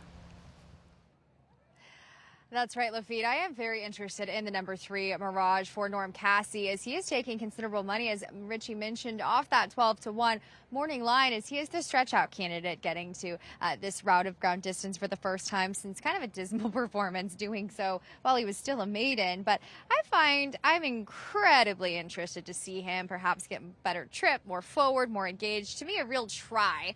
His last really wasn't an honest try. I'm really interested to see him getting to the route of ground, as he has a half to that grade 2 Demoiselle placed runner. And concurrently, the dam was a stakes winner routing on dirt. The second dam won on dirt. And his sire, a Good Magic, has just really identified himself as a classic dirt sire. So he doesn't have the most imposing frame to him. He's definitely just a ball of muscle. He's an incredibly strong individual. He's got enough size and scope to him, though, that I do find this mile and a 16th is not out of his threshold whatsoever. And if you go back through his form lines, he's got to have that tactical speed. He does have a nice kick on late. We'll see if he can achieve this route of ground. I do find he's very much live here doing so. The number 7 Shepherd. has just not really put a foot wrong as of late now, getting to the Mac Robertson barn. First off the claim, well, I will say this, he's so tactical. He returns off of that key March the 27th race where the 1, 2, 3 finishers come right back to this spot. And I just wonder with him coming off of such strong form, he also has some head scratchers when you really go back through his form. So we shall see. I find him incredibly interesting. I've picked him in that February the 21st race where he was able to kind of get that tracking position, which I find he'll get right back in here. But the number 8 Papillot is a horse that me and Richie were kind of looking at earlier on in the day. I was asking him questions about him as he was favored as 6-5 against, again, that key March the 27th race. He didn't look all that comfortable. And this key about him is that he runs incredibly low-headed when you go through his races. And you could really, you have to ride him a specific way, as Ramon Vasquez will take over from Eric Asmussen here. And something Mig really said that struck out to me is you can't really let these horses, you're better off letting these horses get out of their own way, letting them roll on the front end. And I think that's key here. As the last race you'll see, Eric didn't exactly hustle on him as you might normally see one. And that's a product of his style and of his quirk. So I find that if he can get some forward position, he'll be tough in here. But I also find his running style maybe precludes him at times. And you can definitely see that going through the form lines. But I'm going to take a little bit of a shot against your favorites coming out of the March the 27th effort. And the number 3, Mirage, trying to get this route of ground distance, Lafitte. 6-1 Mirage, Papillot, 7-5. Those horses fun to ride. The AP Indy like anteater action with their head that low. No, they are not fun to ride. They are exhausting. They have you kind of all stretched out. They pull you down and forward. And you've got to keep the bit in their mouth. You've got to help them stay balanced, lean into you a little bit more. That's the kind of horse that, as a taller rider, Lafitte, you would have a tendency to get your hands closer and closer up their neck, more towards their ears. Horse like that, you can't do that with. You've got to almost ride them a little bit closer to their withers, down low. A lot like Fernando Toro used to ride on the turf. He'd put that bit in the horse's mouth and kind of ride them with that long hold, The Bull, Hall of Famer Fernando Great Toro. rider. There's Django. Manny Esquivel aboard for Kenny McPeak. Let's spin it forward to Saturday's Bathhouse Row, the Oaklawn Handicap Undercard 3-year-olds, Preakness implications. The winner, automatic berth in the middle jewel of the Triple Crown. Number 6, Honey's to Blame. Manny Esquivel to ride. Trained by Kenny McPeak, Richie. Honey's to Blame, who just missed by a neck, facing Arkansas breds as an odds-on favorite. Yeah, and obviously this is tougher because this is restricted to horses bred in the state of Arkansas. But, it was a good try, right? A good effort. He came with a rush, and you like when horses close like that. Overmatched in the Rebel. This was a much more realistic spot. And he was getting there with every stride. He just ran out of real estate. I don't know, Lafitte, though. The 2 races that he's run without, the last 2 times he's run without Lasix, he does have a win, but his 2 best races were with Lasix. And he doesn't get Lasix here, this being a stake race. Kenny McPeak along with Honey's to Blame in the Bathhouse Row. McPeak with a trio of fillies in the Valley of the Vapors. You're lucky you got named that Oaklawn Handicap winner. We were going to keep doing it until you got one right. Like tomorrow it was going to be named that Valley of the Vapors winner. I'm going to rest on my laurels tonight. Sorry. That was impressive. Very, very well done. Post time for the 7th from Oaklawn. Matt Dinneman with the call. Papillot to the outside post. Waiting for Papillot to take his spot. We're ready to go. And they're off. Good beginning for all 8 runners.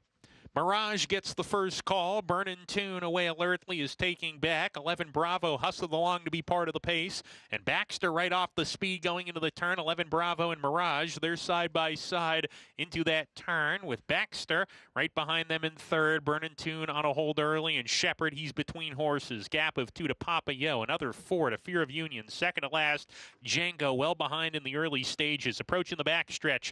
11 Bravo's got a neck in front of Mirage, who's right there sticking to him. They open up a length here. Baxter in the third position, 3 wide on a hold now. Shepard right behind the speed. He's 2.5 lengths behind. Another 2 lengths to Burn in Tune with Papayo usually towards the front of the field. Today he has just 2 runners beat. Gap of 4 to Fear of Union. He's second to last and still a big break back to Django, who's detached from the rest as they hit the half-mile pole. Mirage, 11 Bravo, side by side as they go towards the forward turn run with Baxter 3 wide, 2 behind. Shepard down on the inside. Burn in Tune has come under a hard ride. Papayo passes him, begins to try to make a move here. He's 6 lengths behind now, followed by Fear of Union. He's pumped upon, and Django is yet to pass a runner as they round the forward turn. Mirage under a ride here. 11 Bravo still parked outside of him. Baxter 3 wide in the swing off the turn, and Shepard is right behind the leaders, cuts the corner as they come down the lane. Mirage keeps going here. Mirage by 1.5 lengths, putting away 11 Bravo. Django is coming on down the center from dead last. Mirage getting leg weary. Fear of Union's coming up the inside. Fear of Union diving to the lead with a 16th to go, pushing past Mirage and Django, who's coming on late.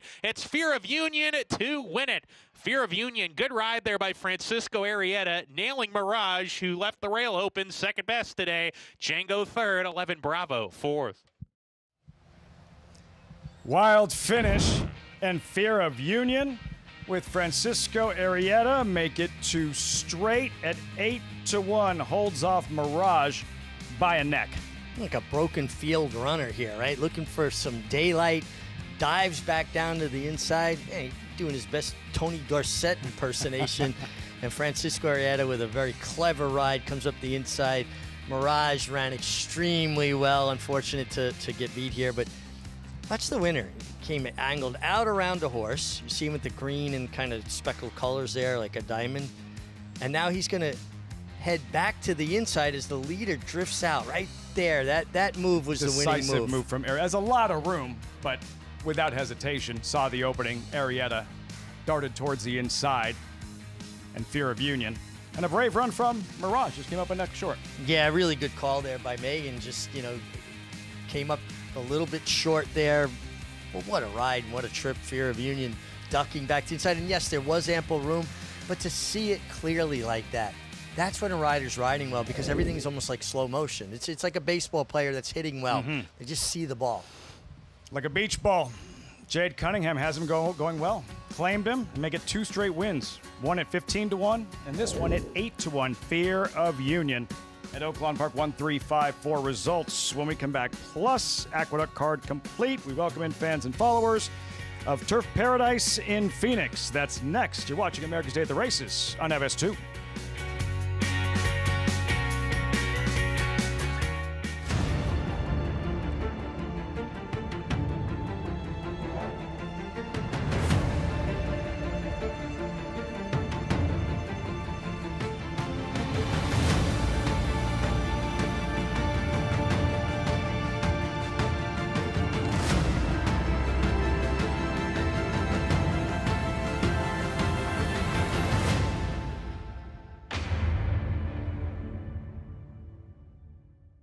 Announcing the Empire Trillium Series, a multi-year $3.2 million 14-race program at the brand new Belmont Park and Woodbine Racetrack, restricted to New York or Canadian foaled horses. This new event kicks off the day after Christmas with 4 two-year-old stakes races on Belmont's new Tapeta surface and continues all spring and summer through late July at Woodbine. The Empire Trillium Series. To learn more and enroll either New York or Canadian breds, go to NYRA.com/EMPTRI.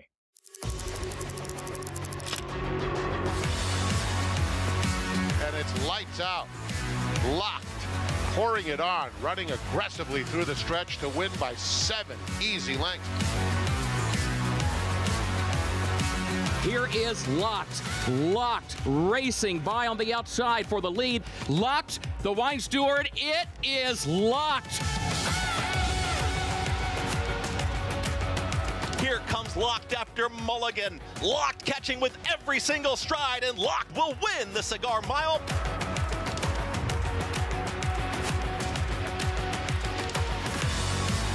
It's all about Locked, dominating the big cap, cruising home to an effortless 8-length romp.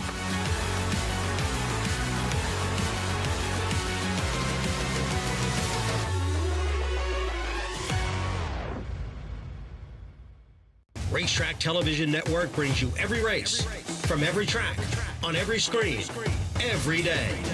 With monthly packages starting as low as $5, RTN gives you great value and access to more live HD streaming and race replays than anyone. Visit RTN.tv today to sign up and watch on almost any device, including Roku and Amazon Fire. RTN has packages that start at $5 per month.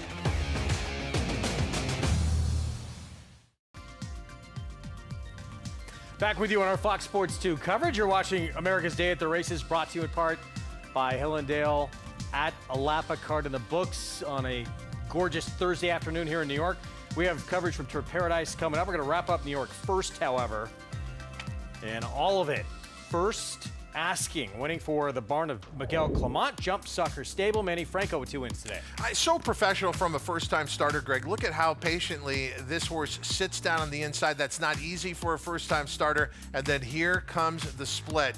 And all of it comes right on through with Manny Franco. We mentioned the trouble with the horse in behind, the 10 Ticket to Ride, but you got to give so much credit here to all of it and how professional this debut was. Miguel Clement down at the sales at OBS. Acacia was with him just a couple of days ago, and he's watching down there as his first-time starter. All of it gets the win. And for, as we said, longtime owners and now breeders, Jump Sucker Stable, congratulations to them. The homebred for them, a dark bear brown filly by Mendelssohn out of the Take Charge Indy mare, Indy's Lady. Now we're going to have more on those sales actually coming up a little bit later in the show. First 2 days, cumulative gross over 50.8 million.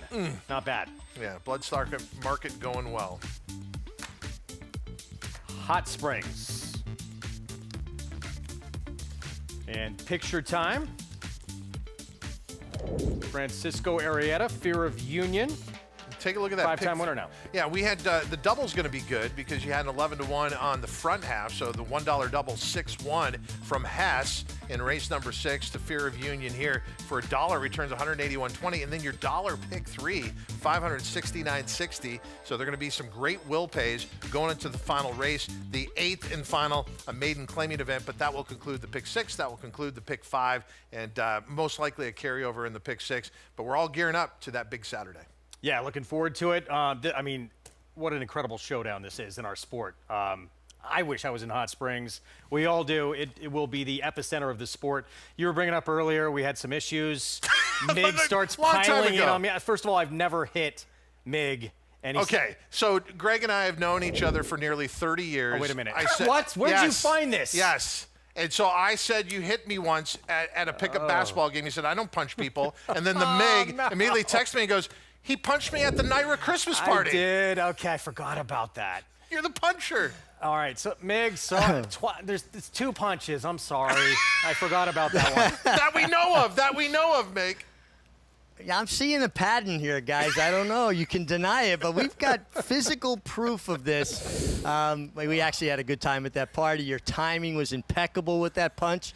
And honestly, I don't think, at least I hope you didn't go all out, because I really didn't feel it. I know I got abs of steel, but you should have made a little impression. Yeah, he didn't even flinch. Rock solid abs from this guy. Well, here's the thing. If you've ever been in the jocks room, occasionally fisticuffs break out. I got to ask you, Mig, when you were riding over the years, who was the one guy no one wanted to get into a scrap with in the jocks room? Lafitte Pincay. Oh, wow. Wow. Nah, I honestly, listen, a room full of great riders. I was fortunate, blessed to learn under, compete with.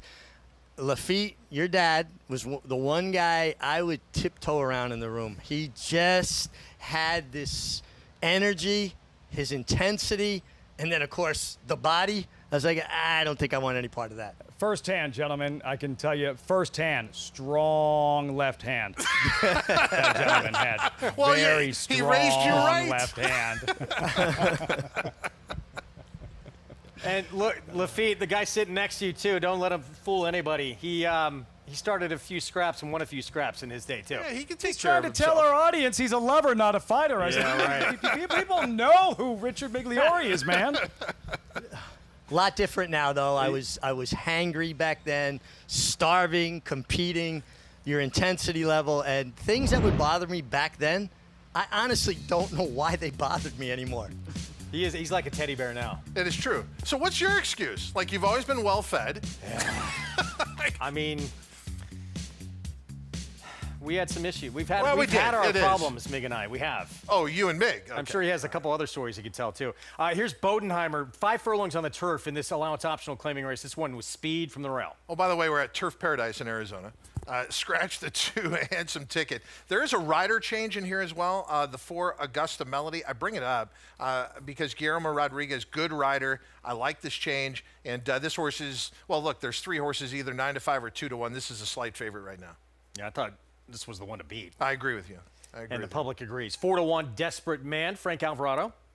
The 5 Desperate Man, second beat in the neck to this group last time out. They kind of take turns. I still wonder about moving up to 20,000 though. And Jamie's Commitment looking for the first win on the lawn. Yeah, I thought had a little bit of trouble last time out, covered up. Could be better this time around. And 12-1 is just too big of a number. That horse, I mean, when you look at longest shots in the field, that horse does not have the form of what should be the longest shot in the field. So, well, the 4 now not favored. Second choice, co-second choice here at 2-1. But this one,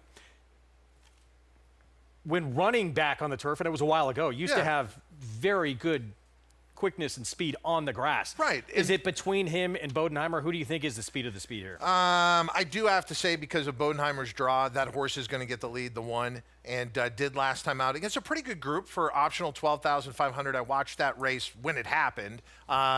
The move up to 20,000 to me is the key because of what you talked about with Augusta Melody. What's disappeared off the past performance lines, if you're just going off paper past performances for Augusta Melody, is when this horse was on the grass. But the most recent races were far superior on the dirt. To me, this was all about class. Augusta Melody has been hanging with much tougher company, offered up for 20,000 today. We know can handle the turf. So, yes, I do believe if you're talking about pace, the 1 Bodenheimer gets the lead, but I don't think Augusta Melody is going to be that far off. And the class advantage, to me, ultimately makes the difference with the 4 Augusta Melody. Yeah, if you go back to the turf races for Augusta Melody, the 4 we're talking about, ran an 89 buyer on the grass, sprinting, and that was at Santa Anita, winning in a 50,000 starter allowance. Yeah, and when you look at turf sprints, look, they've got a lot here in New York, but at Santa Anita, the depth and certainly the quality in those spots, if you can prove yourself there, you're going to have no problem at Turf Paradise. So with Robertino Diodoro, look, he's aggressive to begin with, but they've already kind of accomplished what they wanted to with this horse. They claimed it for 40,000. They got a win with a nice purse at Sunland, and now they can, it's almost like a free roll, 20,000. So I think this is kind of a crafty move to come back to the grass for a horse who has been there for a while, because he's very aware of what you just pointed out, the history that this horse has prior on the turf. 4 of the 5 betting choices in this field between 2-1 or 5-2. Wide open group. As Augusta Melody, the 4 now becomes the favorite. Let's go to Vic Stauffer, race 3, Turf Paradise.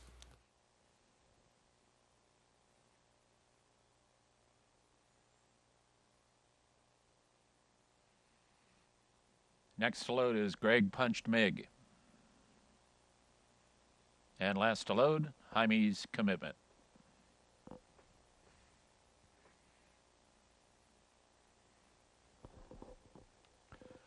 They're at the post.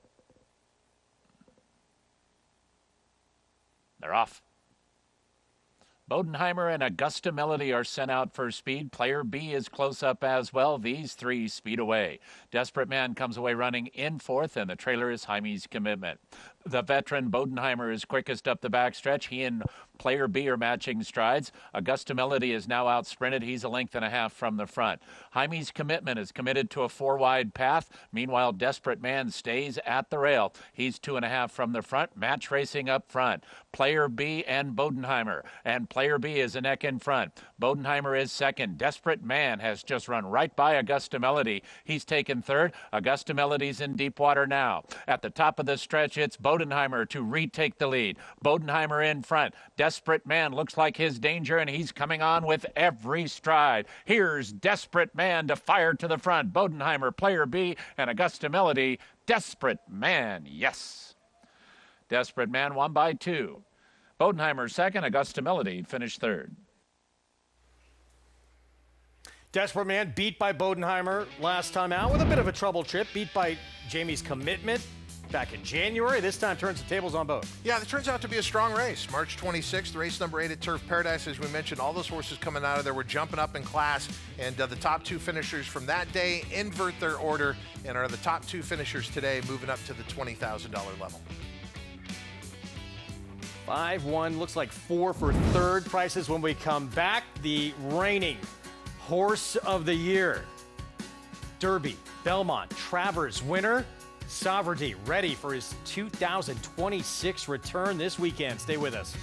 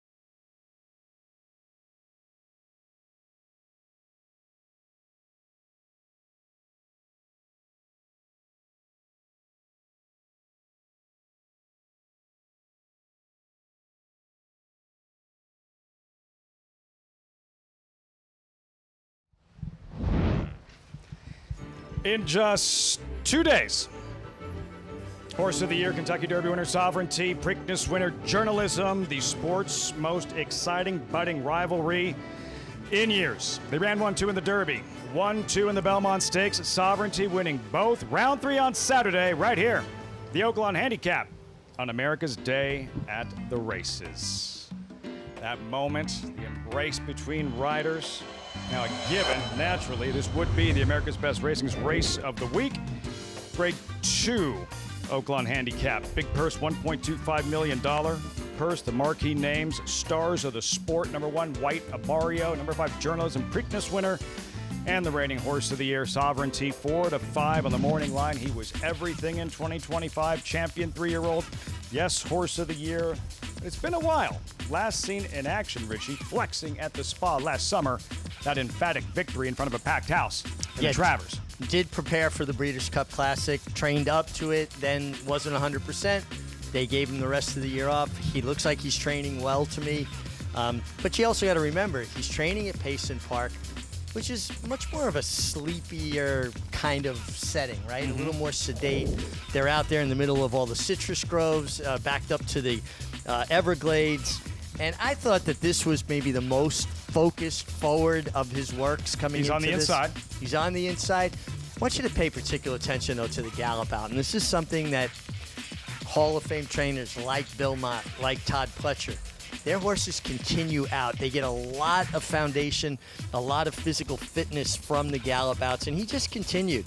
And if you remember how he trained last year before he, shipped to Churchill Downs, very similar to how he trains this year. It almost feels like he's just a little quieter in that training center atmosphere. Yeah. Thanks to our friends at First TV. Sovereignty, half mile, 49-3 at Payson Park. Now, he's never been a wow workhorse, correct? No, he hasn't, although I will say when he got to Saratoga training up to the Belmont Stakes, you could see a noticeable kind of enthusiasm. He picked up in his training a great deal. But this is nothing new for him. Yeah.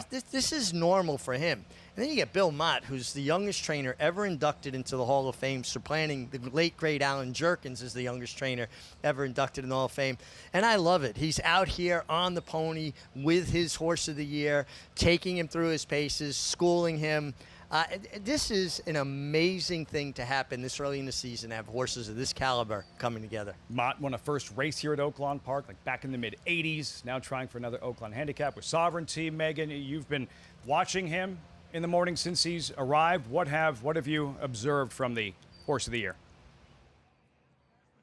And what a treat it's been being able to see the horse of the year and 3-year-old champ on the track. And I'm really lucky to have gotten to see him as a 3-year-old last year in the early parts of his 3-year-old campaign leading up to the Kentucky Derby. And I echo Mig's sentiment in the way that he was the horse that wasn't overtly strong in the mornings. And a lot of folks, when handicapping the race up to the Kentucky Derby, faulted him for that. I find he's training and mimicking a very similar work pattern. And Belmont is a sniper when it comes to getting horses prepared off of the layoff. He's just so incredibly acute and in tune with his horses. He's not going to blow them out. He's not going to have these incredibly fast works, but stamina-inducing works. And I will say this, he's a 1.25 mile type horse. These kinds do not show their best gear in a half-mile or 5/8 breeze. They're going to save that for the late stages of those kinds of stamina-inducing tests. So I've mentioned this overall earlier in the program. I do prefer journalism at this 9 furlong distance, but Sovereignty looks to be heading in the right direction, as I do find Lafitte, he's taken a step forward here in his 4-year-old debut. Sovereignty, Richie, you're Junior Alvarado, you're in post 3, White Barrio on the rail, journalism to the outside. What's your approach? Well, I think, especially in a race that appears to be devoid of real early pace, you got to allow your horse to get into their stride. You don't want to take anything away that comes easy to him. And one thing that Sovereignty showed as we got through the year in the Jim Dandy and then obviously in the Travers, Belmont Stakes, he laid up a bit closer. He wasn't just a one-dimensional closer. He's a horse that can place himself. Also, you got to remember, these horses, journalism, Sovereignty, they're coming into this fresh. And when horses are a little bit fresh, they will lay up closer. Mike McCarthy told me this morning he expects journalism to lay up closer, much like he did in the San Felipe last year. So exciting. This third chapter in this budding rivalry, Sovereignty, journalism, the Oaklawn Handicap with $1.25 million on the line. When we come back, we lost a superstar yesterday. Godolphin owned, like Sovereignty, at the age of 14. Frosted having passed away. That's next. You're watching America's Day at the Races.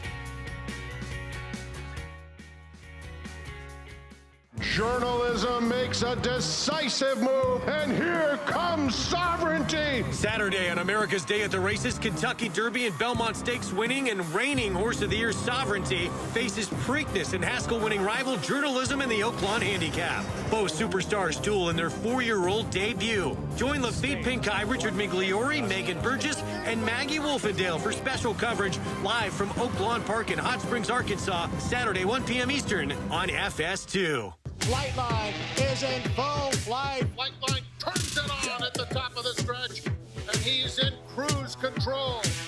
And Flightline takes off. Take a good look at this, because you're not going to see this too often, maybe never again.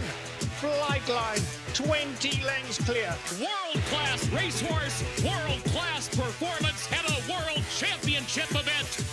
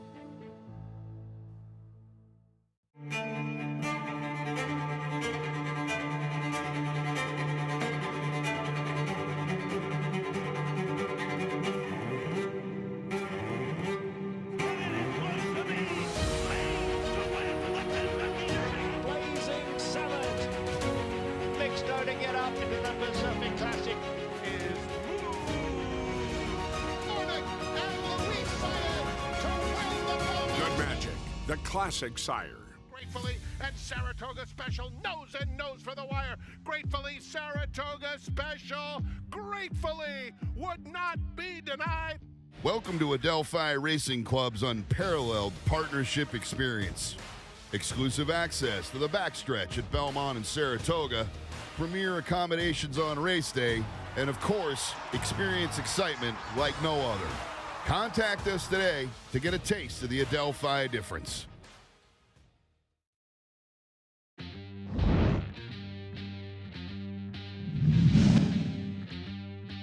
And Frosted has gone on by and he has exploded. He is absolutely blowing his competition away. Oh my goodness, look at Frosted today. Frosted's 10 in front. Frosted is absolutely rubbed in the Met Mile. He was wrapped up. When you think of Frosted, this is the race that comes to mind. Just an out-of-this-world performance in the Met Mile back in 2016, as Lafitte mentioned, going to break. 14 years old, passed away due to an acute episode of laminitis. That was on Wednesday at Darley's John Abel Farm, and that is where he'll be buried.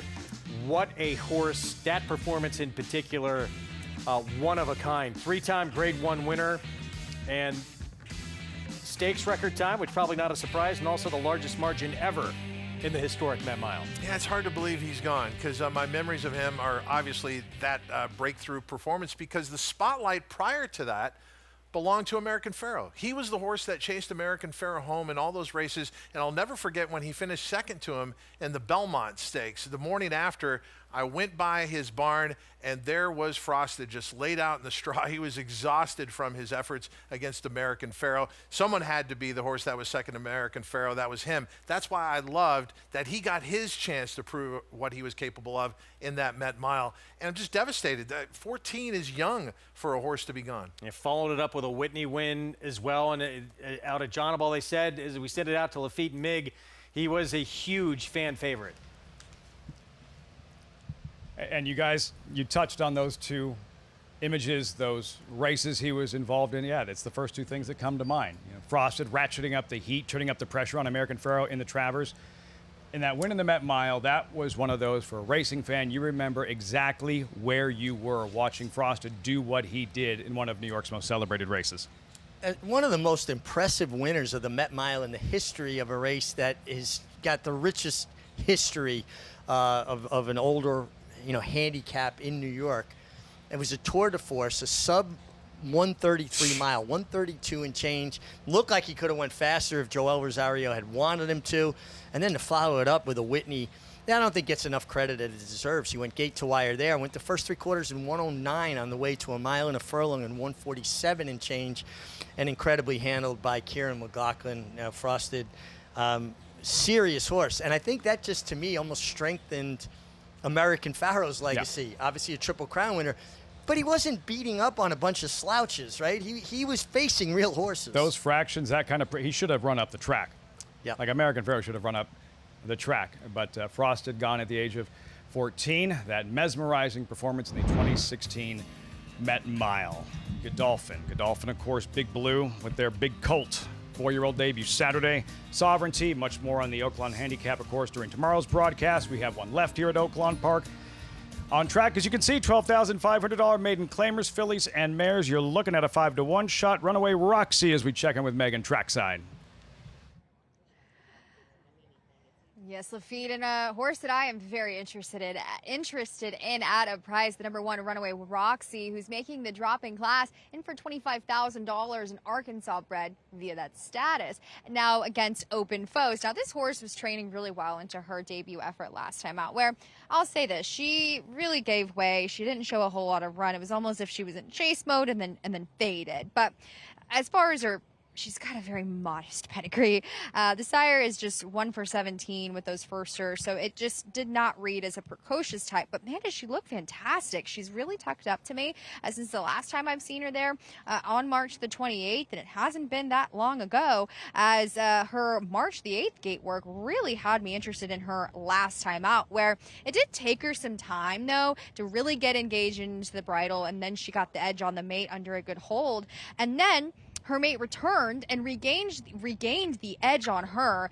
So my problem with her, even though I do like her in this spot, is she does draw from the inside, and she's a horse that's just worked better and been better solo. So I wonder how she's going to take the pressures there from that draw. But I do find she really does look the part there in the flesh. The number 7, Emmeline, has just been churning and churning along, always collecting checks. Second, third here in an extensive campaign here with her 6th start, I believe, of the meet. And she's always put in a good effort, but it's always, it seems, she's found kind of a monster in front of her. She always runs the same kind of similar race. Is today going to be her day?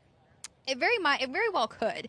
She's incredibly fit, now in for the $12,000 12.5 tag, as a New York bred here against open foes, and I don't have any issues with her, and she seems as though in the right position to be right up there again in the spots. The number 8, Unassuming, definitely does not look like a 12.5 claimer here for Steve Asmussen, coming off of the freshening, and looks incredibly fit doing so. She's a very petite, small, out-and-out sprinter. Her dam by Tabit actually was a stakes kind. Her second dam was a grade 2 winner on the grass in Funhouse. So she's got a fantastic female family by Take Charge Indy, and she gets Lasix for the first time. I find she's going to take a big step up here, and found the right group off of the bench. Lafitte?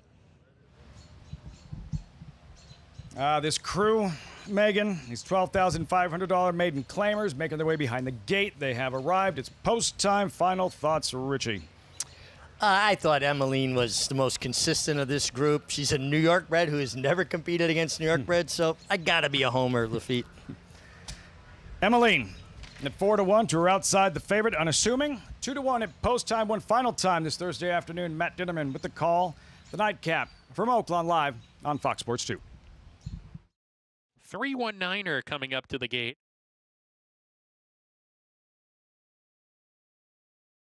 Kansas Smoke, post 4.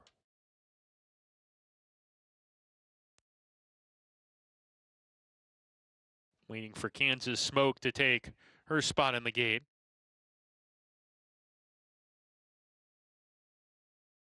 More Zing, post 5. Line Runner has got it. One back, Lady Strategy. We're ready to go in the finale. And they're off. Awkward breaks for both Morzing and Kansas Smoke. No problems from Unassuming, who strides in front. Roots Tootin's there with Emmeline, and Runaway Roxy down on the inside. Those 4 across the track. Emmeline is a short lead now. Line Runner in the 5th position, a length in front of Total Fabrication. Then comes Lady Strategy. Kansas Smoke, after the bad getaway from the gate, is moving with Grey Rock Lady, and Morzing, who's a bit keen behind horses now. 319er drops to the rear as they go into the far turn. Kelsey Harr says go with Roots Tootin as a share of the lead. Emmeline right there with her. Gap of 2. Unassuming in the 3rd position. Runaway Roxy has come under a hard ride. 2.5 more to Line Runner. Lady Strategy getting into gear is 7 lengths behind with Total Fabrication. The others are well behind as they hit the quarter pole. Emmeline on the lead. Roots Tootin getting tired. Unassuming coming on the outside, coming to the top of the lane. Unassuming and Emmeline are side by side as they come down the stretch here. Unassuming short edge here with a furlong to go. Opens up a length on Emmeline. Total Fabrication coming on into the 3rd position. She goes. There's a 16th to go. Unassuming clear by 2 as she starts to shake away here. Emmeline trying to hold off Total Fabrication for 2nd. Unassuming wins the nightcap under Eric Asmussen. 2nd home Emmeline, then Total Fabrication and Roots Tootin. Those Ron Winchell colors. Unassuming, Winchell homebred, graduates in his 2nd career start for the Asmussen boys. Yeah, and it doesn't seem like a day goes by where Steve Asmussen isn't finding the winner's circle here at Oaklawn, and a lot of those wins with his son Eric aboard. Steve was the leading trainer here last year with 41 wins. This was, I believe, his 56th win of the meet, and we still got 2 full weeks to go, so quite a meet for Steve. North America's winningest trainer, and I just love watching the progression, the evolution of Eric Asmussen as a rider. He's an Eclipse Award-winning apprentice, but he has taken that big step from a good apprentice rider to a really good journeyman rider, and a lot of it has to do with confidence. You could just see he's got a little swagger to him, and a good rider needs a little swagger. 8-7, 2-3 in the 8th and final. As we say goodbye, Richie, want to get your observations quickly, something you've noticed from the stars in the morning leading up to this Oaklawn Handicap. Well, I think the three marquee players all look fantastic. Sovereignty's taken a step forward physically. But journalism, the examining vets here told me he's about as perfectly conformed horse as they've ever seen. 2 days till the Oaklawn Handicap. Also, from Ocala, OBS, $4 million purchases thus far, continues to tomorrow. That's next.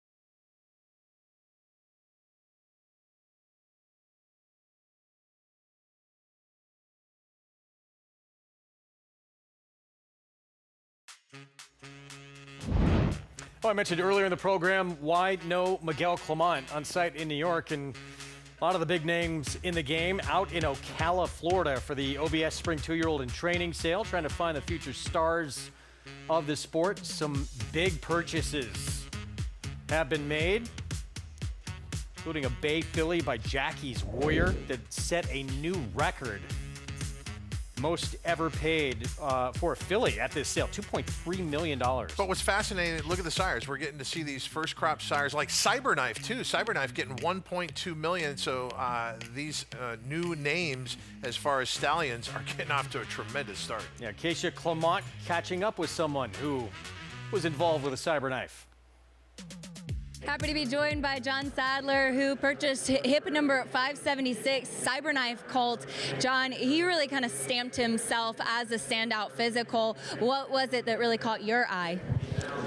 Well, I like the breeding, you know, the Candy Ride, Gun Runner has all been really good to me. We had an Eclipse Award winner last year with Super Corridors, Gun Runner, Candy Ride. I have a long history with him. He's been such a great stallion. So I think Cyberknife fits that profile, and we think this is a stretchy two-turn horse, and that's what we're looking for. He really did have such a lovely stride on him as well. Seems like a real athlete. Yeah, he's very athletic, and he galloped out good. You know, it's all about, you know, if you're going to go for a little more money, you want to get something you think you're going to win the Derby with. Yeah, 1.2 million. It seemed a lot of people got excited about him, like you said, thinking about Derby. So with a horse like this, why are the 2-year-old sales appealing to look for that potential Derby horse? Well, a lot of buyers like to see what they're doing on the track already. You know, it's a longer road with buying them as a yearling. You know, both ways are good. They've come from different directions, but we're very happy. Well, it's exciting times. You mentioned fun to see these new names. We have former Travers winner, Epicenter, who I believe the end of day one of the session brought over $1 million. But there's one name that everybody's intrigued with. That is Flightline. So we're going to see the first crop of Flightline. And I want you to, can you write this down? Do you have a pen? Do you need a pen? I got a pen. Okay, don't punch me. Hip number 1056. Okay. Tomorrow, 1056 comes into the ring.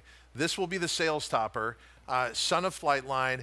Everyone is talking about the breeze that he had at this sale. I asked Acacia about it. I'm like, is the hype all that? She goes, not only is it all that, she goes, it is the best breeze I have ever seen at a sale like this. She was talking to someone she trusted down there and said, oh, I think the horse will go for $4 million. The person responded, no, $5 million minimum.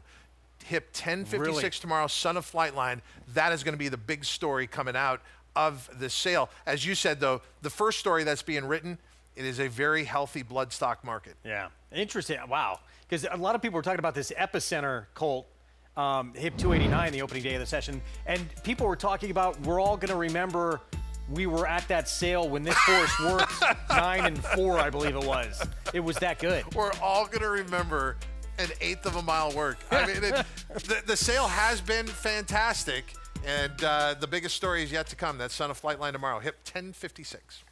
All right, we're back at Turf Paradise in the desert of Arizona. 6 furlongs. We had main track here. This allowance optional claiming field favored outside Hella Forever, who had put together back-to-back wins at Turf Paradise before being beat last time out. Yeah, and with that horse jumping up in class, trying to win 3 races in a row, you can forgive that horse if that one regressed a little bit. In the previous race, Desperate Man and Bodenheimer meet each other again, but invert the results from the last time they met. As far as this race, the tote board tells you everything you need to know.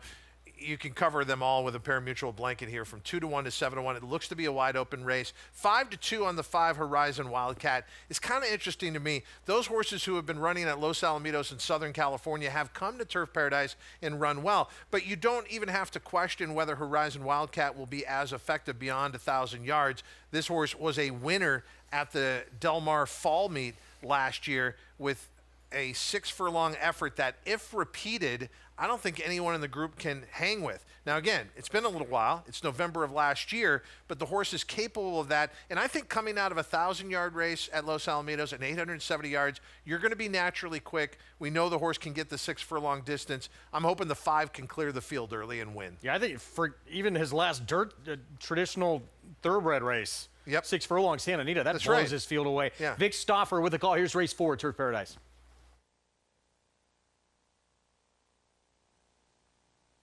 They're off. Powerized broke beautifully and goes to the front from Gila Forever and Seems Like Destiny. Perfect Prankster away in 4th, then Horizon Wildcat, and the trailer is Improbable Bet. It's Powerized up the back stretch, and he leads by just over a length to Gila Forever in 2nd. Here's Horizon Wildcat making an early and strong move in the center of the racetrack, all the way up to be a joint 2nd. Perfect Prankster between horses is in a tight spot. Then comes Seems Like Destiny, and Improbable Bet is 6th and last, and Powerized is the leader. It's Powerized, a half length in front of Gila Forever in 2nd. Horizon Wildcat is now clear 3rd. He's 2 from the front. Seems Like Destiny is next. Perfect Prankster has backed out. He's now 6th from the front. Improbable Bet begins to unwind for Blake Nunley, and Powerized is the leader. It's Powerized to the final furlong. He's got a 2-length lead on Seems Like Destiny in 2nd. Then Gila Forever to the outside, Perfect Prankster and Improbable Bet, and Powerized is now 4 lengths in front, and he's got it. Improbable Bet gets 2nd. It's Powerized in front. Powerized won by 4.5. Improbable Bet was 2nd. Perfect Prankster 3rd. Seems Like Destiny finished 4th. Powerized winning for the 4th time. in his 5-year-old career, son of Maximus Mischief. Frank Lucarelli trains. Yeah, we were talking about the pace of this race. Never really got a serious challenge from the 5 Horizon Wildcat, but any challenge that this horse got in the early stages put away at the top of the stretch and went on with it. Definite class relief here today, and Frank Lucarelli, his barn, having a very good meet at Turf Paradise, but that's true wherever Frank Lucarelli goes. Back to Oaklawn and wrap things up here. Unassuming Steve Asmussen's son Eric, and a second-time starter with the victory, who debuted at Ellis. Yeah, what was the price? Yeah, what was the price? Yeah, the drop in class here today makes all the difference. Now, late, you can see Eric's got to put on his skills here because this horse starts to drift a little bit after appearing to pass the pace setter. But then this is what Richie was talking about. Just Eric Asmussen obviously has already been awarded as an apprentice, but as a journeyman, he is getting more and more polished. And in that moment, really showed it as Unassuming gets the win at 8-5. We talked about the big prices that preceded Unassuming here. That it leads to a pick 4 that's $959, but the pick 5 coming back even healthier, $3,800, and the pick 6. Modest pool, no one able to hit it. That'll leave a carryover into the Friday card. We talk about it a lot on this program. We've sort of seen it firsthand. I love his enthusiasm. Yes. Eric Asmussen, but fun to see how he's kind of grown up and just evolved as a rider, too. And don't both the Asmussen boys have mullets or something? Like long hair that comes out of the helmet? I used to have a mullet, so I respect that. Did you really? Oh, yeah. You were Joe Dirt? Back in high school. Plenty of Grace feature tomorrow on the Friday card. Mile over the inner turf. Chad Brown won this race from 2016 to 2021. And he got his 3,000th career training win, and it happened in the Maker's Mark Mile at Keeneland. But you look at these particular races, and he seems to be dominant. Earlier today, he had a 1-2 finish on the grass here at Aqueduct and oversubscribed. I mean, you could make the case as we watch this replay, it was just the best of trips here, and oversubscribed tries to take advantage of that. I do think it's a competitive field, but yeah, the race does start with oversubscribed. But I would argue that this effort was absolutely a dream trip. Was 1-2 in that race as well. I mean, you got to deal with it. And one more time, former, as a 2-year-old, Natalma winner beat Nitrogen in that performance, who was probably the best turf 3-year-old all of last year, even though won for her efforts, champion honors, what she did on dirt with the Alabama win as well. Well, and then with Relax, Miguel Clement bringing this horse in for the U.S. debut, a horse who competed in Group 3 company in France, even Group 2 company at one time, but seemed to be more competitive against Group 3 company. So that's kind of the unknown quantity coming in. I don't think that horse will be anywhere near the 5-1 morning line. We're going to have plenty of chances to talk about it coming up over the weekend, but what do you think journalism needs to do to turn the tables on sovereignty? They need to be aggressive, and that's what Jose Ortiz was brought in for. Remember, the criticism of Humberto Rispoli, he's not aggressive enough putting the horse in the race early. I think you're going to see Jose Ortiz be very aggressive and put journalism in the race early. Cannot wait to have a showdown like this early in the year in our sport. How about this? I waited 17 years for this moment to happen. It's been a long time. Great to be back on the air with this man right here. We're back tomorrow, 1 Eastern start time, Fox Sports 2, 1 to 7. Long day ahead for you. Oversubscribed, we just talked about. One of 3 chances for Chad Brown to continue his domination in the Plenty of Grace. That's race 7 on the card on Friday. The showdown for the ages. Reigning horse of the year, Derby, Belmont, Travers winner, Sovereignty. Back in action, he's 2-0 so far against Journalism, who of course captured the Preakness in brilliant fashion. They get after it again, round 3 this Saturday.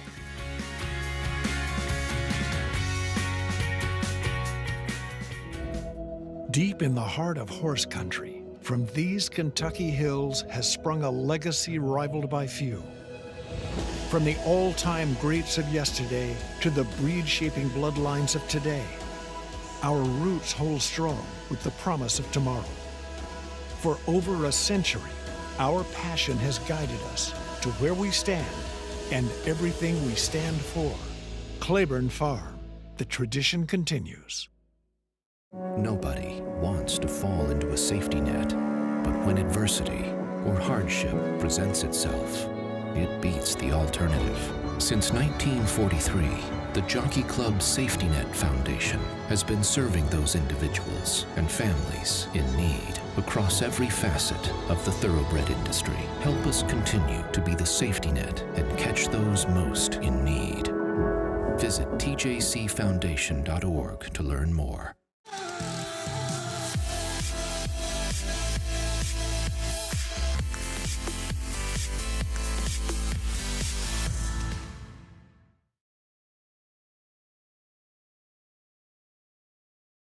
The Belmont Stakes Racing Festival returns for the final time to historic Saratoga Racecourse. Don't miss the Belmont Festival at Saratoga. June 3rd through 7th. Secure your place in history at belmontstakes.com. A provision in a bill passed this summer reduces the tax deduction for wagering losses from 100% to 90%. This unfair change would tax horse players on a percentage of their losses, could cost over $1 billion in handle, and threaten thousands of jobs in the racing industry. That's why the NTRA is fighting to pass the Wager Act, a new bill that would restore the deduction to 100%. Tell Congress to pass the Wager Act. Visit ntra.com/wager. Racetrack Television Network brings you every race, from every track, on every screen, every day. With monthly packages starting as low as $5, RTN gives you great value and access to more live HD streaming and race replays than anyone. Visit RTN.tv today to sign up and watch on almost any device, including Roku and Amazon Fire. RTN has packages that start at $5 per month.